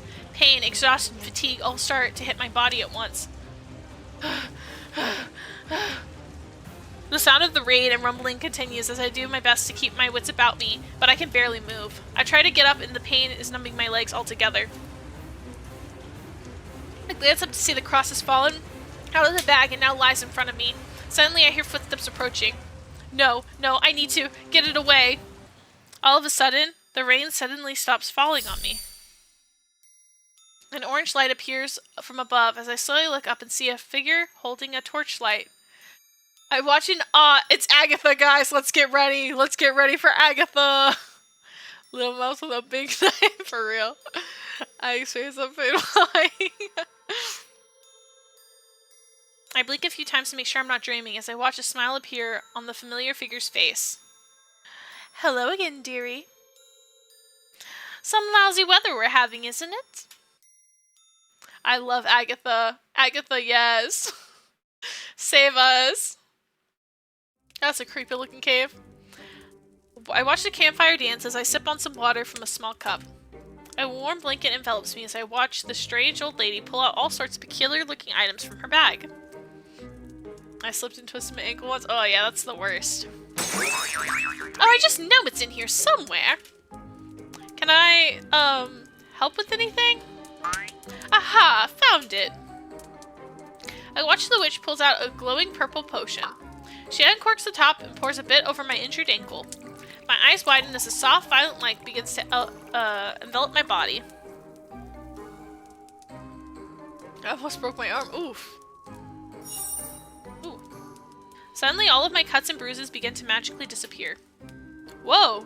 You really are a witch. Hee well, of course I am. I thought Philia told you so. And by the way, can you call me Agatha, dear? Agatha, well, I have so many questions, but first, what on earth are you doing here of all places? The witch smiles at me before she points to the cross that's nestled in my lap. Well, I was looking for that little trinket right there. Wait, you mean the angel's heart? Haha. The what now? Is that what you humans call it? Oh, you always come up with such interesting names for all sorts of things. Well, no matter, but I'm afraid I do have to ask, though. What exactly are you doing with it, dearie? I twisted both ankles at once. Oh my gosh. Oh my gosh. Would have been an injured Mama Rose for real. Why does Agatha by a fire remind me of Betty White in her proposal? I knew Agatha wanted it. I take a deep breath as I tell Agatha everything that has transpired the last few days. After several moments, the old witch rubs her chin pensively. I see. Quite a messy situation you've gotten yourself into here, dear. Oh well, I suppose you couldn't call it an adventure without a little danger. Ha ha ha. I stare at the gleaming cross sitting in my lap as it shines brilliantly in the fire's reflection. Philia said that this thing had powerful magic or something. Is that why you came looking for it too? Ah yes, that's correct, my dear. That cross in your lap holds powers beyond your wildest imagination. It's far too dangerous to keep in the hands of humans, hence why it was originally cast away to the depths of the sea. But now it's back on the surface. Well, I'm afraid I'll just have to take the possession of it and lock it away again. Wait, but this artifact is an important part of history. You can't just... I watch as the witch slowly shakes her head. Her eyes grow serious as she stares at me. No, my dear, I'm afraid that you're sorely mistaken. That item there was not meant to be part of human history at all. It just fell into the wrong hands at a very, very long time ago. Oh, what exactly do you mean by human history? Oh my, little Jay, there's a lot about this world you have yet to discover. Many secrets are hidden in this journey we call life, and perhaps one day you'll find the answers you seek. You know, I just thought of a crazy theory, guys. You know that bartender? He also kind of has pink hair, and I was just thinking about this. Do you think that the bartender might be Agatha's son? For those of you who have seen the bartender, I know we didn't see him this route, but do you think he might be Agatha's son? Because I think he's also magical, because the DLC cover has them flying on a broom. You think he's also her son? He seems magical. That'd be kind of crazy if that's true. They kind of have a resemblance. Agatha, don't worry about it, Jay, for real.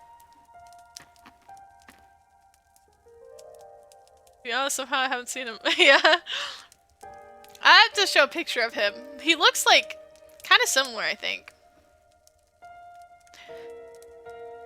Many secrets lay hidden in this journey called life, and perhaps one day you shall find the answers you seek. In my heart, I feel the witch's words come true, as a mysterious smile crosses her lips.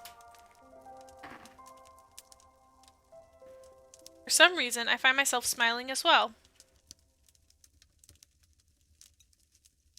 It just doesn't look like that she plans on elaborating further, so I simply nod my head in understanding as she laughs warmly. Oh, you are a peculiar one, aren't you? And yet, your eyes. They tell me you might discover a great many things in your lifetime. Agatha, can you please give us a very convincing replica for real? Shining brilliantly, even the darkest hours of night, just like glittering diamond. My eyes wide at the words I've heard once before ring through my head and my heart. 'Cause he also called us a diamond. Yes, yes, yes. I remember this. I remember. A diamond in the rough, Jay. Yeah, how brilliantly I'll shine. Yes, yes, I remember. Oh my gosh. Sia just screamed. That scared me. Tears prick at my eyes as I look down to stare at the glimmering hilt of the cross in my lap. It feels as if all at once everything is finally hitting me. Aladdin? A diamond in the rough. Cave of Wonders. Is he okay? Yeah, I think he's playing a game or something. He said, "Ah, not again." But it sounded like he was talking to someone earlier, so I think he might be on like a Discord call playing something. But I don't know what.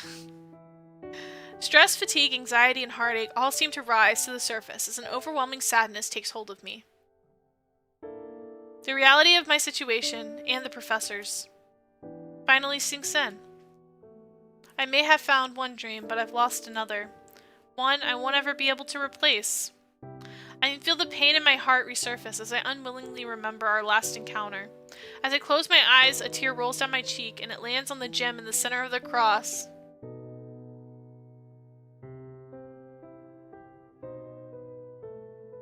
He's playing Marvel Rivals. Yep, that checks out. A vicious villain of memory loss. Yep. It's so fun.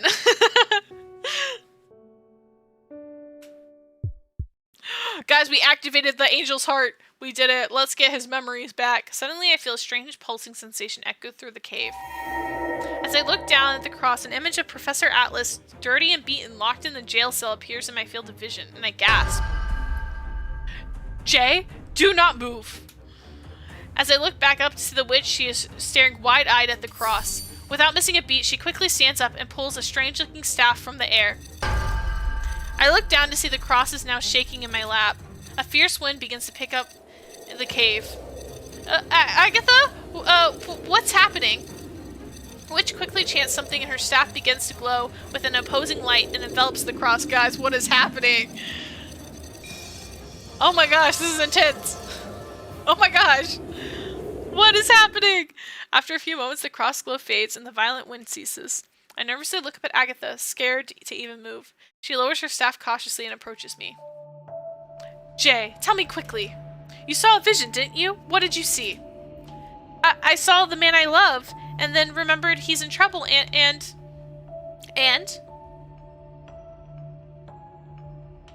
I silently looked down at the cross, all of the memories I made with Professor Atlas starting to rise to the surface. And that he... doesn't remember me anymore. I don't think that's what the vision that you had, though. Tell her about the prison. This man you speak of, was he the one whose name you wrote in the book I gave you? Is he not? Yes, I never thought it would end like this, but I want to help him, Agatha. Please, I'm willing to do anything. As my voice strains, the mystical wind begins to pick up again as the cross in my lap begins to glow. After a few moments, it ceases again. I nervously look up at Agatha. Why does it keep glowing like that? Oh my gosh. If she doesn't say what's actually happens ever, I know, right? Broken heart knew it, for real. The witch lets out a deep sigh. Well now, this is a surprise. It seems I need to do some explaining I wasn't previously planning on. She carefully picks up the cross from my lap and holds it up. Allow me to divulge the truth, then. This relic is a forbidden magical entity from another world. It has the power to grant any wish in the universe, no matter how grand or how trivial. But what makes it so powerful and dangerous is that it chooses not only its wielder, but also the wish it grants as well. Wait, huh? It randomly picks the wish and the person? Precisely. Its powers will only awaken to one it deems worthy enough and one with a strong enough desire in their heart. However, it does not serve as a judge. That being said, I'm sure you can imagine just how easily this great power can be misused. Lore, we love lore. I watch as Agatha sighs deeply, as if recounting something from her past. She stares down at the glimmering cross. Humans are greedy creatures by nature. They seek to control which is not meant to be controlled, and own which is not meant to be theirs. Some may say they stand for one thing, but their hearts secretly yearn for others. This item only grants a wish from among the most deepest desires within someone's heart. And many humans do not even know what some of these desires are for themselves. Wait, so you're saying this thing, it looks into people's hearts? And then it just makes whatever it finds in there come true? Simply put, yes. It can topple cities, no, continents alike in the mere blink of an eye. If that's simply one of the things its wielder wished for at the most. I swallow hard as a chill runs down my spine. I can't even begin to imagine the terrible power in the hands of someone like Dr. Lacard. Then the people are after this? Is it possible they know about this power? The witch stares at me seriously for a few moments, before letting out a loud cackle. Ha! Oh, good heavens, no, my child. That knowledge was lost to the human world centuries ago. I'm most certainly they're after it because, oh, look, shiny and gold. Dearest, I'm afraid you give those adults far too much credit. Wait, so does MC desire Atlas in chains? I don't know. I can't help but heave a sigh of relief as the witch laughs to herself. Well, either way, I will be taking it with me now and assuring it remains out of any more trouble. But before I do so, Agatha stares silently at me for a few moments. She's gonna let us use it, I bet. She's gonna let us use it. She's gonna give us the option. She's gonna say, because this is how all the games go. She's gonna go, I'll give you the option. Do you want to use it? This could change your life. We don't know what power it'll give you. We don't know what will happen or what changes it'll make. Is that a risk you're willing to take? I bet that's what's gonna happen. She's gonna give us the choice to use it before she puts it away. I find myself almost petrified under the intense gaze that feels as if they were looking in the depths of my soul. Moments later, she moves closer to me, a mysterious smile tugging at her lips as she holds out the now glowing cross to me. Yeah, let's go! As the cross is placed in my hands, the winds begin encircling us once again, dancing in anticipation. Tell me, dearie, how about one last magic trick? I freaking knew it! Sure, Agatha, we got nothing better to do tonight. With the power of this relic, you could easily mend your broken heart and return to your beloved's arms. Were you chosen by it after all? What do you say? I look at the patient glint shining in Agatha's eyes before I lower my gaze down to the glowing cross. As it glows, it's almost as if it were calling out to me, simply waiting for my command. However, I slowly place it back in Agatha's hands. Thank you for the offer. As much as I want to accept it, I decline. Oh, and why is that? Surely a lucrative offer. I decline because, regardless of how I feel for him, I don't think I could live with myself if some magic spell or cross or whatever forced him to feel what he truly doesn't. It scares me to go to no end knowing that I have to face him again, and knowing that he might not ever feel the same way about me as I do for him. Oh, she declined it. That's crazy. But as long as he's happy and safe, well, that's all I could ever want. Oh, it seemed my little book taught you exactly what it was supposed to. And it seems I was right to have entrusted it with you in the first place, Jay. She actually has a conscience, I know, right? She's actually taking the ethics seriously. We love to see it. Great, the story ends with heartbreak. I hope not. Surely not. Oh, my grandson sure. Oh, my grandson, guys. I think I'm cooking. I think her grandson really is the bartender. I can't believe I finally put two and two together. Oh my gosh, guys, I gotta pull up a photo of this guy in a bit. I'm gonna show you guys what he looks like. I'm gonna pull it up real quick. Bartender. Hold on, I'm gonna pull this up so you guys can see. Bartender, love spell. So I don't remember his name. This guy! Aslan. Love spell.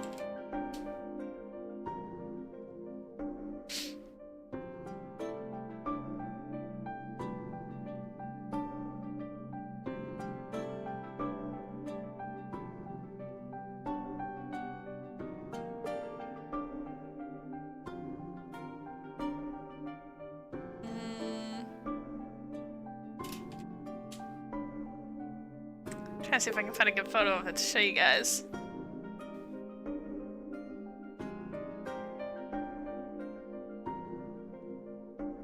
Yeah, I think he literally is. Now that I'm looking at them side by side, I really do think that this is her grandson. Like, actually. It's hard to find a good photo of it. I might have to go to it in-game. Literally, though, I think, like, literally... That's literally him. That's literally him. Why is there a Narnia photo? Oh, because there's an Aslan in Narnia, too. Okay, I get it. Here, I'm going to show you guys real quick. I'll flash it at you guys. Hold on. I have a Chrome tab, and then I think I can settings. Hold on, I'm going on a detour, guys. I just want to show you guys real quick. Yeah. He's for sure. He's magical. Because I knew he was magical. And I'm like, yeah, he's for sure. He's for sure. Okay. Let's do this. We're going to do this one. See, look. That's literally her grandson. Is that not literally her grandson? Look at him. That's literally her grandson. Look at him. Literally looks just like her. Okay. That was that. That's all I wanted to show. Literally her grandson. The bartender's literally her grandson. Ugh. Oh my gosh. I'm so glad I pieced that together before the game told me. Wow. They share hair but not nose, for real. My grandson does always say I'm a great judge of character, you know. I quite agree. However, do you understand the depth of your own words? Thankfully. Can you truly live your life without ever being loved by your beloved ever again? That's hard to answer. I know I'll remember and miss our time together as long as I live, but... Well, if by some miracle he were to remember our time together, and if it truly brought him any happiness to be by my side, not feigned from magic or trickery, well, I think I could live knowing that. I see. Very well said then, indeed.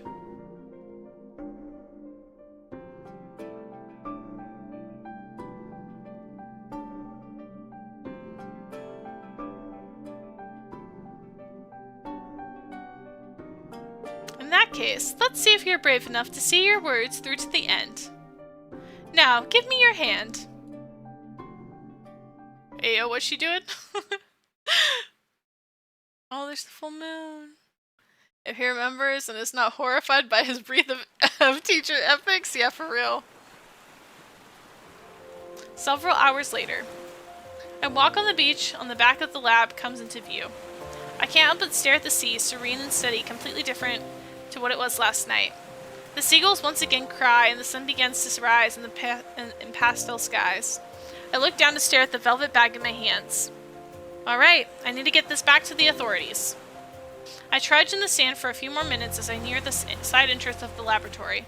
Suddenly my heart stammers as I look up and catch a sight of Professor Atlas figures from a distance. He seems to be frantically talking into a phone, but I can't make out what he's saying. Professor. A wave of hesitation and doubt washes over me. Will you remember what it was like to love me? And if you did, would it be as real for you as it was for me?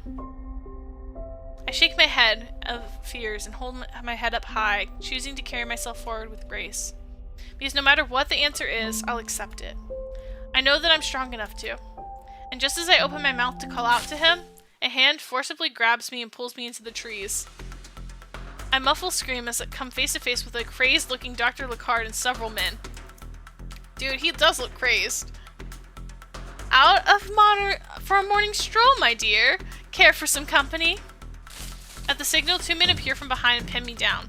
They cover my mouth and rip the velvet bag from my hands. The doctor pulls the glimmering cross out of the bag and eyes it before grinning. We were out looking for you all night, Miss J. Gave us quite a chase, didn't you? But thank you for returning our little treasure to us. I cry for her scholarship, for real.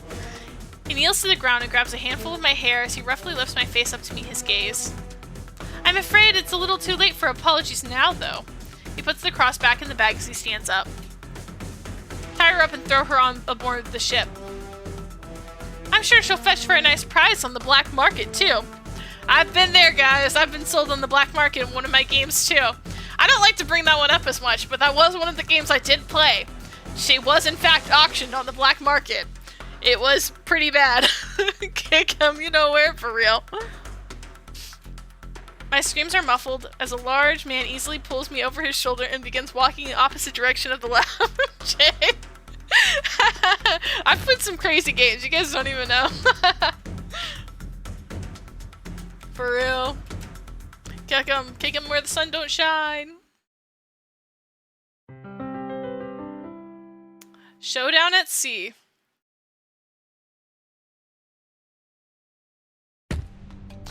I roughly land on the floor with a hard thud as I glare daggers at the men before me. Dr. Lecard pulls out the angel's heart again and inspects it. I grin as he kisses the glittering cross and opens a nearby chest and places it inside. My eyes widen in disbelief as I peer into the chest.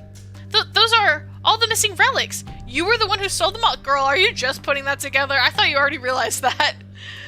I can sense an incoming ad. Oh my gosh, I hope not. Stole them, my dear. I discovered them. Why, I'm bold enough to say they were rightfully mine to begin with this entire time. What if Atlas doesn't remember the week, but he still remembers the arm cut?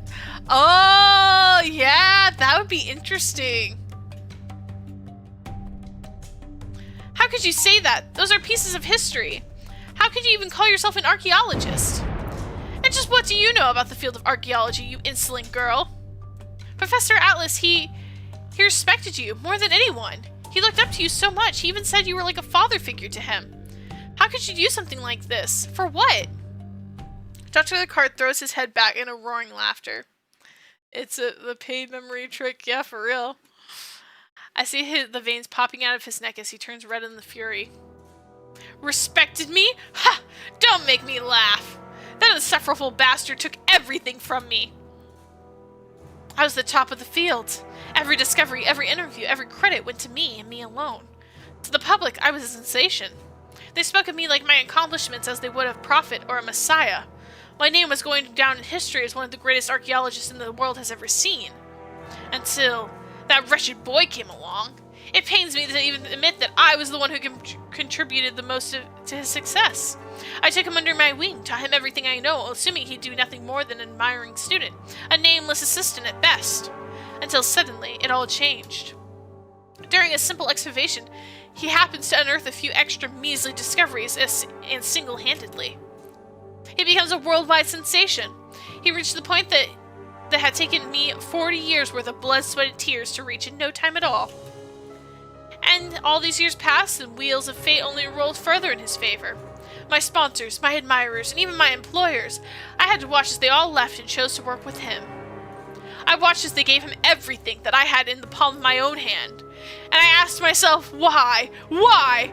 Is it because he's young, attractive, passionate? All of those were things I used to be too, so why? Why was I cast aside so easily? I swallow hard as I watch a dark, sorrowful fill Dr. Lockhart's eyes as he pulls a gun out of his pocket. How did I know this man had a gun? How did I know this man was loaded? I freaking knew it. Oh my gosh. Dr. Lockhart, he's young and rich. One of the reasons you have to hate him, he's also British.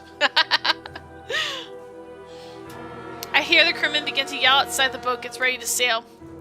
I learned the hard way that this world and this field, and that I once loved so dearly, are far, far more shallow than they appear to be. People don't care about history. They don't care about what you spend your whole life devoted to searching the world to better it. For the second something more interesting comes along, they forget all about you. So, to answer your question from earlier, why, you asked? Simple. Because I lost respect for archaeology and cast it aside. This sharp-keeping mustache made me scared for real. Just as it cast me aside. There's no real justice in this field, nor in this world. Oh, scary.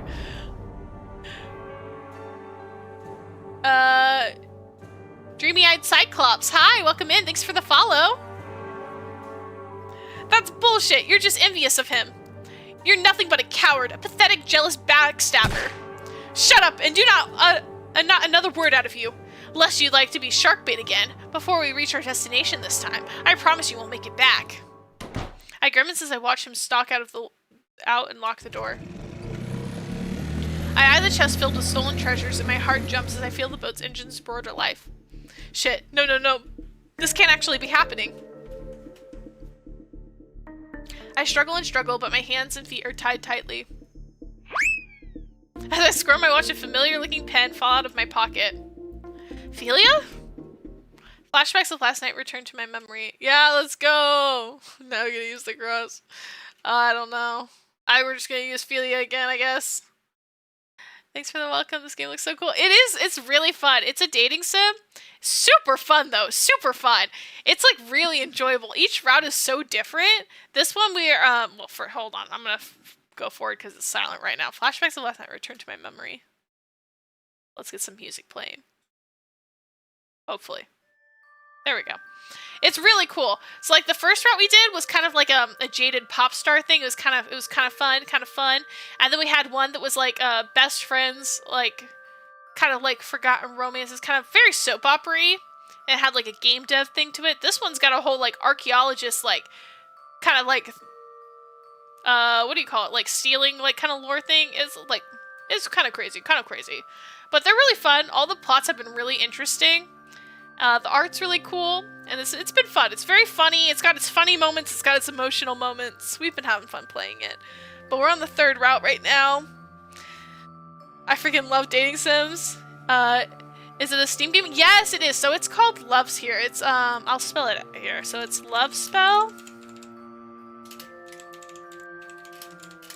I know it says it in my thing too, but just to have it. It's a Love Spell written in the stars. It's on Steam. Really freaking good. It's so fun. It's so funny, but it's got like there's a lot of really good moments in it too. So I've been really enjoying it. It's really cool though. But yeah, we're on the third route right now, and we'll be playing the fourth one probably next week. And then I'm gonna buy, I think, the DLC to play the fifth route because it's really fun.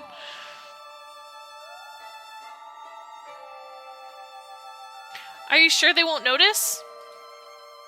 Hehehe. Oh, my child, did you forget who you're dealing with here?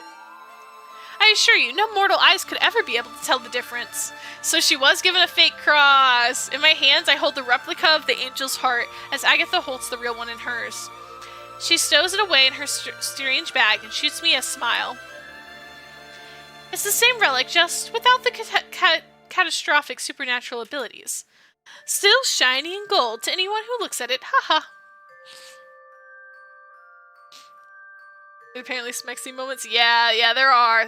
Each route has a little smexy scene. It is optional though, so you can technically skip it if you want. They're definitely interesting. Jamie's like, I freaking miss Jamie. Agatha, bestie for real. Now, you should get going. The storm is over, and I believe you still have some unfinished business to attend to, yes? I nod as I can't help but smile. Without thinking, I quickly wrap my arms around Agatha in an appreciative hug. Thank you so much, Agatha, for everything. Ho-ho! You're most welcome, my dear. That poor Vienna, for real. Oh, and before you go... Agatha pulls out a familiar-looking pen from the depths of her bag. She smiles tenderly as she places it in my hands. Here, my final gift to you. She's yours to keep. Getting in bed, in the shower, yeah. She's been all over the place. She's done it on the floor, on the shower, on a piano, in bed. All over the place. She's been all over the place. And never played properly again. Oh my gosh. I believe she's grown quite fond of you, as you have of her. Remember her, in case you ever feel in need of a friend. Wait, a piano? Yeah, the first route we played, he was a musician. They were both like musical, and they did it on a piano. And not just any piano, a piano in the middle of the cafe they worked at. At night, so no one was there, but still, like, that's pretty crazy. Damn, yeah, I know, right? I take in a deep breath. Philia, please, wake up, I need you. Philia's back, guys! At my words, the quirky-looking pen on the floor starts to rattle before it glows a bright pink. Yeah, these have large windows, that's true. That's hot. That one probably made me the most blushy, I think, out of all of them. Although Enix was definitely a close second.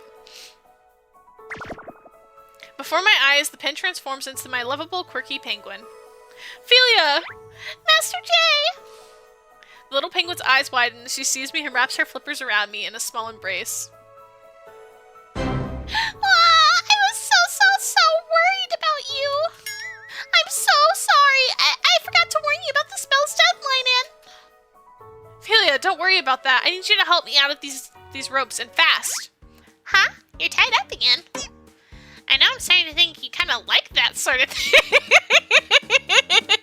I'm blushing hard right now. Thankfully, we had a breath redeemer to help our streamer. Yeah, for real, I needed it. As she loosens the rope and helps me free, I grab the door, but it's shut tight. Damn it, it's... Holy cow. Suddenly, there's a giant noise and we're sent flying to the floor. I like that there's like swooper across the stream. Feeling. The chest with the relics also topples over, breaking the lock and its contents spill out. Huh? The boat suddenly stopped moving. Did we crash into something? Suddenly I hear screaming and yelling coming from outside as gunshots is fired. But Master, what the heck's going on here, bro? Don't worry about it right now. We just need to get out of here and fast. Whoa. Ophelia, you're supposed to hear King's Road. You're not into that. Oh my gosh. I don't know. Apparently she wants to see Atlas in chains and she keeps finding herself tied up. So I mean, I don't know. Ophelia might be onto something there. Ophelia, can you bust open this door here? Aye, Captain. One door busting coming right up. I love Ophelia. Oh, heck! What the heck? As I run towards the dock, I see smoke and fire ascending. Fire? What the hell's going on here? My eyes widen as I see a salvage boat now has crashed headfirst into the one in this one, stopping and anchoring in its tracks. I see armed locals along with a familiar-looking scientist and other crew members in arms. Dr. Lager's henchmen down below, from atop the captain's deck. Jay! Hey, he remembered us! I don't know if he remembered us like that, but like, dang. Feel be rescued, please, put the rope back on so I look innocent again. For real. This is gonna be blushing so hard, yeah. My heart beats loudly in my chest as I watch Professor Atlas run up to me from the dock. Oh. Florian! Just as I'm about to run for him, an arm wraps itself tightly around my neck as I feel a gun pressed to the side of my head. Aw, frick, guys. I wouldn't move if I were you, old boy. I watch Professor Atlas stop dead in his tracks, breathing heavily as he shoots daggers at Dr. Lacard. Dr. Lacard, have you gone absolutely mad? Why on earth are you doing this? You and her really are alike, you know. You both ask far too many questions. This is something very personal. Oh gosh. Just what do you hope to gain from all this? What the hell is it with you? Tell me. Now we're talking. I wince in pain as Dr. Lucard slowly takes a few steps forward toward the left side of the ship. From the corner of my eye, I can see several men waiting for him on a small speedboat. I want you to call the rest of the fools off and watch as I quietly leave with the angel's heart. Surely that's not asking for a whole lot, is it? Please don't think we're the mastermind. Oh wait, we're hostage again. Never mind. Yeah, for real.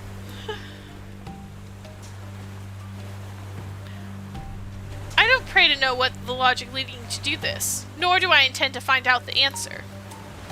But you and I both know you're not going to make it out of here with this cross, Simon. I struggle against my captor as I feel the gun pressed deeper into my temple. Professor Atlas stares at my pained expression as he clenches his hand into tight fists. That might be so. I might be thrown into jail cell for the rest of my life, but you, old boy, won't have an assistant anymore. Anger and fear flashes in my eyes as I stare at Professor Atlas. Oh, first name call out? Yeah, that's how you know it's getting serious. Dr. Lacard's grip tightens on me for a few moments as we watch the professor scowl deeply before. Fine. I'll do anything you ask of me. Let her go safely. Please, Simon, I beg of you.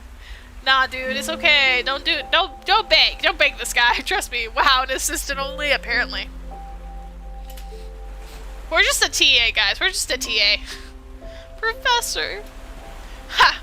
You're so smitten you can't think straight, you fool. I'm not letting anyone go until I see you walk back there and call those buffoons off. And be quick about it, got that? Or else my finger might slip. Professor Atlas stares, unflinching, into Dr. Lockhart's eyes for a few moments before turning around and walking back. He glances at me over his shoulder briefly, a pained, desolate look covering his expression. My eyes widen as I hear Dr. Lockhart chuckle darkly before watching him turn the barrel of the gun towards Professor Adler's back. No! I freaking knew this guy was gonna shoot him! I freaking knew! Ophelia, don't worry. She probably replaced the bullets with cheese. I hope so. Oh my gosh. Oh my gosh. Ah! Okay. This is not good, guys. This is not good. This is not good. This is not good. Never really learned, do you, old boy? I always told you to watch your back, didn't I? We're gonna take a bullet for him, guys! We're gonna take a bullet for him! I've done this in a dating sim too before! Guys, you guys are not gonna imagine the stuff I've heard in a dating sim before. This wouldn't be the first time I take a bullet for one of my men. It won't be the last. Let's do it, guys. Let's do it. Shoot me. Shoot me. Shoot me. Shoot me. This is it. All seems hopeless and lost. Suddenly I hear a voice from inside me call out. It might very well be the end. Oh yeah, here we go, guys. What do we do? What do we do? We're gonna fight. We're gonna fight. I'll take a bullet for him. I'll take a bullet for him. It's okay. I'll do it. I'll do it. I'll do it. Yes. Yes. Yes. Yes. Yes. What will I do? What will I do? Yeah. Yeah. Yeah. Yeah. Ooh, this is hard, actually. Wait.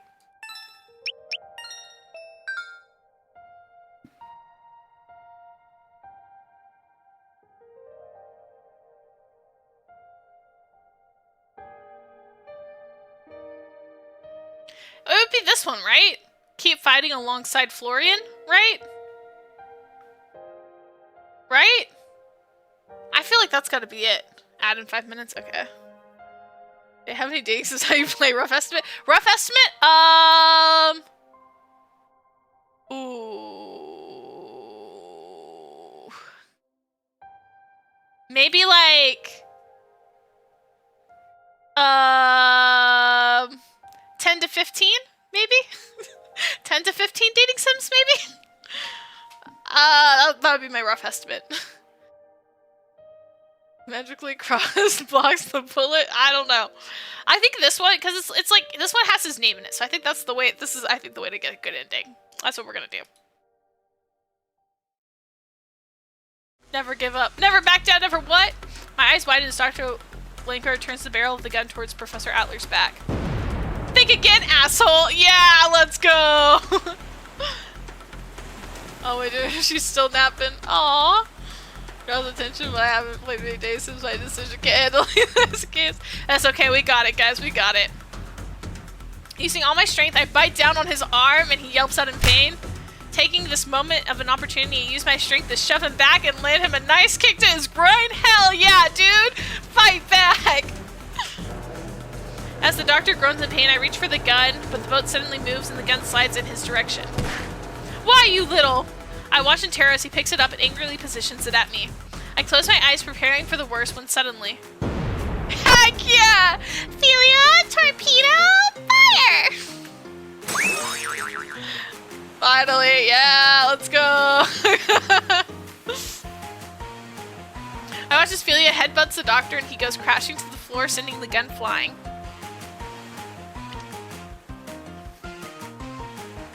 Losing his hold, he scrambles on all fours to grab the gun, but it lands near another pair of feet ahead of us. Both the doctor and I glance up as a chilling aura descends. Heck yeah, that's our demon professor, let's go! What's this? Lost something, Dr. Lockhart? The doctor shrieks as he tries to grab the pistol, but Professor Atlas kicks it out of his way before landing a vicious punch. I scramble to my feet as I watch Dr. Lockhart fall backwards, towards the edge of the boat with a bloody noise. I grab onto the rail as I feel the boat begin to move under us again. The boat, it's sinking. Ophelia, hold on to... Ah! Penguin overboard! Ophelia! Don't worry. I can swim. I hear a splash at the bottom, but I look up to see the Angel's Heart replica now lies where Ophelia once was. The professor lands another punch as the doctor goes flying towards the edge. I gasp when the boat moves again, and suddenly the gun also tilts in his direction. He grabs it from the floor and points it directly at Professor Atlas. This is crazy, guys. This is getting crazy. We all knew that kick was coming for real. Call an ambulance, but not for me, for real.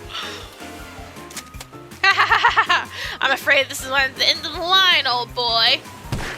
No, I'm afraid this is. With all of my force, I kick up and throw the angel's heart at the Dr. Lockhart, and it makes a clean hit to his head. Losing his balance, the doctor drops the gun and grabs onto the edge of the boat. Eep! Wait! Please! I can't swim! Then drown! Yes! I love you. I've always said I loved MC. Never hear me slacking on it. I'm just kidding. Oh my gosh, it's so good. I step on the doctor's hand with my foot and watch him fall into the ocean. Well, dude, she just committed a murder.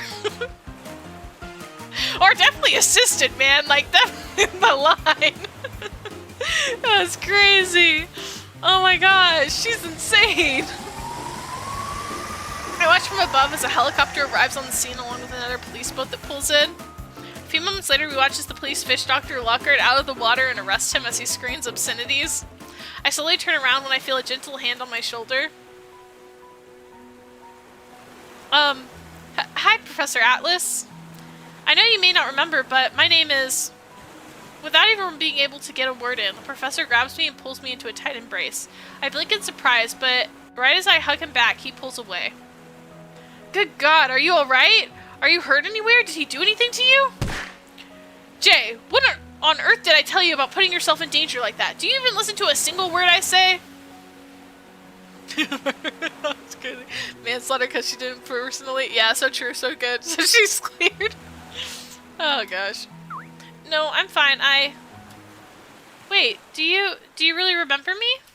Do you remember us? To be honest, it's as if my mind is filled with a haze from our last few weeks. As much as I try to recall, it's as if the holes in my memories at every turn. But I undoubtedly remember one thing for certain. Professor Atlas answers me by pulling me into a deep kiss and finishes his sentence for him. I kiss back with as much passion and love in my heart as I breathe in the familiar cologne. Man, her and this cologne, man. Oh, ad break. Ads!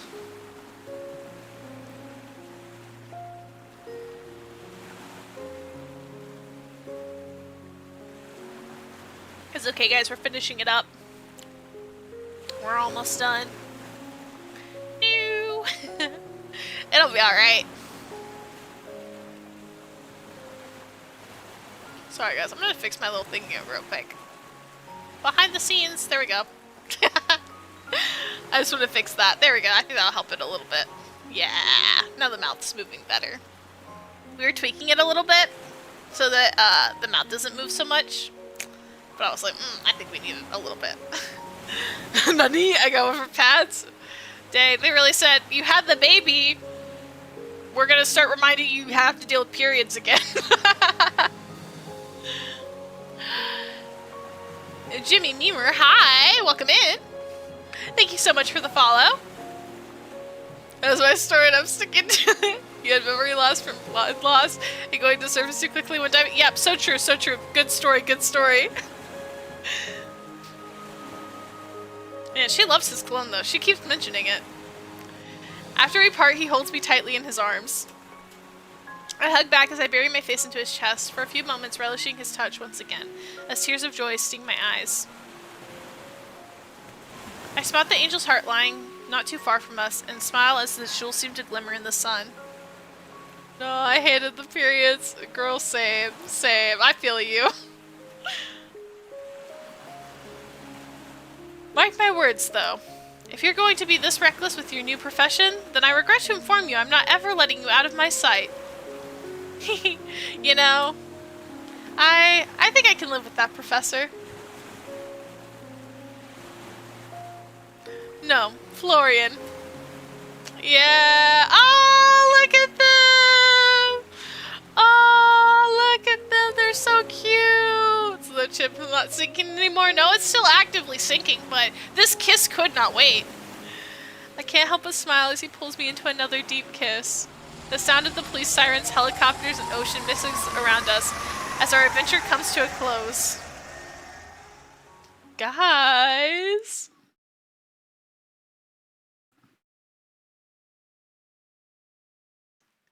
Cute passionate kissing for real.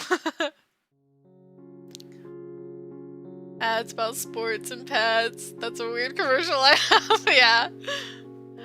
I woke up just in time for the kissing. Yeah, Miss Beanie. Hi. Welcome back. Now something will randomly explode in the background. A few months later. I sip on some tea as I watch TV news report flash images of the missing relics being returned to their rightful places. The words "History Newest Hero" appear next to a picture of the Professor, Atlas, and I. The coffee maker dings as I turn to look up into the kitchen. Professor, your coffee's ready. Professor? A warm smile tugs at my lip as I watch the professor's sleeping face as he hunches over his desk. A light snore escapes him and I can't help but stifle a giggle. I set down the coffee mug on his desk, walking over to place a small kiss on his cheek. Just as I'm about to walk away, an arm pulls me back and I find myself in his lap. Oh my gosh! Ayo? Sir, this is a public space. Please don't. If there's one thing that I hate in this world, it would be periods. Yep. Relatable. You were awake? Archaeology lesson number 1. We are all light sleepers. The professor smiles as he pulls me into a kiss, and I wrap my arms around his neck. Our kiss grows more and more heated as more minutes pass. Guys, this is a public place. Please stop. It was a trap, for real. Ayo? She's straddling him? Yep. Yes, she would be. I feel my heart throb as he lightly bites my... He's really into biting, guys. We got 2 of these guys really into biting. And I pull him even closer. I gasp as he suddenly lifts me up and places me on his desk, his hands traveling further up my... Oh my gosh! On the desk, too? Oh my gosh. He shoots me a devilish smile. Professor, what if someone walks in the office and sees? We're not supposed to be doing this. Oh my gosh. Let's go. Yeah.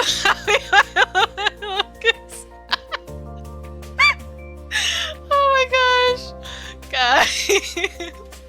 And that's precisely what makes it so fun. Besides, everyone's already gone home for the day. It's just us here. Dang, he into that? But your coffee's getting cold. Then we'll just make some more. Dang, he's not taking no for an answer. He said, nah, we're doing this. Professor, don't you want to keep your job? I guess he's like, ethics? Be damned. Nah, I don't care. Especially because she's gonna have to take more of his classes now. Everyone take notes. Exhibitionist for real. I find that all my willingness to oppose him has left me as I feel his lips touch mine once more. We continue kissing for several more minutes, but then stop as we hear a sound of a printer machine starting. Professor raises an eyebrow at me. Were you printing something? No, were you? It was Philia, guaranteed. The professor and I walk into a file room as we see a multitude of photos being ejected out of the fax tray. I grab some and peer through them. They look to be images of what appears to be a dense jungle. Jay, look at this! Never mind, it wasn't Philia for once. That's crazy. Fax machine, new adventure, yeah! We look over at the image and the professor's holding, and my eyes widen when I read the title. Missing pieces of a legend map to the lost city of gold found? El Dorado? Now that I know! El Dorado! I love that movie though, by the way. Anyone else love The Road to El Dorado? Great film. We both look up to each other at the same time when... Heck yeah! Almost as if on cue, the professors... They really are like the Indiana Jones couple now. Called it Mr. and Mrs. Indiana Jones, yeah! Almost as if on cue, the professor's cell phone and the office's phones both start to ring. Hey, El Dorado! Well, Jay, what do you say? Up for another adventure? I take his hand in mine and give it a tight squeeze before I smile. Let's do it. After all, this is history in the making. They're such dorks. I love them. Your horse bit me in the butt. Guys, we finished another route. What do we think? This song is such a banger. A line from The Road to El Dorado. I know, I caught that. I love that movie. It's so good. Literally, I love that freaking movie. I used to make Zio watch it with me all the time. Oh my gosh, they're so cute! Yeah, I used to watch The Road to El Dorado like so often. Like Zio's probably watched it so many times solely just because of me, because I freaking love that movie. It would have been cute if he wasn't her teacher. Yeah, if you just forget the fact that he's her professor and her employer, it's so good. I'm sure there's a reason for loving the film. Yeah. Oh, look at them. They're so cute. Such a good movie. The song, It's Tough to Be a Guy, was such a good song. Yes! I love that song. It's so good. Honestly, why has none of the like divine VTubers done a It's Tough to Be a God like cover? I feel like they should. Epilogue, let's go.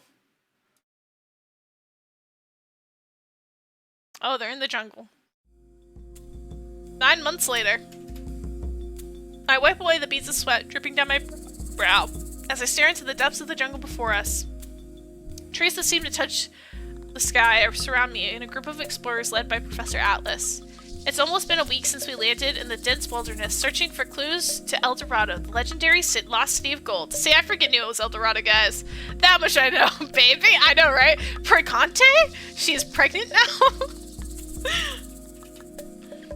I sit down on a nearby tree stump to catch my breath as I watch the majority— She's out of breath because she's pregante? I'm sorry. I need to stop. Watch the majority of our small team walk on ahead. God, it's so hot. If you complain that it's hot one more time, I'm going to give you a real reason to sweat. Oh my gosh, just stop, sir. My face flushes as I feel two strong arms snake around my waist.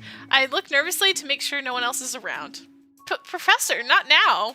He really does have like a professor kink now, I swear. I mean, 9 months. Then when? I haven't touched you in hours. I feel like I could die right here on the very spot. I can't help but giggle at my boyfriend's uncharacteristically childish behavior. To everyone in the world, he's a fearless, famous, renowned archaeologist aiming to discover what secrets lie in the hidden depths of deep in the earth. But to me, you're such a baby sometimes, you know that? I can give you a baby? I mean, we were saying it, but for him to come out and say it himself, I mean, that kind of true. Yeah. Oh my gosh, guys, stop it. Oh my gosh, he knew, guys. Oh, unlocked individual outfit. Hey, yeah, not without a ring. So true. I won't be a baby mama. Put a ring on it though, and we'll talk.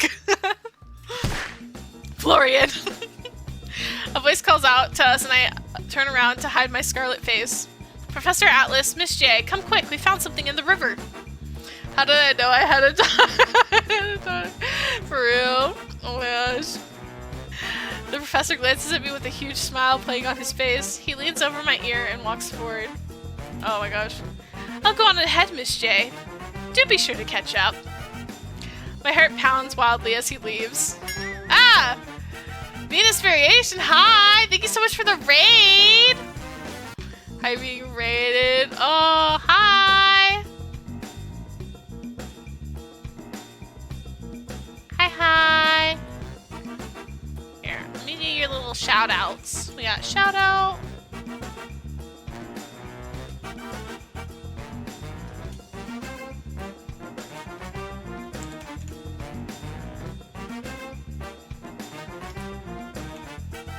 There we go. Hi, raiders. Welcome in. We're finishing up a dating sim right now.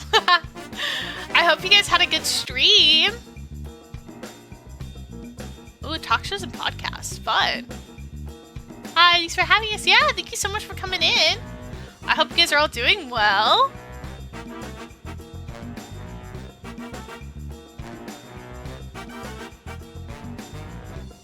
Just finished playing a round of My Hero Ultra Rumble, basically. Oh! My main is Symmetra. Oh! Okay, that's cool. I've watched some of My Hero. I have not played the game, though. Thank you for the shout out. I'm an advice streamer. Artist and gamer trying to read. Oh, that's awesome! Very awesome, very awesome. Very cool. And Stella, thank you so much for the follow. But yeah, we were referred to you by a Splatoon boss from our community. Tell me, oh, thank you so much. That's so sweet. It's decent when I can jump by 3 W's. Oh my gosh. That's crazy. Yeah. Oh, that's awesome though. Just finished playing around in My Hero Ultra. Oh yeah. Oh, so much stuff. My Hero's a good show. I can translate. Oh yeah. Yeah, I think My Hero's pretty cool. I watched some of it. My husband's more caught up in it though than I am personally.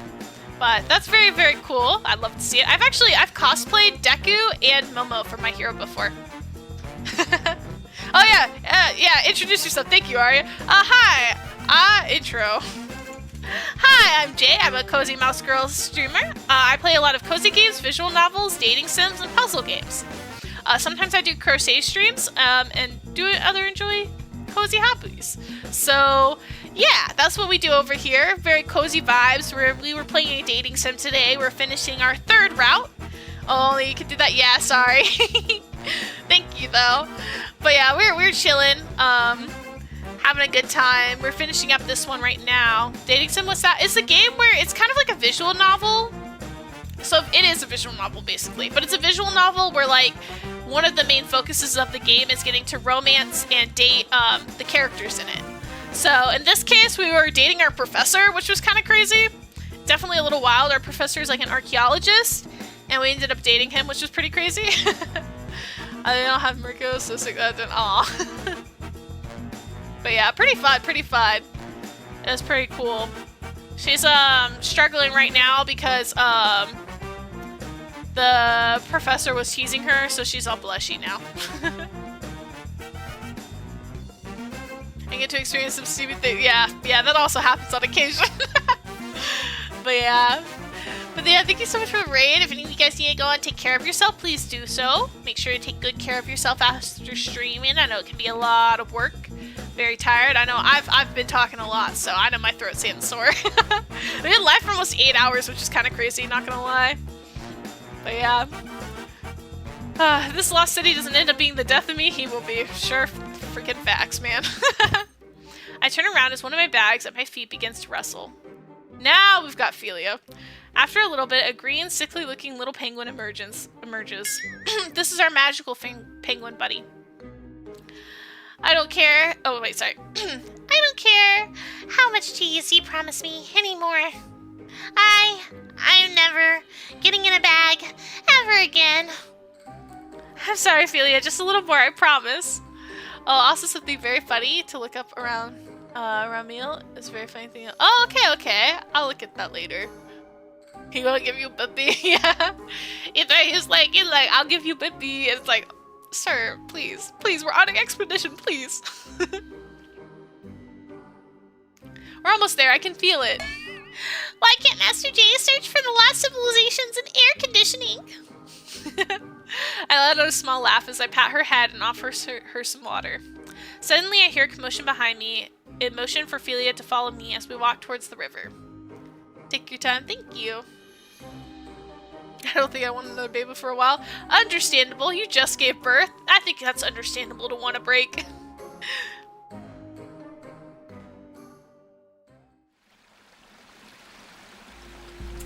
As I approach the river, I see Professor Atlas holding what appears to be a golden coin. No way they actually find El Dorado. That's crazy. That's crazy. A slight frown appears on his face as he turns around. Amazing! Do you think it could be a clue to El Dorado, Professor? Actually, I'm afraid these markings aren't the ones we're looking for. But nevertheless, it is an important clue. I'm sure everyone's had their fair share of exploring for the day, so let's set up camp in the area for tonight. My body's still healing, I bet. Yeah, it takes a while to heal after giving birth. A look of relief appears on everyone's face as the exhaustion is finally beginning to catch up to us. I approach the professor as he stares speculatively at the gold coin in his hand. I'm sure it takes like months and years of full heal. Yeah, that's what I heard too. El Dorado is Aztec, yeah. And see, that is where Hernan Cortez was. So, you know, I was thinking of the right thing all along. He just didn't know it yet.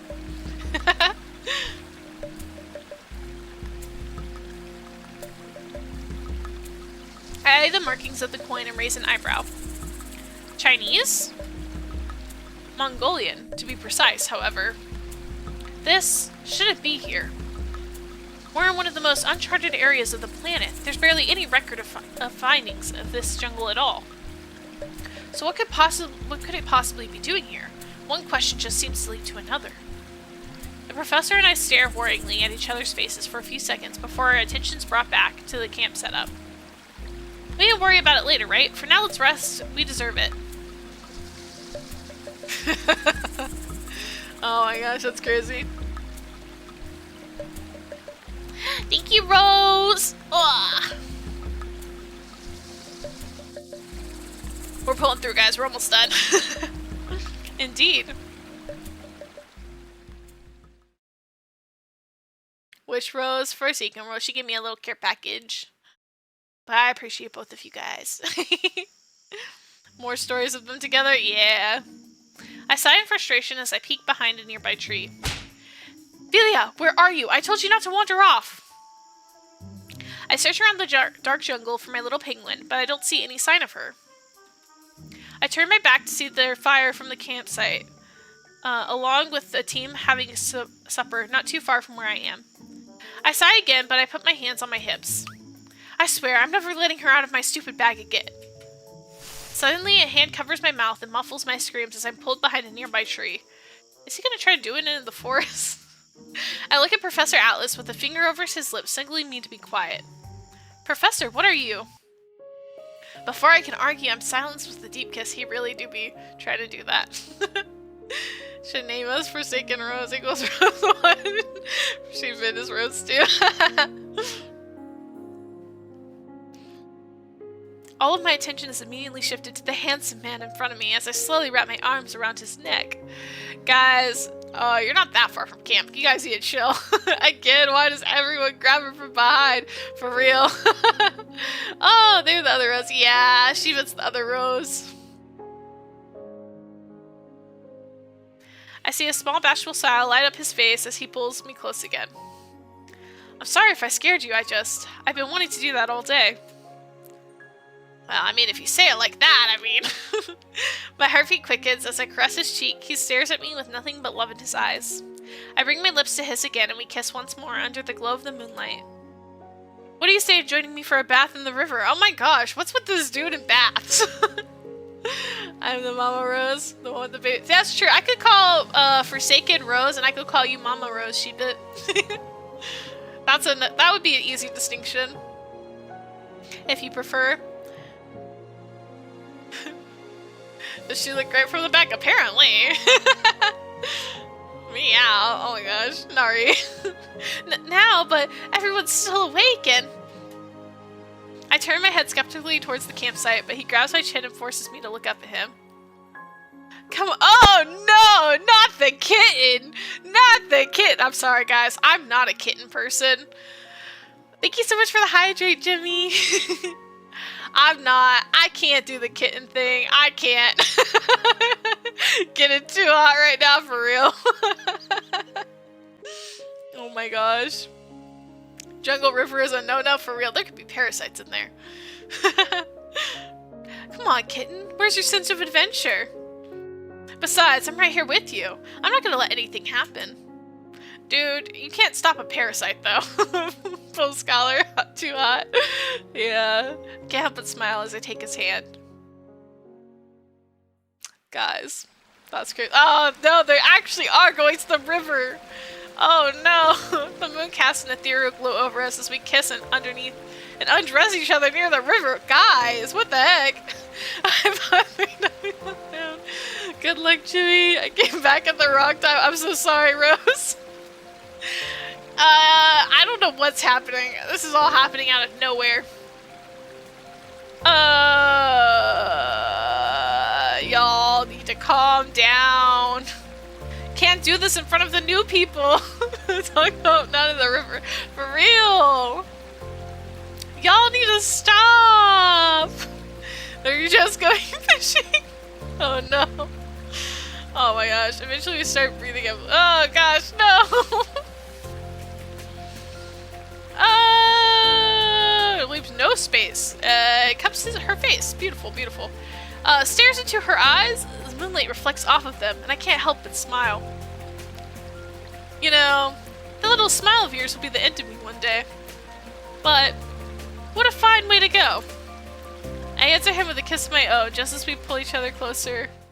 Yeah, interrupt us! Interrupt us! Let's go, let's go! Oh man, oh lord, someone throw a Bible at them for real. Oh, Rose blushes so hard. We freeze upon the rustling bushes. My heart nearly stops when I hear it again.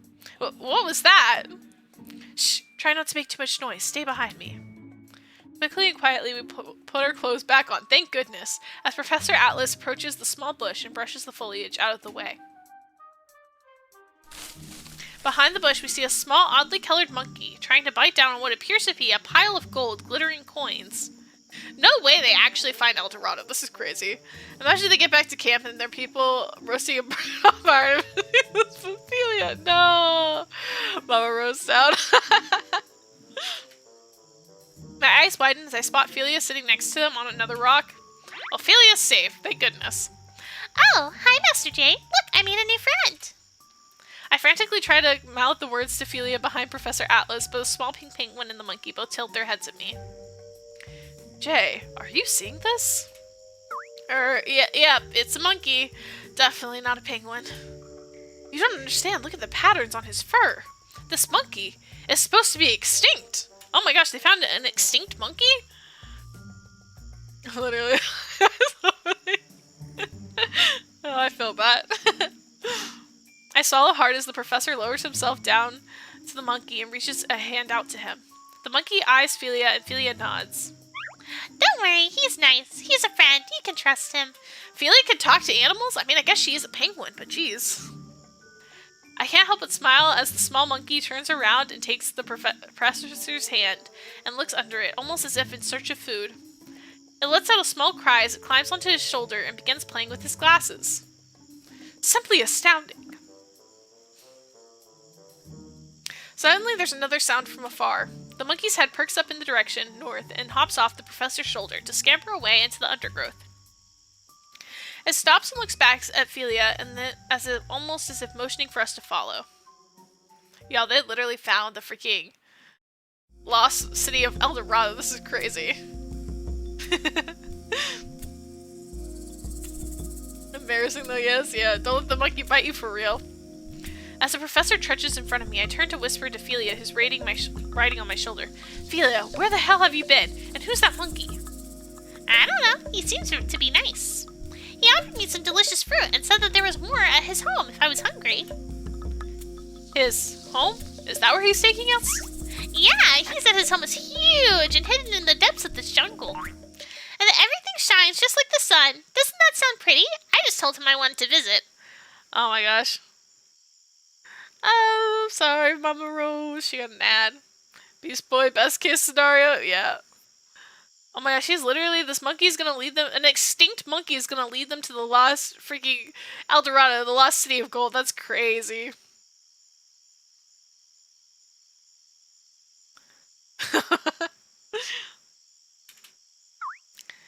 Shines just like the sun? I can't help but stop in my tracks as the realization hits me. Oh my god. The professor turns to me with a questioning look as he notices I've trailed behind. Jay? Are you alright? I dash past him, grabbing his hand, running full speed ahead. Follow that monkey! A giant smile graces our faces as we run through the moonlit jungle hand in hand. Adrenaline rushes through our veins and excitement swells in our hearts. As we run and run, nearby monkeys from all forgotten times howl at the moon. This is why you should always bring a magic penguin on your journeys for real. A familiar cackle resounds through the trees as a figure flies across the sky on a broom. The world is filled with countless mysteries to be solved and secrets to be brought to light. But the most wondrous find is right beside me. As I look towards the man I love, I can't help but smile, knowing the bond we formed is the greatest treasure of all. What if the real treasure was the boy we met along the way? Yay! Welcome back, Mama Rose! And in my heart, I know the real adventure has only just begun. Wow, so cheesy. I love it. Alright, let's see the cute art. Oh, look at them! They're so cute. I love their ending art. It's always so freaking cute. Oh my gosh. I love that. Well, we did it, guys. We did it. I had so much fun. I freaking love this game. We'll do the final route of the base game, I think, next week. And then I will purchase the DLC, and we will do the extra route. But yeah, guys, we got 3 of them down. We only have him left, so we're doing pretty good. But that's the game. All right, let me get us to just chatting. Give me a second. Okay. All right, and we'll go to just chatting. Chrome. There we go. Let me exit out of my game. But that was the stream, guys! I hope you all enjoyed! I had so much fun hanging out with you guys, even though, oh my gosh, that was freaking 8 hours long. That was crazy. I think that was the longest one yet. I think the first one was like 7 hours, and then 6, and then this one was 8. I don't know why this one was so much longer, but I hope you all enjoyed, and I hope you guys all had a bunch of fun. I'm glad I started it earlier. Jeez, we would have been here all night. Alright, let's see if we can find someone to raid. Yeah, again, I'm so sorry I haven't been able to stream much this week, guys. Work has been really crazy. I'm hoping I'll be able to stream this next week, but if I end up canceling streams again, I'm sorry in advance. I'm gonna try my best, but it is a little hard. It is a little busy at work right now, and since I stream after work, it's kind of rough. But I am gonna try. I'll try my best to get some streams in for you guys, and hopefully it'll all be good. But thank you guys so much for being here today. I appreciate it. I'm hoping everything will be back to normal pretty soon. Alright, let's see who's all live.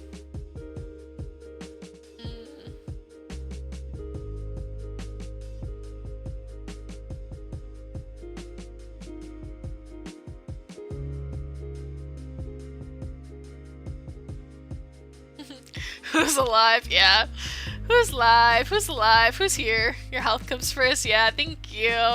Yeah, I just like, you know, I feel bad when I can't stream for you guys, but, you know, I know, I gotta get stuff done, but I always like, I like to stream for you guys. It's really fun for me, and it always bums me out when I can't do it, but I also know, you know, you can't control things sometimes, so let's see. Oh, my cheeks hurt from smiling so much, guys. Alright, let's see, who to raid?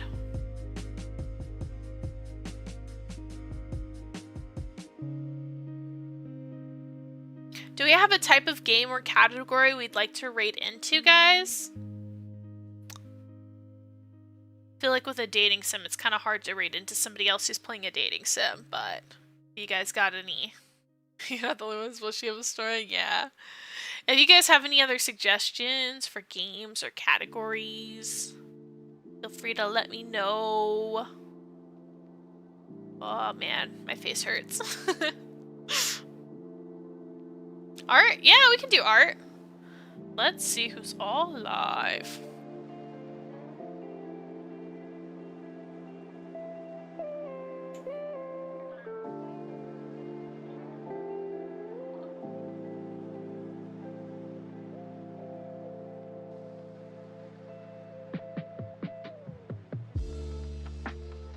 And that's Eliza. BRB. Alright. Also, what do you guys think of the music that I picked out? I feel like I picked out some fun ones. They're all kind of like lo-fi. I feel like they're pretty good, though.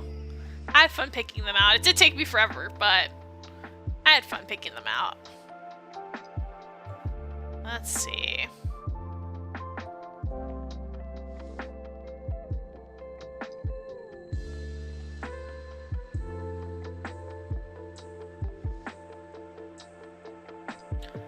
I am with this on an elevator, yeah.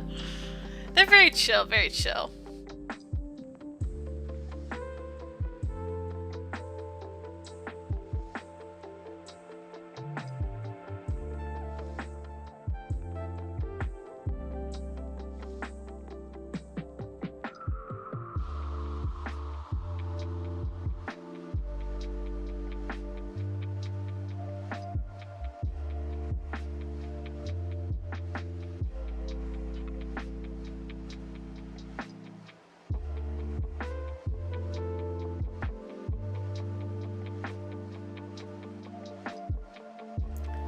Alright, let's try. Let's see if we can raid into this person.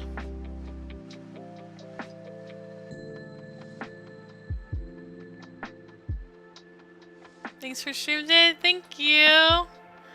I'm glad you guys were here. I always love getting to spend time with you guys. I love that you guys let me play these games. And you support me. It makes me really happy. Yay, okay, it works. So we're gonna be rating their name is Stupid Vin. But they have a really cute model. They're a squirrel. Very cute. I think theirs is a PNG model too, which is very exciting. But they look very, very cute. I really like their model, and they're doing some artwork right now. But yeah, very cute. They look like they're very fun. So we'll be raiding into them. And yeah, so if you want to join the raid, we've got raid. Thank you, Arya. I need to like make some of these, I think, where other people can do them. But we got raid, we've got raid sub. Depending on, so if you're not subbed, you can use the raid message. Otherwise, you can use the raid sub message. We've got our raid rules. Just be kind, be polite, please follow their rules and be respectful, because remember, you're representing us and our community. So we just always want to keep things respectful and kind, but I trust you guys to do that anyways. If you guys want to join in though, make sure to do that, and yeah, very exciting, but you guys can feel free to copy those and we'll get those done. But yeah, thank you guys so much for being here. Thank you so much for hanging out with me. I know it was very, very long, but I appreciate you guys so much. And thank you guys so much. Thank you, Pretty, for the follow. Aw, after Zio, but I appreciate it. All right, bye, guys.